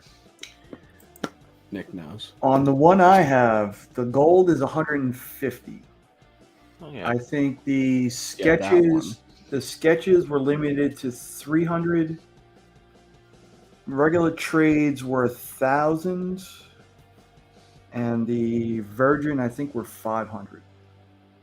Now, do you know that when they distributed them to the Whatnot sellers, the sellers are obligated to sell them, right? I would imagine so. But they get to keep the money for whatever they get for the book on their channel? I would have to believe, yeah. 100% on that one because Whatnot still takes a cut. You still get So they still get their money, just in a different way. Yeah. They wet their beak, so to speak.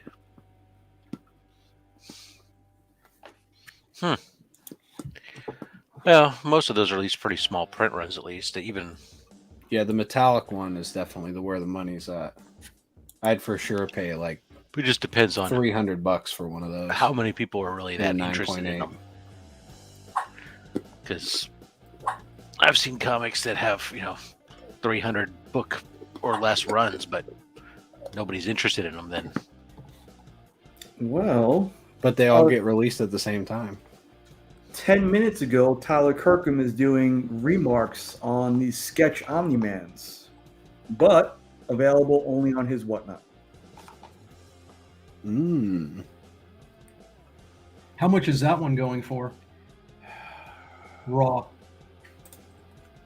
On eBay, between $300 and $400, I think. On Whatnot, I think it's between $5 and $6, but I could be wrong. I hit the wrong button. How much is it going for behind the scenes with Nick's Kicks and Comics? I don't know. I'm sending that one off to get graded too. Nick, you need to hit him up, Nick, about getting some to sell. On Whatnot, not to us. I'm just saying, like in general, because they'll for sure pump up your numbers and get you some more followers. Hey, I've actually thought about putting that in the thumbnail for my next sale. Putting Invincible in it? Mm-hmm. Yeah, do it if you're selling it. No, I'm not going to sell it though. Clickbait. You know what you could do because as a marketing tool. Let's rephrase that. I'm gonna. So when Skeff was live at what was it? New York Comic Con. He was selling one of those Invincible ones. God, these have been out forever, and there's still only a couple. There's not very many out there. He wasn't gonna sell it on Whatnot at the Whatnot booth until he hit 100 people in his Whatnot live sale, and I'm pretty sure Whatnot told him that. Definitely don't know that for sure, but I would guess Whatnot told him that, and he eventually did, and he sold it. So I think that'd be a good way for you to go, Nick. Hey, you don't want to sell it when there's like 12 people there, and you're gonna like get enough bidding action. Yeah, that's a good angle to take, Nick. Just say, hey, and say, for hey, sale tonight. Once we hit 100 people, or once we hit 80 people. Yep, once we hit that and number. if you never hit it, you never hit it. If you do, I bet it goes for a ton. Yeah, but even then, I don't think it'll go for its potential. Well, you could certainly start your I don't know. Whatever you want, right? If it sells, it sells. If it doesn't, it doesn't. Yeah. Yep. I'd do that. Oh, don't start at $1. No. $1, 60 seconds. 30 seconds. Sudden death. Sudden death, right? No, I learned my lesson on that first one. Yeah, I really hate every once in a while I go like in Alan May, he does sudden deaths a lot. And I was like, oh, freaking 30. I mean, he does 30-second sudden deaths. So they're not very long, but it's like everyone in the last freaking few seconds last second trying to get their clicking. And it's all about like, then at that point, your server ping and lag and what I've seen from Pokemon auctions, because they do not kidding, they do a lot of 30-second sudden death, and everyone bids at 2 seconds, so it'll go from $5 to $75. Yeah, at I'm 2 not a seconds. big fan of it. I like the adding 10 seconds to the clock. Yeah, I do it too. Really not only does it encourage continued bidding, but it's fair to everybody regardless of your server lag and latency and everything else, and that you get a chance. It gets re-upped. Boom. Okay, great. Now you got 10 seconds to go ahead and go. And look, eventually you're going to tap out, and it's last man standing. That's the way that an auction should be in my mind. Not who's got the lowest latency and quickest ping times.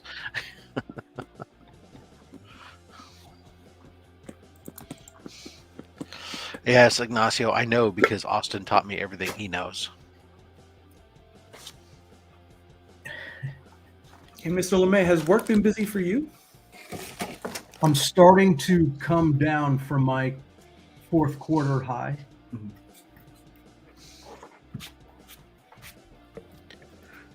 I wish ours would calm down. See, that works even over the internet. Yep. I can send a yawn all the way to Romania. And I do all the time, apparently.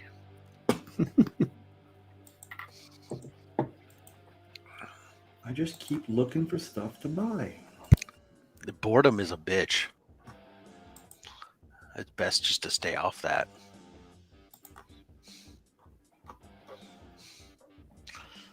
Sell some stuff first, Nick. Yeah, I mean, it's dribs and drabs here and there.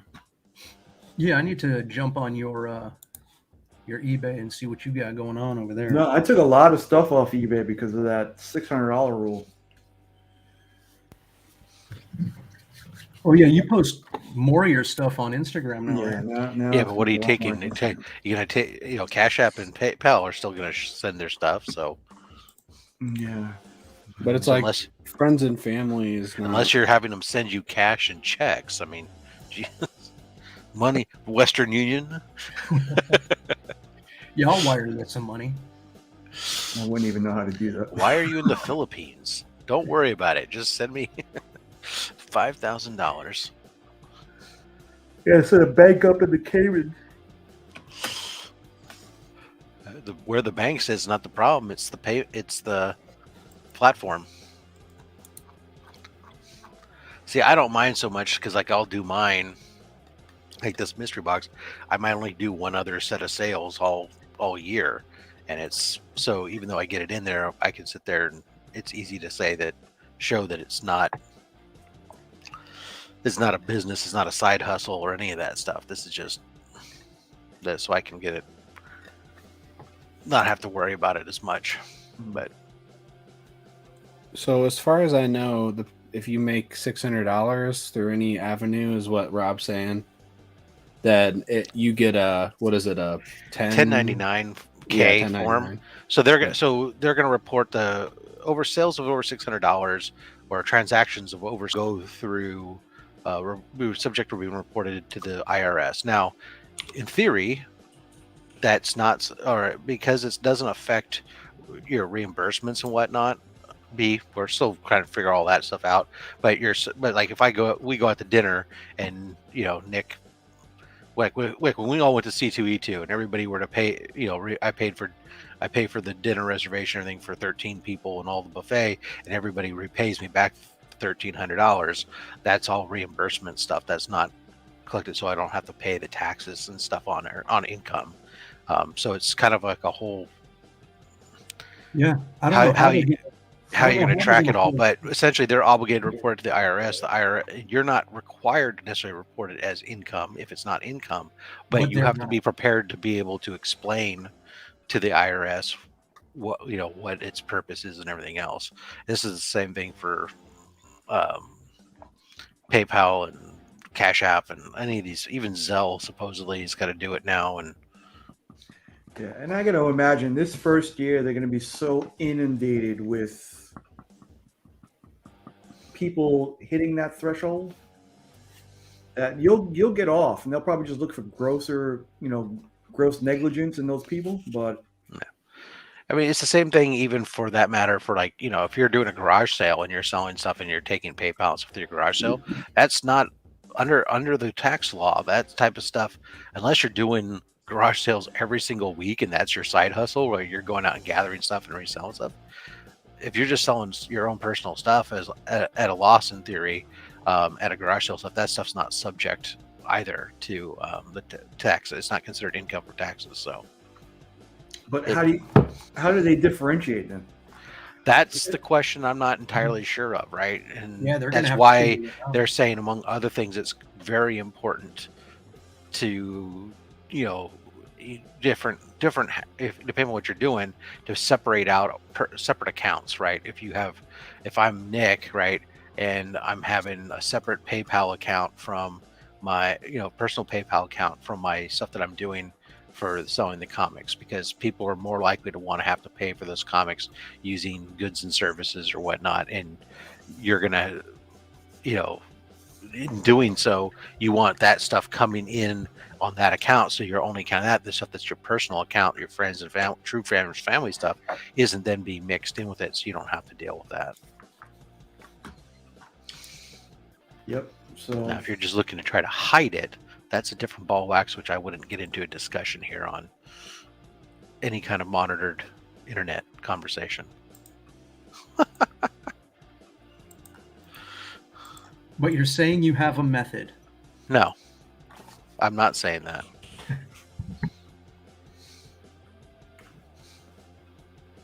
Because I'm an honest citizen and I pay my taxes. I even used to report. I was one of those few people that would always report, like in California, long before we started making it a burden on companies outside of the state of California to charge and collect our sales tax on the internet. Back when you used to buy stuff and there was always no tax when you bought stuff online, in California they would always require you to self-report any of your purchases that were delivered to California as and because you were subject to state sales tax on those items. I would always report something. I mean, I may not track everything I did, but I was like, oh, I'm going to report something, because you know what? I'd rather pay a few dollars in taxes and whatnot than have them go, yeah, I'm supposed to believe here in the year 2010, no, or whatever it was, that you're the only person on the earth not buying stuff online. Come on. Yeah, that's one thing I don't mess with is taxes. Now you can play the game and get your write-offs and learn the law and see what you can and can't get away with writing off certain things in certain situations, but I'm not trying to go to prison because I refuse to cut a check. Yeah, I mean, I hate it. Believe you me, I'll complain about it all day long, because look, I'm in California, I'm dead middle class. Now, most other states, if I was making the kind of money I make and I lived next door to Tyler, well, shit, I'd be rich and I could do what I want, like Poe can, but I'm not, right? I'm in California, where my tax burden is more than what some people make in a year, and it's insane. But you know what? Yeah, I was thinking about selling my house and just buying Tyler's entire town. Yeah, make myself mayor. Do it, LeMayville. Then I can come over all the time.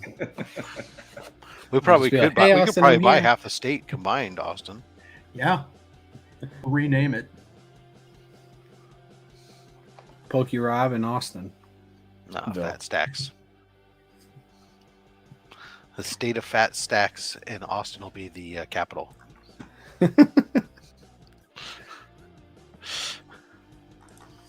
Yeah, we used to joke about that. It was like when we go to Texas and we'd go to, we have family who lives in Seguin, and we go, and they live like on the Rio Grande and stuff. And at the time we'd be there they're talking about their house, how much they paid for their house. Where I go, that we could sell our house and buy like 5 of these. Mm-hmm. It's like, it's not like that anymore here in Texas. Oh, well, that's right. My house has also gone up, doubled in value since then too. So, but yeah, I'm sure. I'm sure it's probably cost more than Poker Rodville. LeMayville does have a nice ring to it, though. Yeah, that is true. Except for depending on where you're from, people would be like, "Do you live in Lemyville?" Yeah, I don't need to go encourage any of that nonsense. Well, you could have Ace of Spades Boulevard. Didn't a celebrity do that? Buy a small town? They buy islands and stuff. I don't all think the time, Burke did that, did they? Did he? Oh, speaking of which, did you guys hear that Meatloaf passed away? Yeah. No. Saw that this morning. Let me guess. Wow. Heart attack. I don't know. I only saw the headline, and then I didn't I mean, with headlines being this early, usually they don't say cause of death quite Right. yet. Yeah. Oh, yeah. But regardless, great musician, funny guy. Great actor. Loved him in Rocky Horror Picture Show. Fight I'm Club is embarrassed what I to was say that I've never seen that. Really? I've never seen it either. His name is Robert Paulson. You guys have never seen the Rocky Horror Picture Show? I haven't. I'm so sad. Well, I'm not going to tell you to go watch it on TV or stream it because if you watch it on streaming, it's not interesting. You just go, what the hell is this? It's all about the experience at the theater with the whole live action play at the same time the movie's going on and the audience participation that goes along with it. That makes the experience because the movie itself is not great. Yeah, that's what I've heard, and I've just never had the opportunity to see it at a theater. Mm-hmm. There's a theater in downtown Tempe over here by ASU, which they support a lot of the young filmmakers and students and stuff like that, a lot of the indie films. And apparently when they show a Rocky Horror Picture Show, the theater gets completely destroyed, right? Because there's certain scenes when they'll throw blood. You're throwing toast, you're throwing your squirt guns with water, you're doing... Now guys, we're still on Legion's channel. Please say theater the proper way. Theater. Theater? Oh, yeah. Theatre? Theater. Theatre. And Eli, I don't know what you mean about that UF4. What? Eli had posted something about an Ultimate Fallout 4 and Elite 11 comics. I don't know what he was talking about. I'm not sure. Theater. Mr. Nick, swipe me on that Ultimate Fallout 496 Elite Comics. Louis died too. Oh yeah, I saw someone post that earlier. Oh really? I thought he was dead already. As in, From Life with Louis? Louis was in Coming to America also. Yep. I wonder if he ever worked his way up to Fry's where the big money rolled in.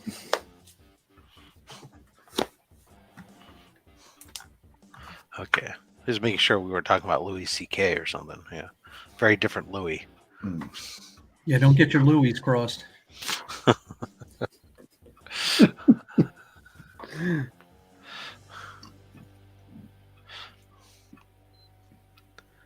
think is Louis C.K. trying to crawl out of his cancellation hole? I don't know. I thought I saw he's doing another special. I thought. Oh really? Yeah. With who? No, who would run that special? Pee Wee Herman. It's him and Pee Wee Herman. Yeah, him and Pee Wee Herman. Well, they could also get They could be all whack comics together. Oh Jesus! What's his name? Oh my lord! Who's Seth? Who's that guy? Seth Rogen's friend. Judd. James Franco. Yeah, James Franco. There you go. James Franco. Get him go through. Oh, was he canceled as well? Oh yeah. Yeah. When what movie was it? The Disaster Artist. Remember when that came out? He was going to be nominated for Oscars, and then he got accused of some stuff, and then everyone pulled their nomination, and he wasn't allowed to go anywhere. What, like 2018, maybe? Yeah, I mean, I'm not trying to condone any wrongdoing if these bastards really did any of that shit, but it's a shame that the accusation is enough. Yeah, I never really heard anything come to fruition with James Franco, but how about what's his name? What's his name from that '70s show and The Ranch? Well, he was into some. I never heard that. Really aggressive Scientology. Stuff. Yes. Crazy. Ashton Kutcher, is that who it is? No, not Ashton Kutcher, but Masterson. Yeah, Masterson. Thank you. Oh, okay. I remember that now. Apparently, Kyle knows I about loved the ranch. Seth I hated that Rogen shit as a too. show. I don't know. I had never heard anything about Seth Rogen. Yeah, I haven't heard anything about him. You may not like him, but I mean, he didn't play a convincing Green Hornet. I mean, Jesus. I mean, Seth Rogen's a nice guy. He just didn't put Kyle in one of his movies, and Kyle's. oh, we loved him. And Zack and Mary make a porno. Seth Rogen's still doing stuff like big time. Right. I mean, he's running The Boys. He's in Invincible. Yeah. He's producing a lot of things now. Didn't he?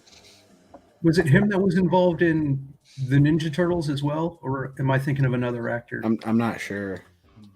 He's doing Preacher also, wasn't he doing Preacher? Yeah, I think Preacher was one of his first comic-based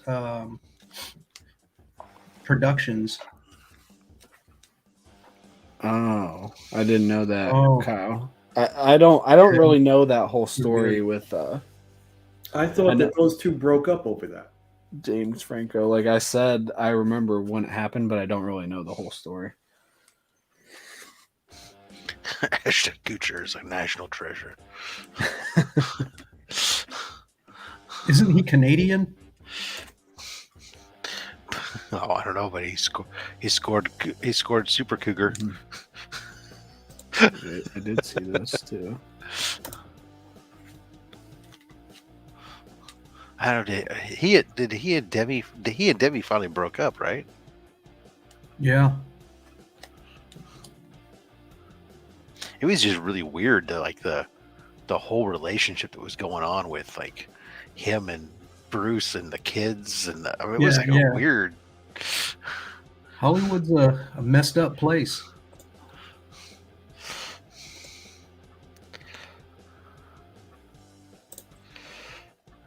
More bots. That's cool. Yeah, I got him. I could have swore that did he marry somebody else again? Famous. Who, Ashton Kutcher? Yeah. Yeah, Mila Kunis. Did he? Yeah. Oh, that's right. Yeah, that's right. He's went back to that 70s show.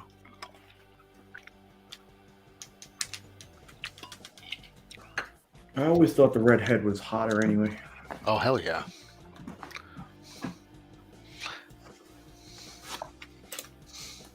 Hey, Justin. Mr. Justin. Prepin. What was Prepin was her last name? Laura Prepon. Yeah, something like that.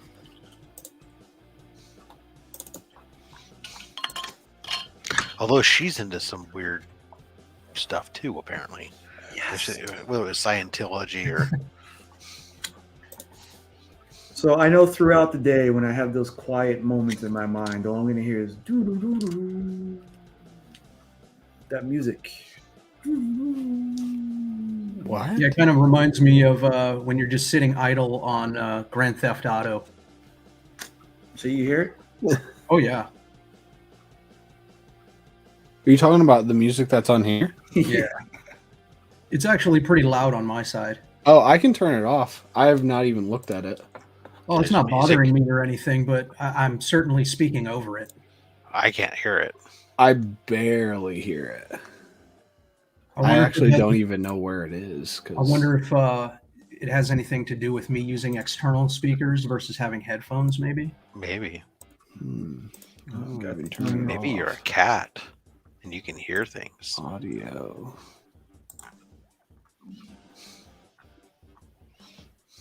Yeah, I just have a much keener ear than you guys. Well, Rob's got like $400,000 worth of audio equipment there. I don't know why he doesn't hear it. I don't see it. If Mark can figure it out, though, I should be able to figure it out, right? Thousands of dollars in audio equipment, but he's wearing what, $300-$400 headphones? Yeah. No. Yeah, actually, they're $350. Yeah, those headphones are nice. I like the over-ear ones, but I can't. They're open back, so it's with the over-ear open back, so they don't do the sound isolation that the closed back do. It allows you to actually hear conversations that are still going on in the house, and it's a more natural sound than the closed back headsets are. So the transparency in the audio. It's really hard to find the open back headsets with the microphones, but they're always up there in the high end ones.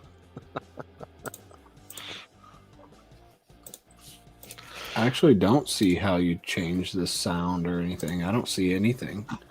So you can't figure it out. Hey, Austin, do you have... I'm going to put something in the private chat.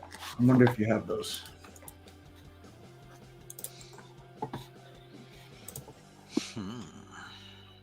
Well, it's a good question. I mean, I could check real quick. Excuse me. Private chat. Let me see. I'll tell you this: there's no way that book is going for 500, unless there's something crazy. Especially when they put in the headline, "You guess the grade." Or is this? Oh, this is a lot. I should probably look before I just start. What? That would defeat the whole purpose, right? If you can't hear it on the watcher's end? Well, no. Some people just like that. This is keeping us engaged. Yeah. It's only on our end. Maybe it's just used on the pre-recorded. So I do have issue 250, but I don't have all of these covers. It's still on. It's still on. It's just really low. And I don't know how to turn it off or on, so I don't know where it is. Bet you Mark does. I don't know how he figured it out so quickly. Apparently it's loud for Austin. It's quiet for Remy. I It's not barely even the hear it. branding stuff. You guys messing with me? I feel like No. I'm trying to look for it and I don't see You're it. not even Oh, it is in brand. It is in brand. That's so where I figured it would be. There it is. Yeah, now you're that. Here. Good night, Cleveland. I just turned it off. It's gone. There you go. Now I miss it. So if you hear it now, something's wrong. Something's wrong with you. I'm sure it's still baked into Nick's ears. I still do hear it now. No, it's off. No, It's in off. my head though. In my head. In my head. Hey in Nick, my you head, never you never got your hands on the King Spawn 1 in 250, did you? Is that the signed one? Yeah. No. Are you looking for it, Austin? Yeah. Why, Which one do you have? The one to ask I for have the King Spawn. Or no, Gunslinger. Are you getting that other one too? What's the one that doesn't have Spawn in the title? What's it called? Isn't that it Scorch? right there? Scorched. Yeah. Is that it right there? This is the King Spawn 1 in 250. It's a pretty low number too, if I remember correctly. Can that Voltron and that AT-AT battle each other? That would be awesome. Can we do what? Have the Voltron and the AT-AT battle each other? Some stop motion No, animation. but I could probably do something a little subliminal. Oh. Easy there. Easy. Whoa, Poke me on. Isn't it technically called an AT-AT? Yes, but Yeah. Those who grew up with it, it's an AT-AT. It's an AT-AT, yeah. So it's pretty low number considering the count. Yeah, it's a dope cover. But yeah, no, the Scorched one, I just Isn't it? It has the woman I'm Spawn not on it. interested in that. Oh, really? Because I thought that's like the lowest print run. Yeah, you want to know why it's the lowest print run? It's because it's no the one least cares. amount of ordered books. Yeah, but that's all that matters for comic collectors, isn't it? Low print runs and Maybe comic collectors, but not me. Like that oddball. Nobody's got this one deal. yeah. Well, the end in like what, however many years or days when everyone's looking for the 1 in 250s, that's going to be the one with the lowest print run, and it's also the ugliest cover, but the random few people will care about. If anybody else is out there trying to hunt down a Forever People 0.5, Presents well, no back cover. don't do it. Yeah, that is the way to go, really. You know, I was actually at Fantastic 450. There was a 0.5, but it didn't present well.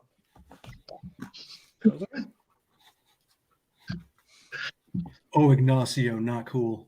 Austin just got their sponsor.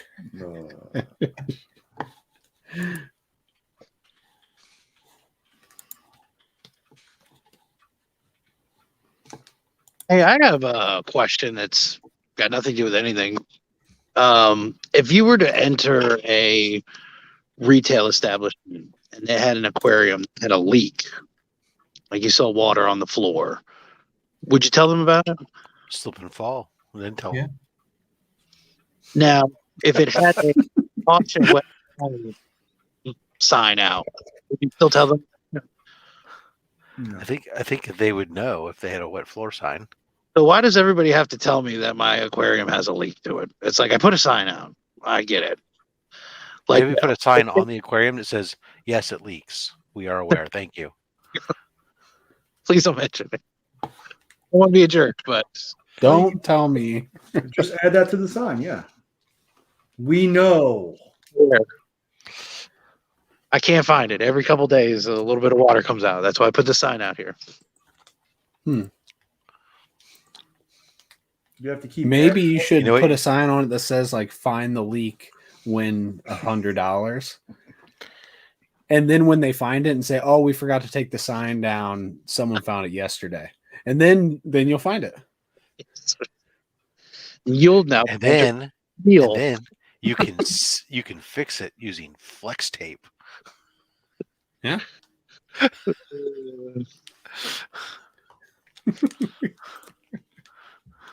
Oh my lord. Your aquarium squirtles. The next person to bring Pokemon slabs on, are you gonna kick them off? Probably. I wanted to show this, and Rob's gonna be like, "Let me stop you right there." Yeah. All the Pokemon that we are interested in seeing on this show. So if this is what you have to show, I apologize, but we're gonna have to change this format right now. Yeah, I was going to. I'm going to start the show now. I want to tell a story. When I was a kid, I was really into turtles.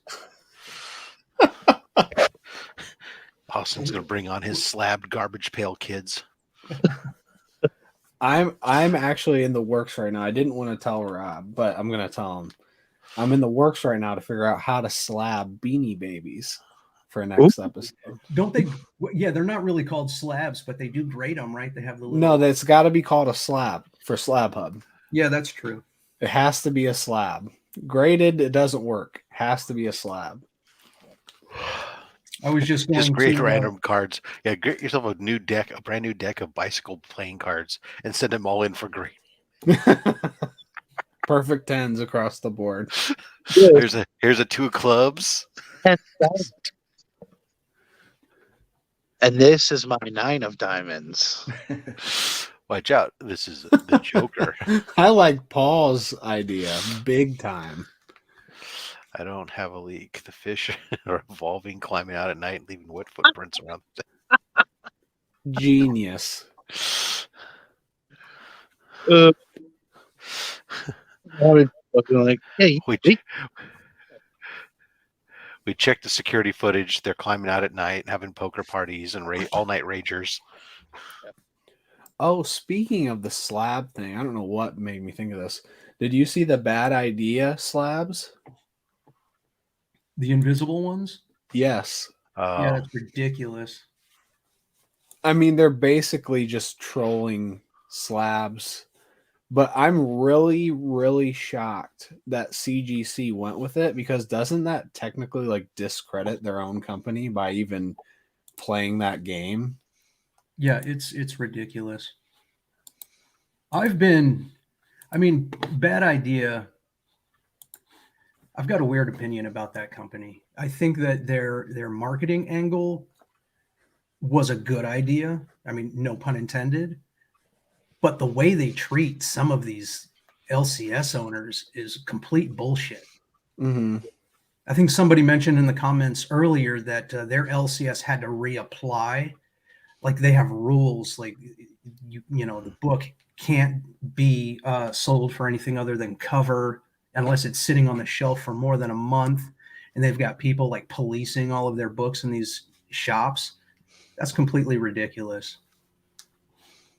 Now, I'm not one of those guys who, supports, charging a ton of money for a variant that got hot that morning on the morning that the book came out, but to, police how I sell my product in my store, I just wouldn't sell your product. Ooh. But that's what mine did. My LCS decided it was too much work.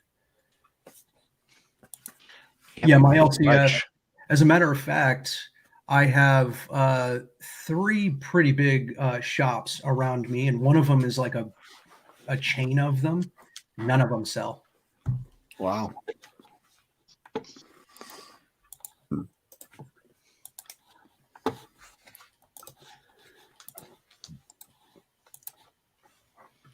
My goodness gracious. Used to be I'd come on this show on Fridays, I could actually just focus on you guys, but work is I'm working crazy. on code update myself.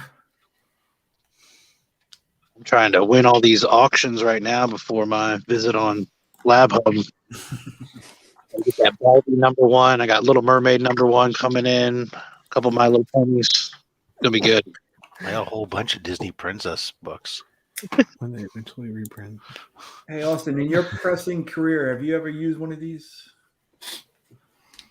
What is that? Oh no, my pressing skills don't go beyond just using slip sheets and Comic Mac. pressing. So this is a mini iron. So if you have like one spine tick, instead of throwing it in the press, you can use the silicone paper and kind of just not have to go through that whole process. I have no business doing that. If I tried using that, it'll look like a legal burning process. Burn right through it. Hey, do you want something? I can send you something to practice with that, Nick, if you want. I've been waiting for that Miss Marvel a long time, Remy. I've been waiting for it ever since I saw it.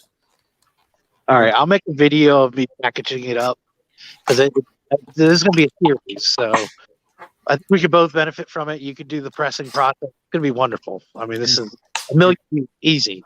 If you send it to me, it would be an honor to work on that book. Look at it. I think you're going to be surprised. You'll be like, wow, this is bad, but it's not as bad as what I thought it was. Well, it's probably flattened out. It's been a couple of months, right? 8 months? 9 months? No, it hasn't. It's just not that. It's not creased is the thing. It's just weird. I mean, somebody literally just threw it in a corner. Wow. What the heck is that? Yeah, mini iron. Look at it. Where did you find this? I've been watching a few different channels on YouTube. Immaculate Comics, some other people that Jerry the Jitterbug follows. Huh. Can Joe make that into a finger attachment? Because, man, that is. So I'm going to try it on a few first. With the hands. That's what I want. I want like you to be able to change out a bear claw and then put on yeah. Nick had a little finger display, almost like the hands from Last Dragon. Or Enter the Dragon. Can you dig it, sucker? That was amazing. You can dig it with your spoon finger. Yeah, just eating this cereal. Yeah. Like the real Inspector Gadget. This is all. Go, Gadget Finger. Ooh. Oh, wait a second.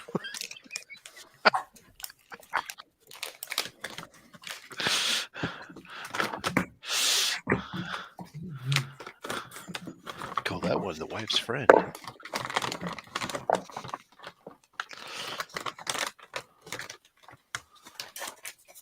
Oh, it's amazing how people can climb to such high positions in corporations with zero knowledge about their own fucking company.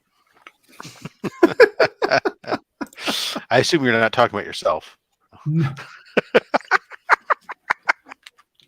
know what I have to tell myself every day with my head in my hand? If they knew what I was talking about, they wouldn't need me. But it's just having to deal with the most ridiculous emails. Mm-hmm. So I can't believe you're even asking this question. Mm-hmm. I would love to know specifically just one thing you're talking about. 10 times a day. This particular instance is actually a security issue where there's a public-facing website. Trying to see if I can explain this without outing the company. So it's a public-facing website, and they wanted to put inside of the password field all of the details on. They're trying to dumb it down. And by doing that, they're basically giving a hacker every opportunity to know how to resource the proper email to get into. Oh. Whoops. Yeah. And those guys are smart enough without the clues. Mm-hmm. Yeah. No, I get a gamut of stuff all the time on this contract stuff. It actually blows my mind on some of this stuff. Even dealing with our legal team at times where I'm sitting there like, really? You're legal and you don't understand this? I mean, yeah. Yeah, there's always a big conflict between legal, sales, and then IT, because IT, we have a certain set of standards that we follow for security. Then the legal team has to make sure that it's worded a certain way or we're protected a certain way. And then there's the sales team who just is too damn ignorant to understand any of it. They just want to be able to use the language so that they could make the sale. Yeah, or they want you to change all the language all the time. But I always love sitting there coming back on things and go, no, you guys can't do that. And they'll say things like, well, why not? And I'll say, because the contract says that, you wrote an agreement here that says you're extending the current term. But their contract had already auto-renewed last month. Therefore, the current term, extending it, is actually a year further than you think. Yeah. And that's not what we meant, though. I said, well, I don't care what you meant. Yeah, it doesn't matter. When it comes to legal language, it's only the language that matters, and your intent is completely irrelevant. Mm-hmm. And so these type of stupid battles like this whole time, and salespeople who don't know things that come. I actually had to hop on a call with the other day to bail a salesperson off on a deal to explain something about our product because the salesperson doesn't know the product, doesn't have the product knowledge. It's just insane. Not like Mark though. Mark, man, that guy, he just sits there and says, "Forget it. I'll cut the hair. No problem." I've been sitting here waiting on my wife to come out of this like kids to kids place. Drop off a bunch of monkey stuff that she's outgrown. There's a comic shop down yonder. Calling your name, huh? Oh yeah. I got some cool stuff. You want to see? Sure, why not? Any Pokemon cards? What you eating? Hash browns on the way. We had to stop by Donkey. Oh yeah.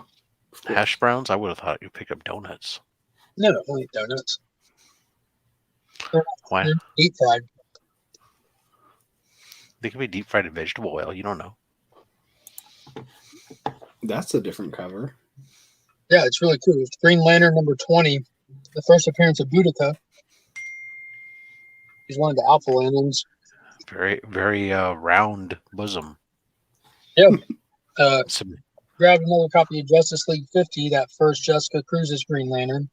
Oh, I just gave that one away not too long ago. It still hasn't shown up yet. I'll keep an eye out for it. Green Lantern number 39 from Volume 2, which is the second appearance of Black Hand. Were these books you've been looking for, or you just...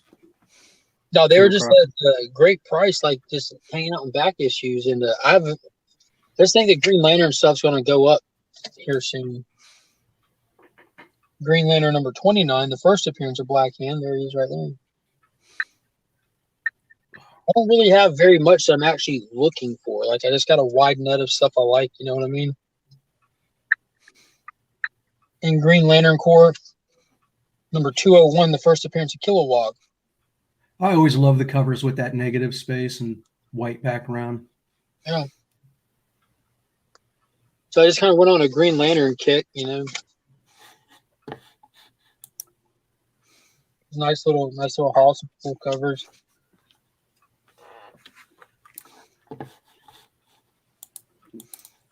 No slabs, but it's all right. Sorry, Rob, no slabs. Yeah.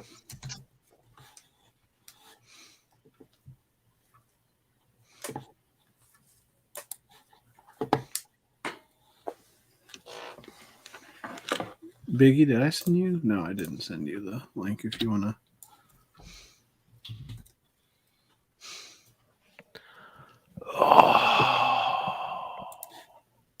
I wanted to show you all that real quick. I'm about to have to go in here and extract my wife from the store. I got to pick Finn up here soon, and they sell Gucci. They sell Gucci there too now.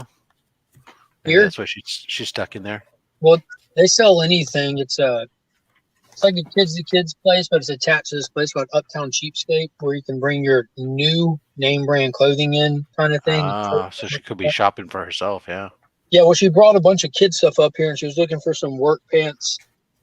Right, because they get the older, you get more money and credit. Yeah, I mean, like we don't need to sell our clothes for cash currently. Maybe later, but not right now. We're doing fine. What's that? I know. Well, sometimes that's nothing to do about whether you need it or not. It's just a matter of you don't need to get anything from the store for credit. So just give me my cash and let me run. Yeah. Well, we got kids, so there's always, and you know how fast they grow. So right now we're always like grabbing. Yeah. No matter how many bricks you put on their heads, they just keep on fucking growing. Shoes, man. We get a lot of good shoes here, you know, because they're really strict about what they take. You know, it can't even be really worn. You know, it has to be lightly worn and not. Yeah, especially if you need like you dress clothes for like one event and you know the kid's not gonna wear it again before they outgrow it. Yeah, there's all kinds of stuff like that. But yeah, we got that funeral viewing that I mentioned earlier in the week, so I'm gonna be hopping off here and going to track her down real quick. But hey, Justin, how's it going? Good, man. Good to see you briefly. I'll be watching from afar. That's all right. You're only going to see like half of my face. As long as it's the good half. I'm like as I sit over here. Hey Justin, I'm glad to see that you move your art station downstairs with you. So that was a Christmas gift to she'll be 3, my 3-year-old daughter, and I had this great idea. I was like, we should get her an art desk. You know, encourage her to start like just coloring and all this stuff because she already liked doing it beforehand.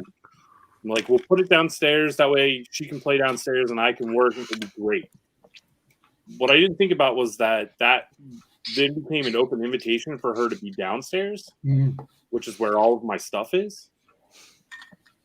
And she would rather spend more time running around just hitting the cases than actually coloring. So didn't think that one through all the way. Yeah, I mean, sometimes you got to learn the hard way on that one. Has anything fallen over? Yeah.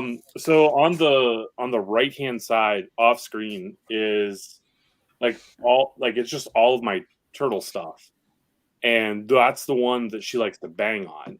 So I had risers set up of all like original, you know, like play school turtles from back when I was a kid, and they're all just tumbled over, just laying everywhere.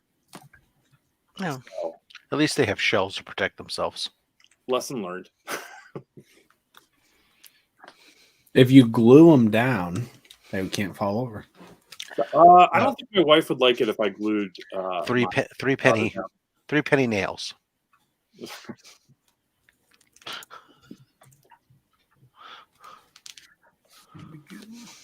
Can you tell us what you're working on, Justin, or no? Yeah, it's a book that the guy likes to put out through Kickstarter. It's a book called Water Wars. See if I can find the. I'm working on issue 3 now. I'll see if I can find the Kickstarter for issue 2. Yeah, I've never heard of it.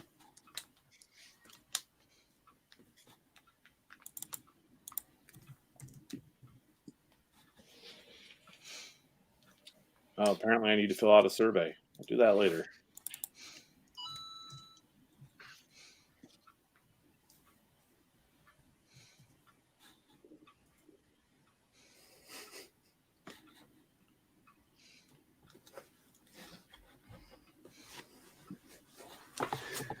Biggie, I'm not sure if that's what it's about, but maybe.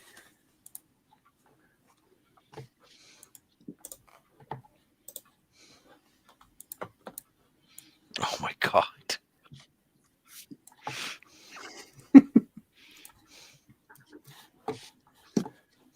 War Wars 2288. I like the art.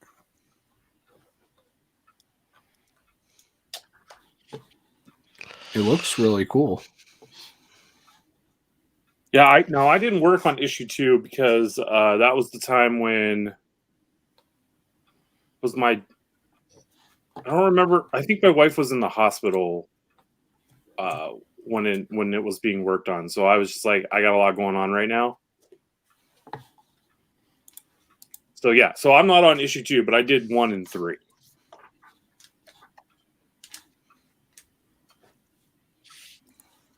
Nice. So it's going back to its roots with this one. Yeah, if you want to think of it that way, that's fine. That's exactly it. I'm just thinking of it as like my personal life isn't messing things up for everybody. I'm or sorry. Just for you. What I meant to say was that my second child, my second daughter, is not messing up my life at the time. That Currently.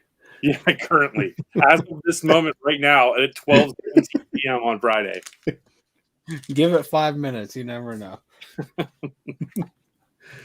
Tate asked if there's a way to get the blasting and stashing Delta dogs, Austin. Yeah, convince somebody to sell it. So he's been working on eBay.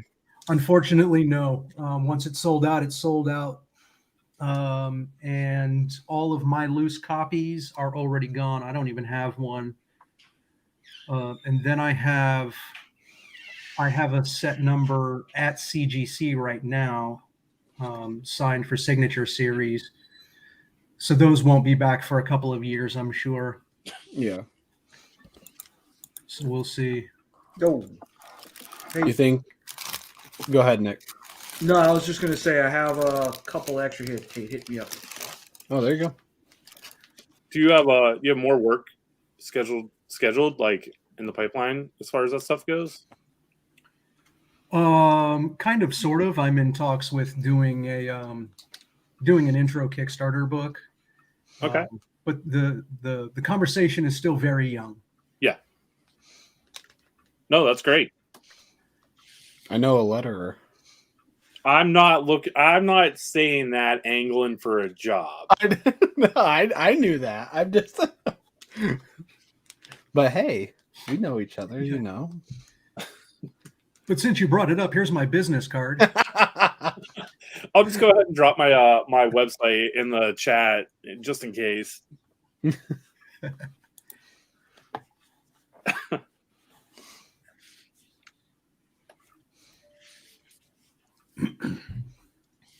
Speaking of which, Justin, when I was chatting with you a little bit at C2E2, we started talking because I picked up that claim book. Oh, yeah. I got that signed, and I was going to have you sign it, but we started talking about something else, and then I got sidetracked, so that's a missed opportunity. I'm trying. Are you doing any conventions this year? I'll be Phoenix in May. I'm not flying that far west. I'm going to try to. We're doing another large group of us. I think we're going to try to meet in. Was it MegaCon? In Florida. Yeah.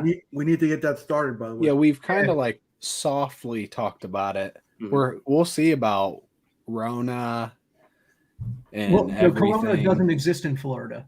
Oh, that's true. I didn't think about that. When I guess I could look it up instead of just asking when MegaCon is. Yeah, that's a good question that I would like to know the answer to as well. It has to be late in the year, isn't it? Like early fall. It's in May. So yeah, early fall. Really? in May. Really Yeah, early fall. May 19th through the 22nd. Oh, I don't know if I'll be able to make that one. That's too early. I Yeah. thought it was early fall. Yeah, because Phoenix is actually the weekend after that. I don't And I'm know if worried. anyone's going to be able to make that with how early it is. I always thought normally MegaCon is usually like Memorial Day weekend, I think, or around that time, like maybe the week after, the week before.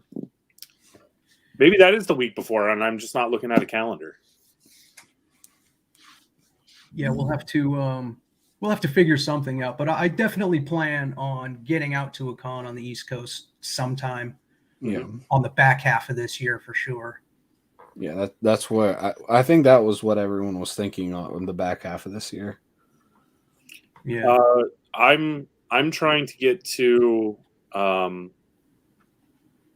going to try to go to Heroes Con in June in Charlotte, and I'll probably be back at C2E2 in August. Well, hang on. When is HeroCon? Heroes is usually like, I think it's at the end of June this year. I might make that one. I'm going to try. My parents live in North Carolina. Oh, okay. So it's, it's easy for me to justify a trip out there. Where is it? Plus Remy's out there. Yeah, I was going to say Remy's out there. Joe. Cardboard Crazies is out there. Joe can get there pretty easily. June maybe even Mark. 26th. June 26th? Yeah, June 24th through the 26th. Yeah, I think Mark was mentioning that one as the one he preferred to go to. Okay. Yeah. I love that show. It's definitely one of my top top 3 for sure shows of the year. I would say let's start circulating that con and see if we can get another large group out there. Yeah, that seems like because that being right in the middle of summer, that's perfect for me. Are Two Bros going to that? It might be. I think it's an easy drive for Dustin, so it might be easy to convince him. I know we were talking about Lexington a couple days ago, so it sounds like we're for sure going to go to Lexington. Yeah, I knew that. This year. I'm going to make the drive down to Huntsville for that one. So I probably just if enough people were like go to Heroes, I'm sure they would. Yeah, listen. Just have Mark pick up Dustin on the way up. There you go. Yeah, my 3 favorite shows are always C2E2, Baltimore Comic Con, and Heroes. Like I love those shows more than any other show. So then, if I can knock out Heroes, Baltimore, that would be another big one that I'd like to check out. Yeah, I like the cool thing about Baltimore and Heroes is that there's shows that are just as big as C2E2 size wise, but it's just comics. So there's probably like twice as many comic vendors at Heroes as there is at C2E2, and all of the guests are just comic artists and writers and stuff like that. And that's a beautiful thing. Yeah, we need more of that. Yeah. Not that there's anything wrong with, celebrities and stuff like that at shows. It's just not what I go to shows for. Right. Yeah, I would like that, but at the same time, like if I brought Lisa loved the celebrities. We kind of like looking at the other stuff because it's more than one day. So it's kind of a variety was nice. Yeah, when my wife used to go to conventions with me, what we would do is we would always split up at some point because I would want to go down Artist Alley and just like talk to people and try to network and get jobs and show off my portfolio and all that good stuff. And I didn't really think that she should be just kind of like tagging along when I was doing that. So before we would go in, I'd always say like, I'm looking for this book or this book. She would walk around every booth and just look at their wall books and make a list of like who had the book I was looking for. And she's just putting X's on the map. That's brilliant. Wow. Yeah. And then like if she was really bored, and what I would do is I would name a book that she would have to dig through a box for. So like I was giving her like a scavenger hunt. Yeah, I was just gonna say you just sidetracked her with a scavenger hunt. Yeah. Oh man, you shouldn't have named one that didn't exist.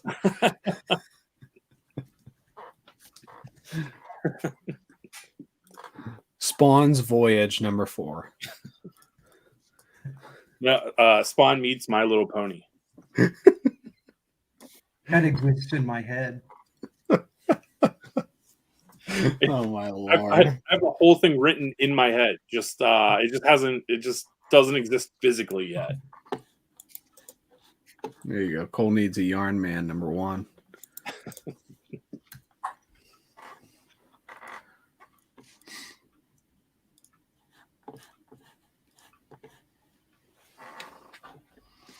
I'm not looking for anything currently. I just want to complete this damn Spawn run already.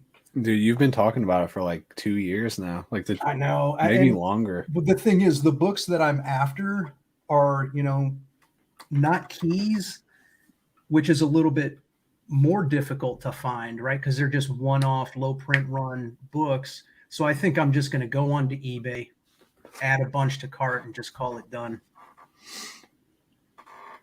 I was trying to, kind of find them in the wild, but now they're just. For a while, I know you were looking for some random keys, and I know you pulled a lot of those, like Gunslinger and. Yeah, I have all of the big ones. I think the most expensive book, at least in regards to like people's asking price right now, that I'm looking for is in the $100 range. So. Oh, there you go. Cole said his shop has a lot of random Spawn books. All right, I gotta run. I got more meetings to go to. Y'all have a good one.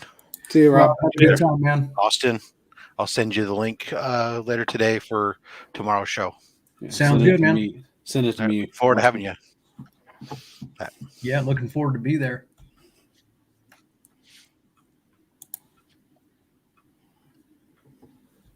Maybe you can send me the link right as you're about to show your slabs, and I can jump in and You show can just more. slide right in. Yeah.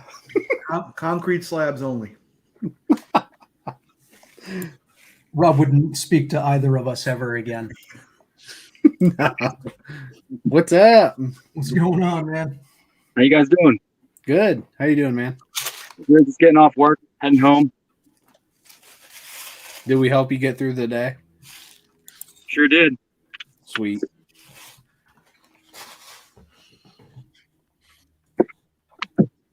Ruby G looks like the kind of guy who have a cool, calm, collected comic book channel. I sure do. When are you going to hop on and hang out with me, Nick? Yeah, stop having that shit so late at night. Old man like me. No, I like the late night. That's right when I'm at work. Yeah. No, that Thursday night is tough. Pretty early this afternoon to do my TGI FOC. I'll send the link to the Legion chat if you guys want to hop on with me. There you go. No excuse tonight, Nick. I won't have an excuse. My wife would have an excuse. Oh, well, no. That's not how it works. Ruben opens an invite. You got to make it work. And then Lynx's stuff is later on tonight, too. Yeah, what's that? 9 Eastern? 8 o'clock real time? Oh, there you go. Tate selling some Spawn 298 and a 9.6 signed by Todd. Yep. No, I have 298. And, Todd McFarlane doesn't live too far from me, so he does a lot of pop-up signings here and there. I've got more Todd McFarlane signatures than I can deal with. But at this point, the last of my run is just cover A's.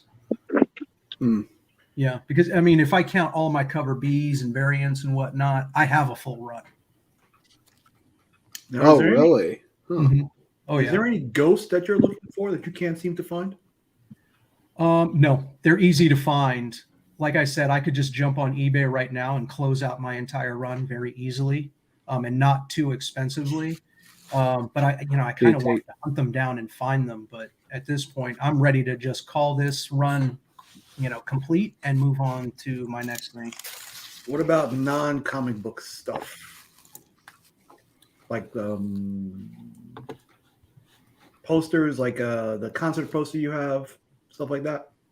Yeah, I was into the toys for a long time. Finally got liquidated all of that. All of my sideshow statues, got rid of all of those. My Hot Toys, got rid of all of those. So I'm trying to just stick to comics and then the occasional original art piece here and there. I'm getting there, honestly, where I just want to sell all of it and just focus on comics. Mm-hmm. Yeah. Well, I mean, putting together that X-Men run was damn impressive. I feel like I may have jumped the shark though when I did it. Right? Like, it's probably something I should have drawn out a little bit more. Yeah. Well, why do you say that? Because you're looking for something new, or what? Yeah, I mean, it took me. So I finished.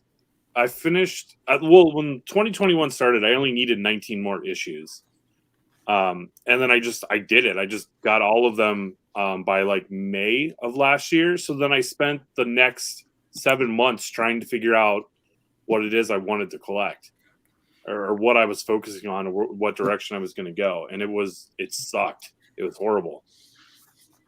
The chase is always better than when you actually get it. Yeah. Yeah. I don't know. I would disagree. I think that you closing it out quickly was financially in your best interest. The only mistake I made was that I bought an X-Men 4 right before WandaVision was over or right after it. So that was my only mistake. Like, I bought that at the wrong time. If that's your only mistake in the X-Men run, that's a win. All right, that's fair. That's a net win. I'll take that. Like if you're going like this, up, up, up, up, up, you lost up, up, up on all the other ones. That's okay.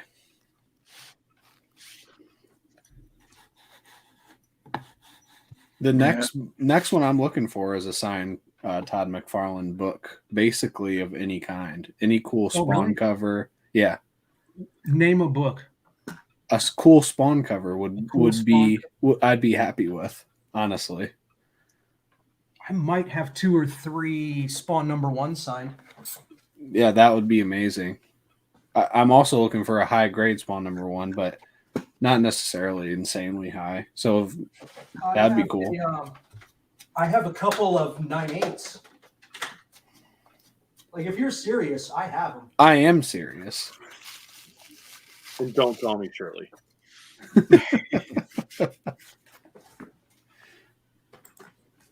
There you go. Cole said he can send me a really bad Spawn book.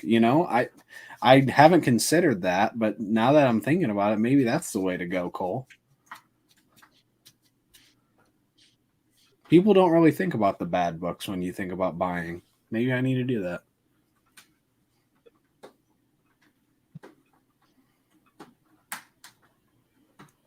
I didn't know you just had so many, Austin, that you just... Yeah, I don't know how many I have. Dang. Yeah, I have one here that I'm hoping that'll be a 9/8, but if not, Mr. Lemmy, I might be hitting you up. Yeah, I have I have currently up on the wall 3 #1 9.8s. I have a 9.6, which is a newsstand, which I'm probably going to hang on to that one. And then I have a raw newsstand, which is in pretty good condition. A couple spine ticks, but it's probably 9.6-ish. and then just a regular one. But unfortunately, the signed one that I have is also signed by Greg Capullo, and I don't remember whose signature this was, so it's not for sale. Yeah, I wouldn't really care about that. I just want a Todd McFarlane one. But I'm sure I have something else signed. Well, let me know if you find. I know we always talk about like this kind of stuff, and then we never get in touch. But if you actually find something that you're willing to sell, signed by Todd, let me know. You know what I am hunting down is a T. McFarlane. Mm. I don't have anything where he signed it T. McFarlane. And I know Nick from Two Brothers got burned on the T. McFarlane. Yeah, I remember that. That was a while ago. Yeah. All right, so the movement has been started for North Carolina. All right. All right. I already planted the seed in my wife's head. Is that how we know it started? Well, no, you no. plant the seed in your wife's head? I'll say to her first, and then I put it in the chat. Okay. It's on, guys. Nick told his wife. Yep. Official. Without that, none of this would have all been possible. And plus, we've got family in North Carolina too, so that would help. Yeah, that makes it whole lot easier. So I just found out that the Rage Against the Machine tickets that I've had for several years now has been postponed again. From 2 years ago when they announced? Yeah. Yeah, that tour that they're doing. Yeah. So I jumped on that. You seen them before? I saw them in the mid-late 96, 97. I saw Foo Fighters open up for Rage Against the Machine, which was an incredible show that I didn't fully appreciate because I didn't even know who the Foo Fighters were at the time. Mm. So while they were playing, I was off bullshit and doing something. And didn't appreciate that, but excellent show. I've seen them 3 times. First time was at what the hell was the name of that place? Hammerstein Ballroom, I think it was, in New York. Oh, nice. Tiny venue. Then I saw them with Wu-Tang at Nassau Coliseum. And then the last time was on Randall's Island where they had a festival. It was like around 96, 97. Yeah. Was it 96, 97? It might have been 2. No, later than that, I think. But yeah, man, that's good stuff right there. They were playing in across the state. It was like 8 hours away. They're a little too far. But they're playing in New York too, aren't they? Well, no, apparently not. Well, according to this morning's news. No, I'm not entirely sure what states their planned tour actually include. Yeah, good stuff. But I'm sure. I mean, why would you put on, a tour like this with such a limited amount of places and not include New York? That would be silly. New York, LA, Vegas. Those are the big, maybe even Chicago. And I'm fortunate enough that Phoenix is between LA and Vegas, so we get a lot of good shows here. Unfortunately, it's usually like middle of the week because they want to be in LA or Vegas on the weekend. They're playing, well, they had slated 5 nights in MSG, August 8th through the 14th.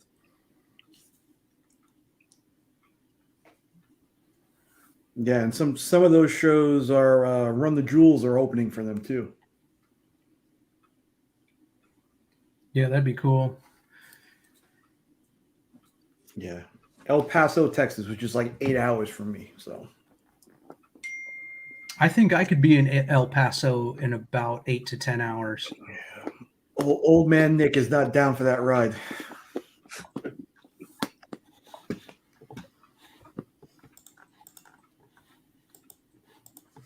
I keep waiting for System of a Down to come out of California to do a show somewhere else.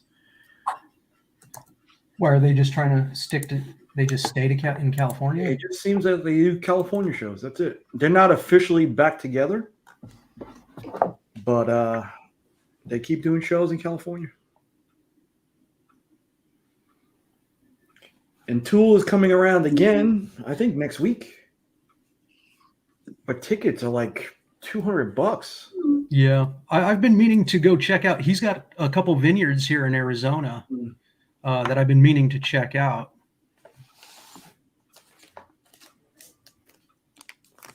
Yeah, and I think with everything up, the cases on the uptick, everything is last minute anyway. I got tickets to see Tom Segura next week, and I wouldn't be surprised if I see a cancellation for that one. No, I don't know. Tom Segura isn't the kind of guy who really gives a shit. He's a funny dude, man. Maybe out of his choice though. Yeah, that's true. One of the better shows that I've seen is Lavelle Crawford. Have you ever seen him? He's hilarious, and Sebastian Maniscalco was probably one of my favorite stand-up shows.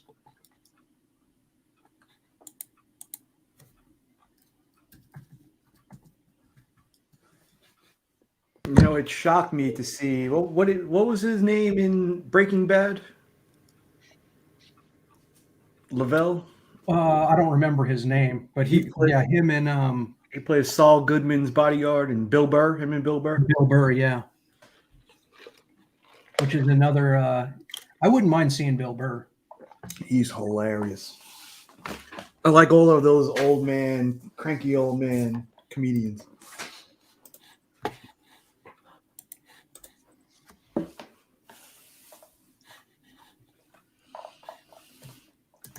Tyler, you're holding up pretty strong there for being awake so long.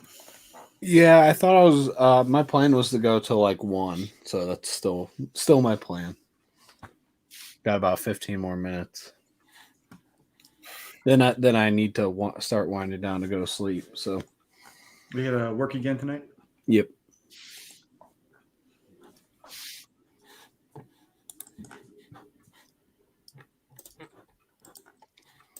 So In the Mix is the big show tonight, huh? Yep. Community hangout, birthday bash. I think he said he's unboxing some grails. Grizzles. Feel like he's getting grails weekly. Dustin's getting grails weekly now.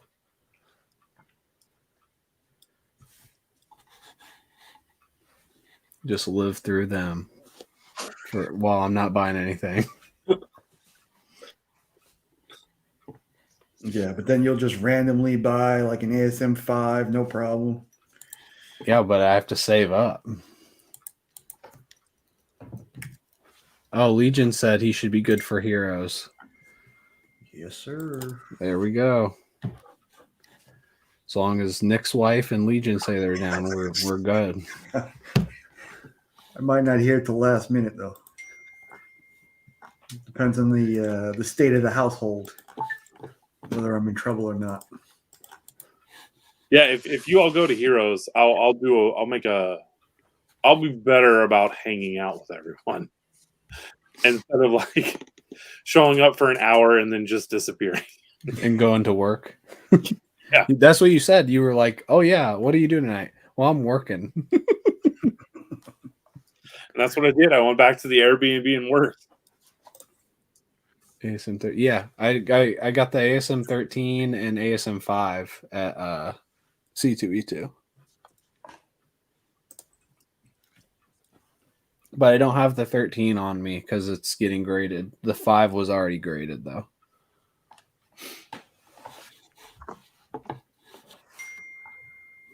There you go. Digger Jim said road trip for him also. Yeah. I want to meet John. I don't want to meet Jim. John seems like the cooler guy. Are we crashing at Romy's place? Yeah, that's the plan. With this chickens. I I want to meet the chickens. Yeah, I really wanted to meet the chickens. Sleep in the coop. I don't know about that much.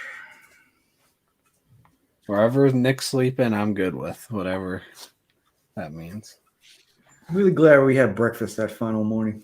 Yep. It was nice. It was romantic. Yeah, it was nice.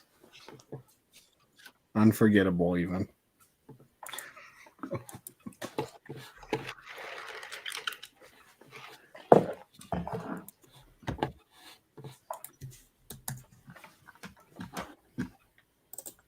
Still looking for stuff.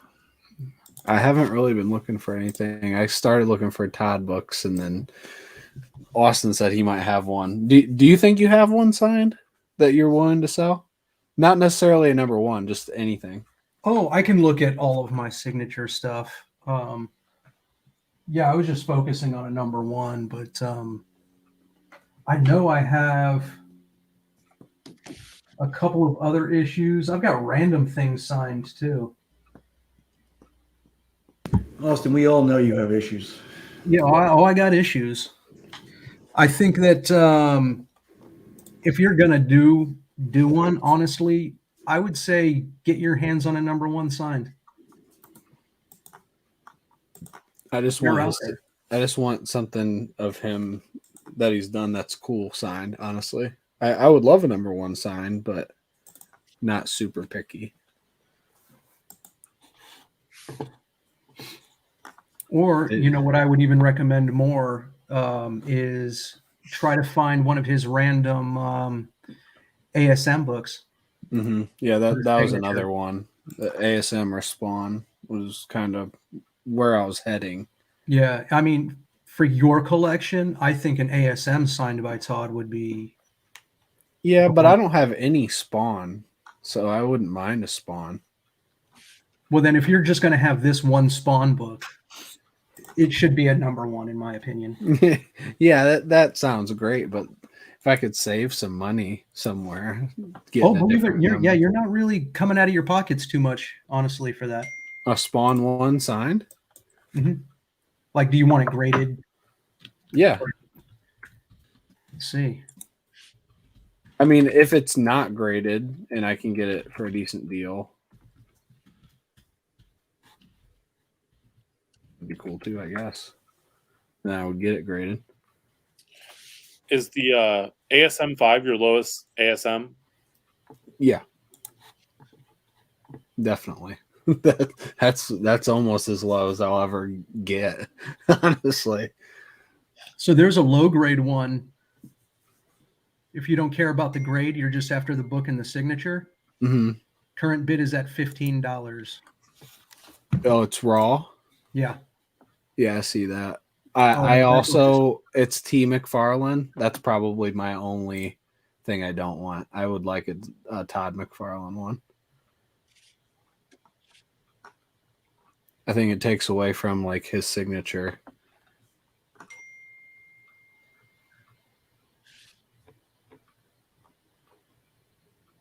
Dang, here's a good one. 8.5. I would be all over that if it said Todd McFarlane.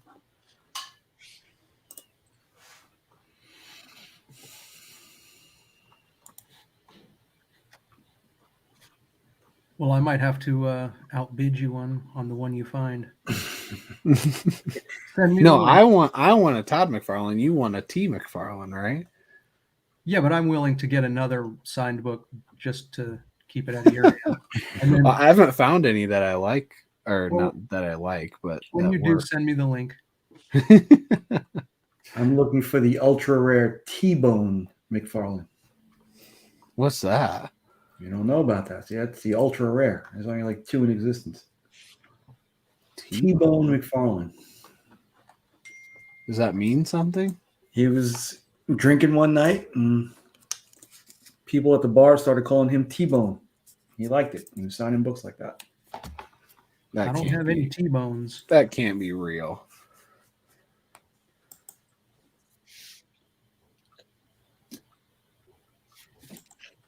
Here's a Spawn's universe. I think I'm not getting the Spawn's universe, and I don't care about that. So I guess I'm more picky than I thought I was, but still. What's the red label for CBCS? It's verified before they switch to yellow. So one of those 575. Oh, that's a T. McFarlane too. I don't want to spend that much either if I don't have to. I probably will have to, but at that point, there's some ones that are cooler. Yeah. That I would go for.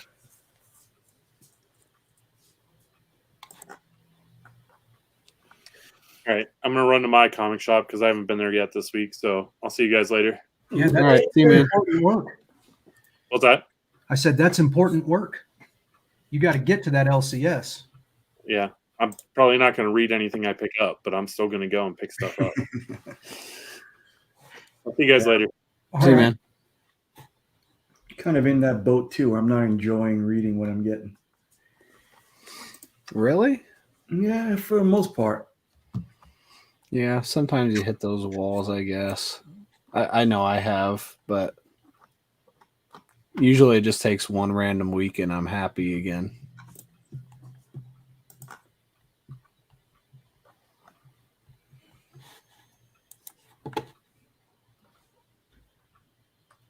All right. Monstrous. What is that? Signed by McFarlane.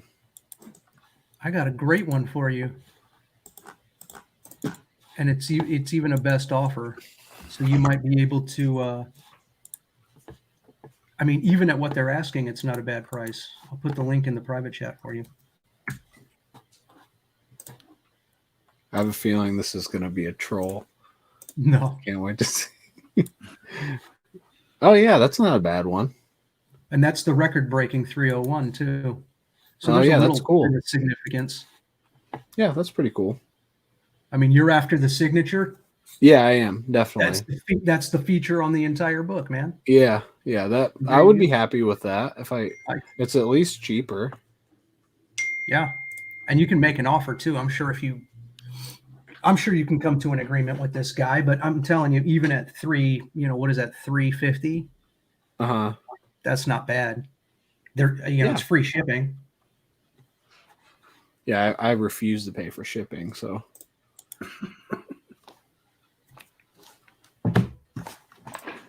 that's where I draw the line. I'll spend an extra $500 to avoid shipping. Your strategy seems sound. Don't we all do that though? Like, what is this? $100? No, I gotta pay $5 for shipping. Not doing that. I know I'm not the only one that does that.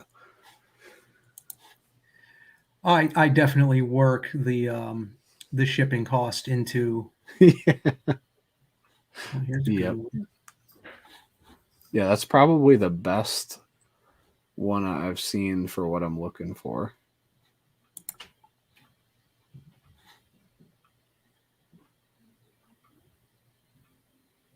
Spawn the Dark Ages. Yeah, that's one of the earlier kind of spin-off books. I've never seen this before. That's the first medieval Spawn, no? Was Dark Ages the first medieval Spawn? It's not number one though, but or was that Spawn? Oh no, medieval Spawn was Spawn 9, wasn't it? Spawn 9, yeah, with Angela. Yeah.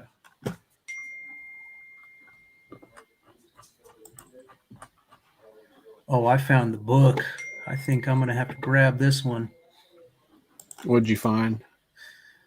It is a Spawn #1 newsstand, 9.8, signed by Todd McFarlane. Oh, cool. What's the price? $1,000. Nice, yeah. That's pretty good. Well, that's what it's at right now. 1 day, 2 days left. No.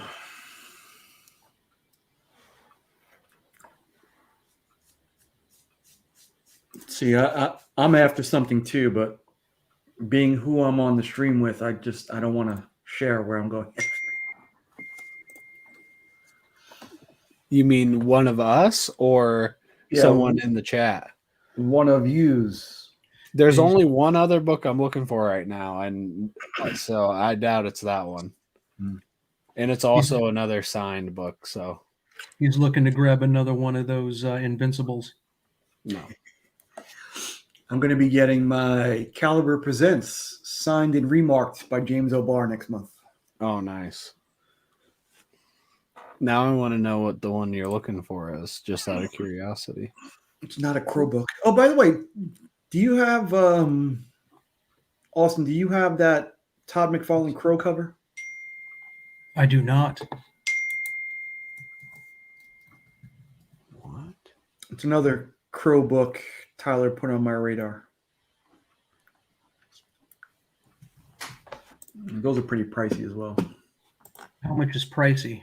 Well, I think high grade 300 raw, I think.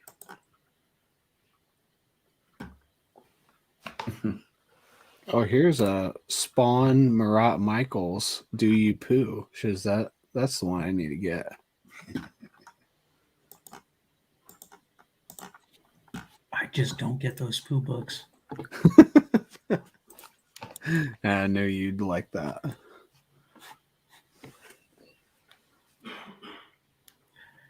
But if you're after them, I can get damn near any one you want. No. I actually have one already.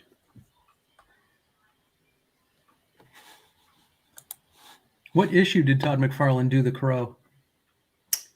It was a #1. Let me show you what series. Oh, that's the dark cover, right? Yeah. Where it's just the floating head? Mm-hmm. Okay, I think I found it. Surfer 1. It was a 1 in 10. Okay.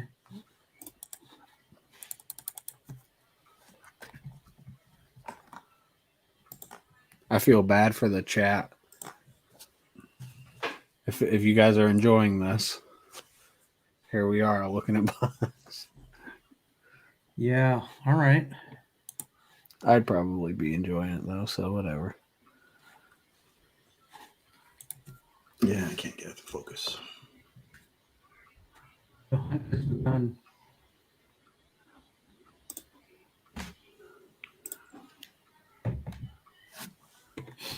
Let me see what a 9/8's going for.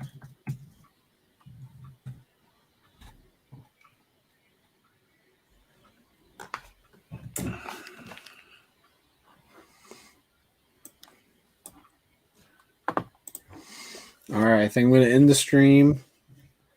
But thanks everybody for watching. We got a bunch of cool stuff coming up tonight. And Nick's selling on Whatnot. See you, everybody.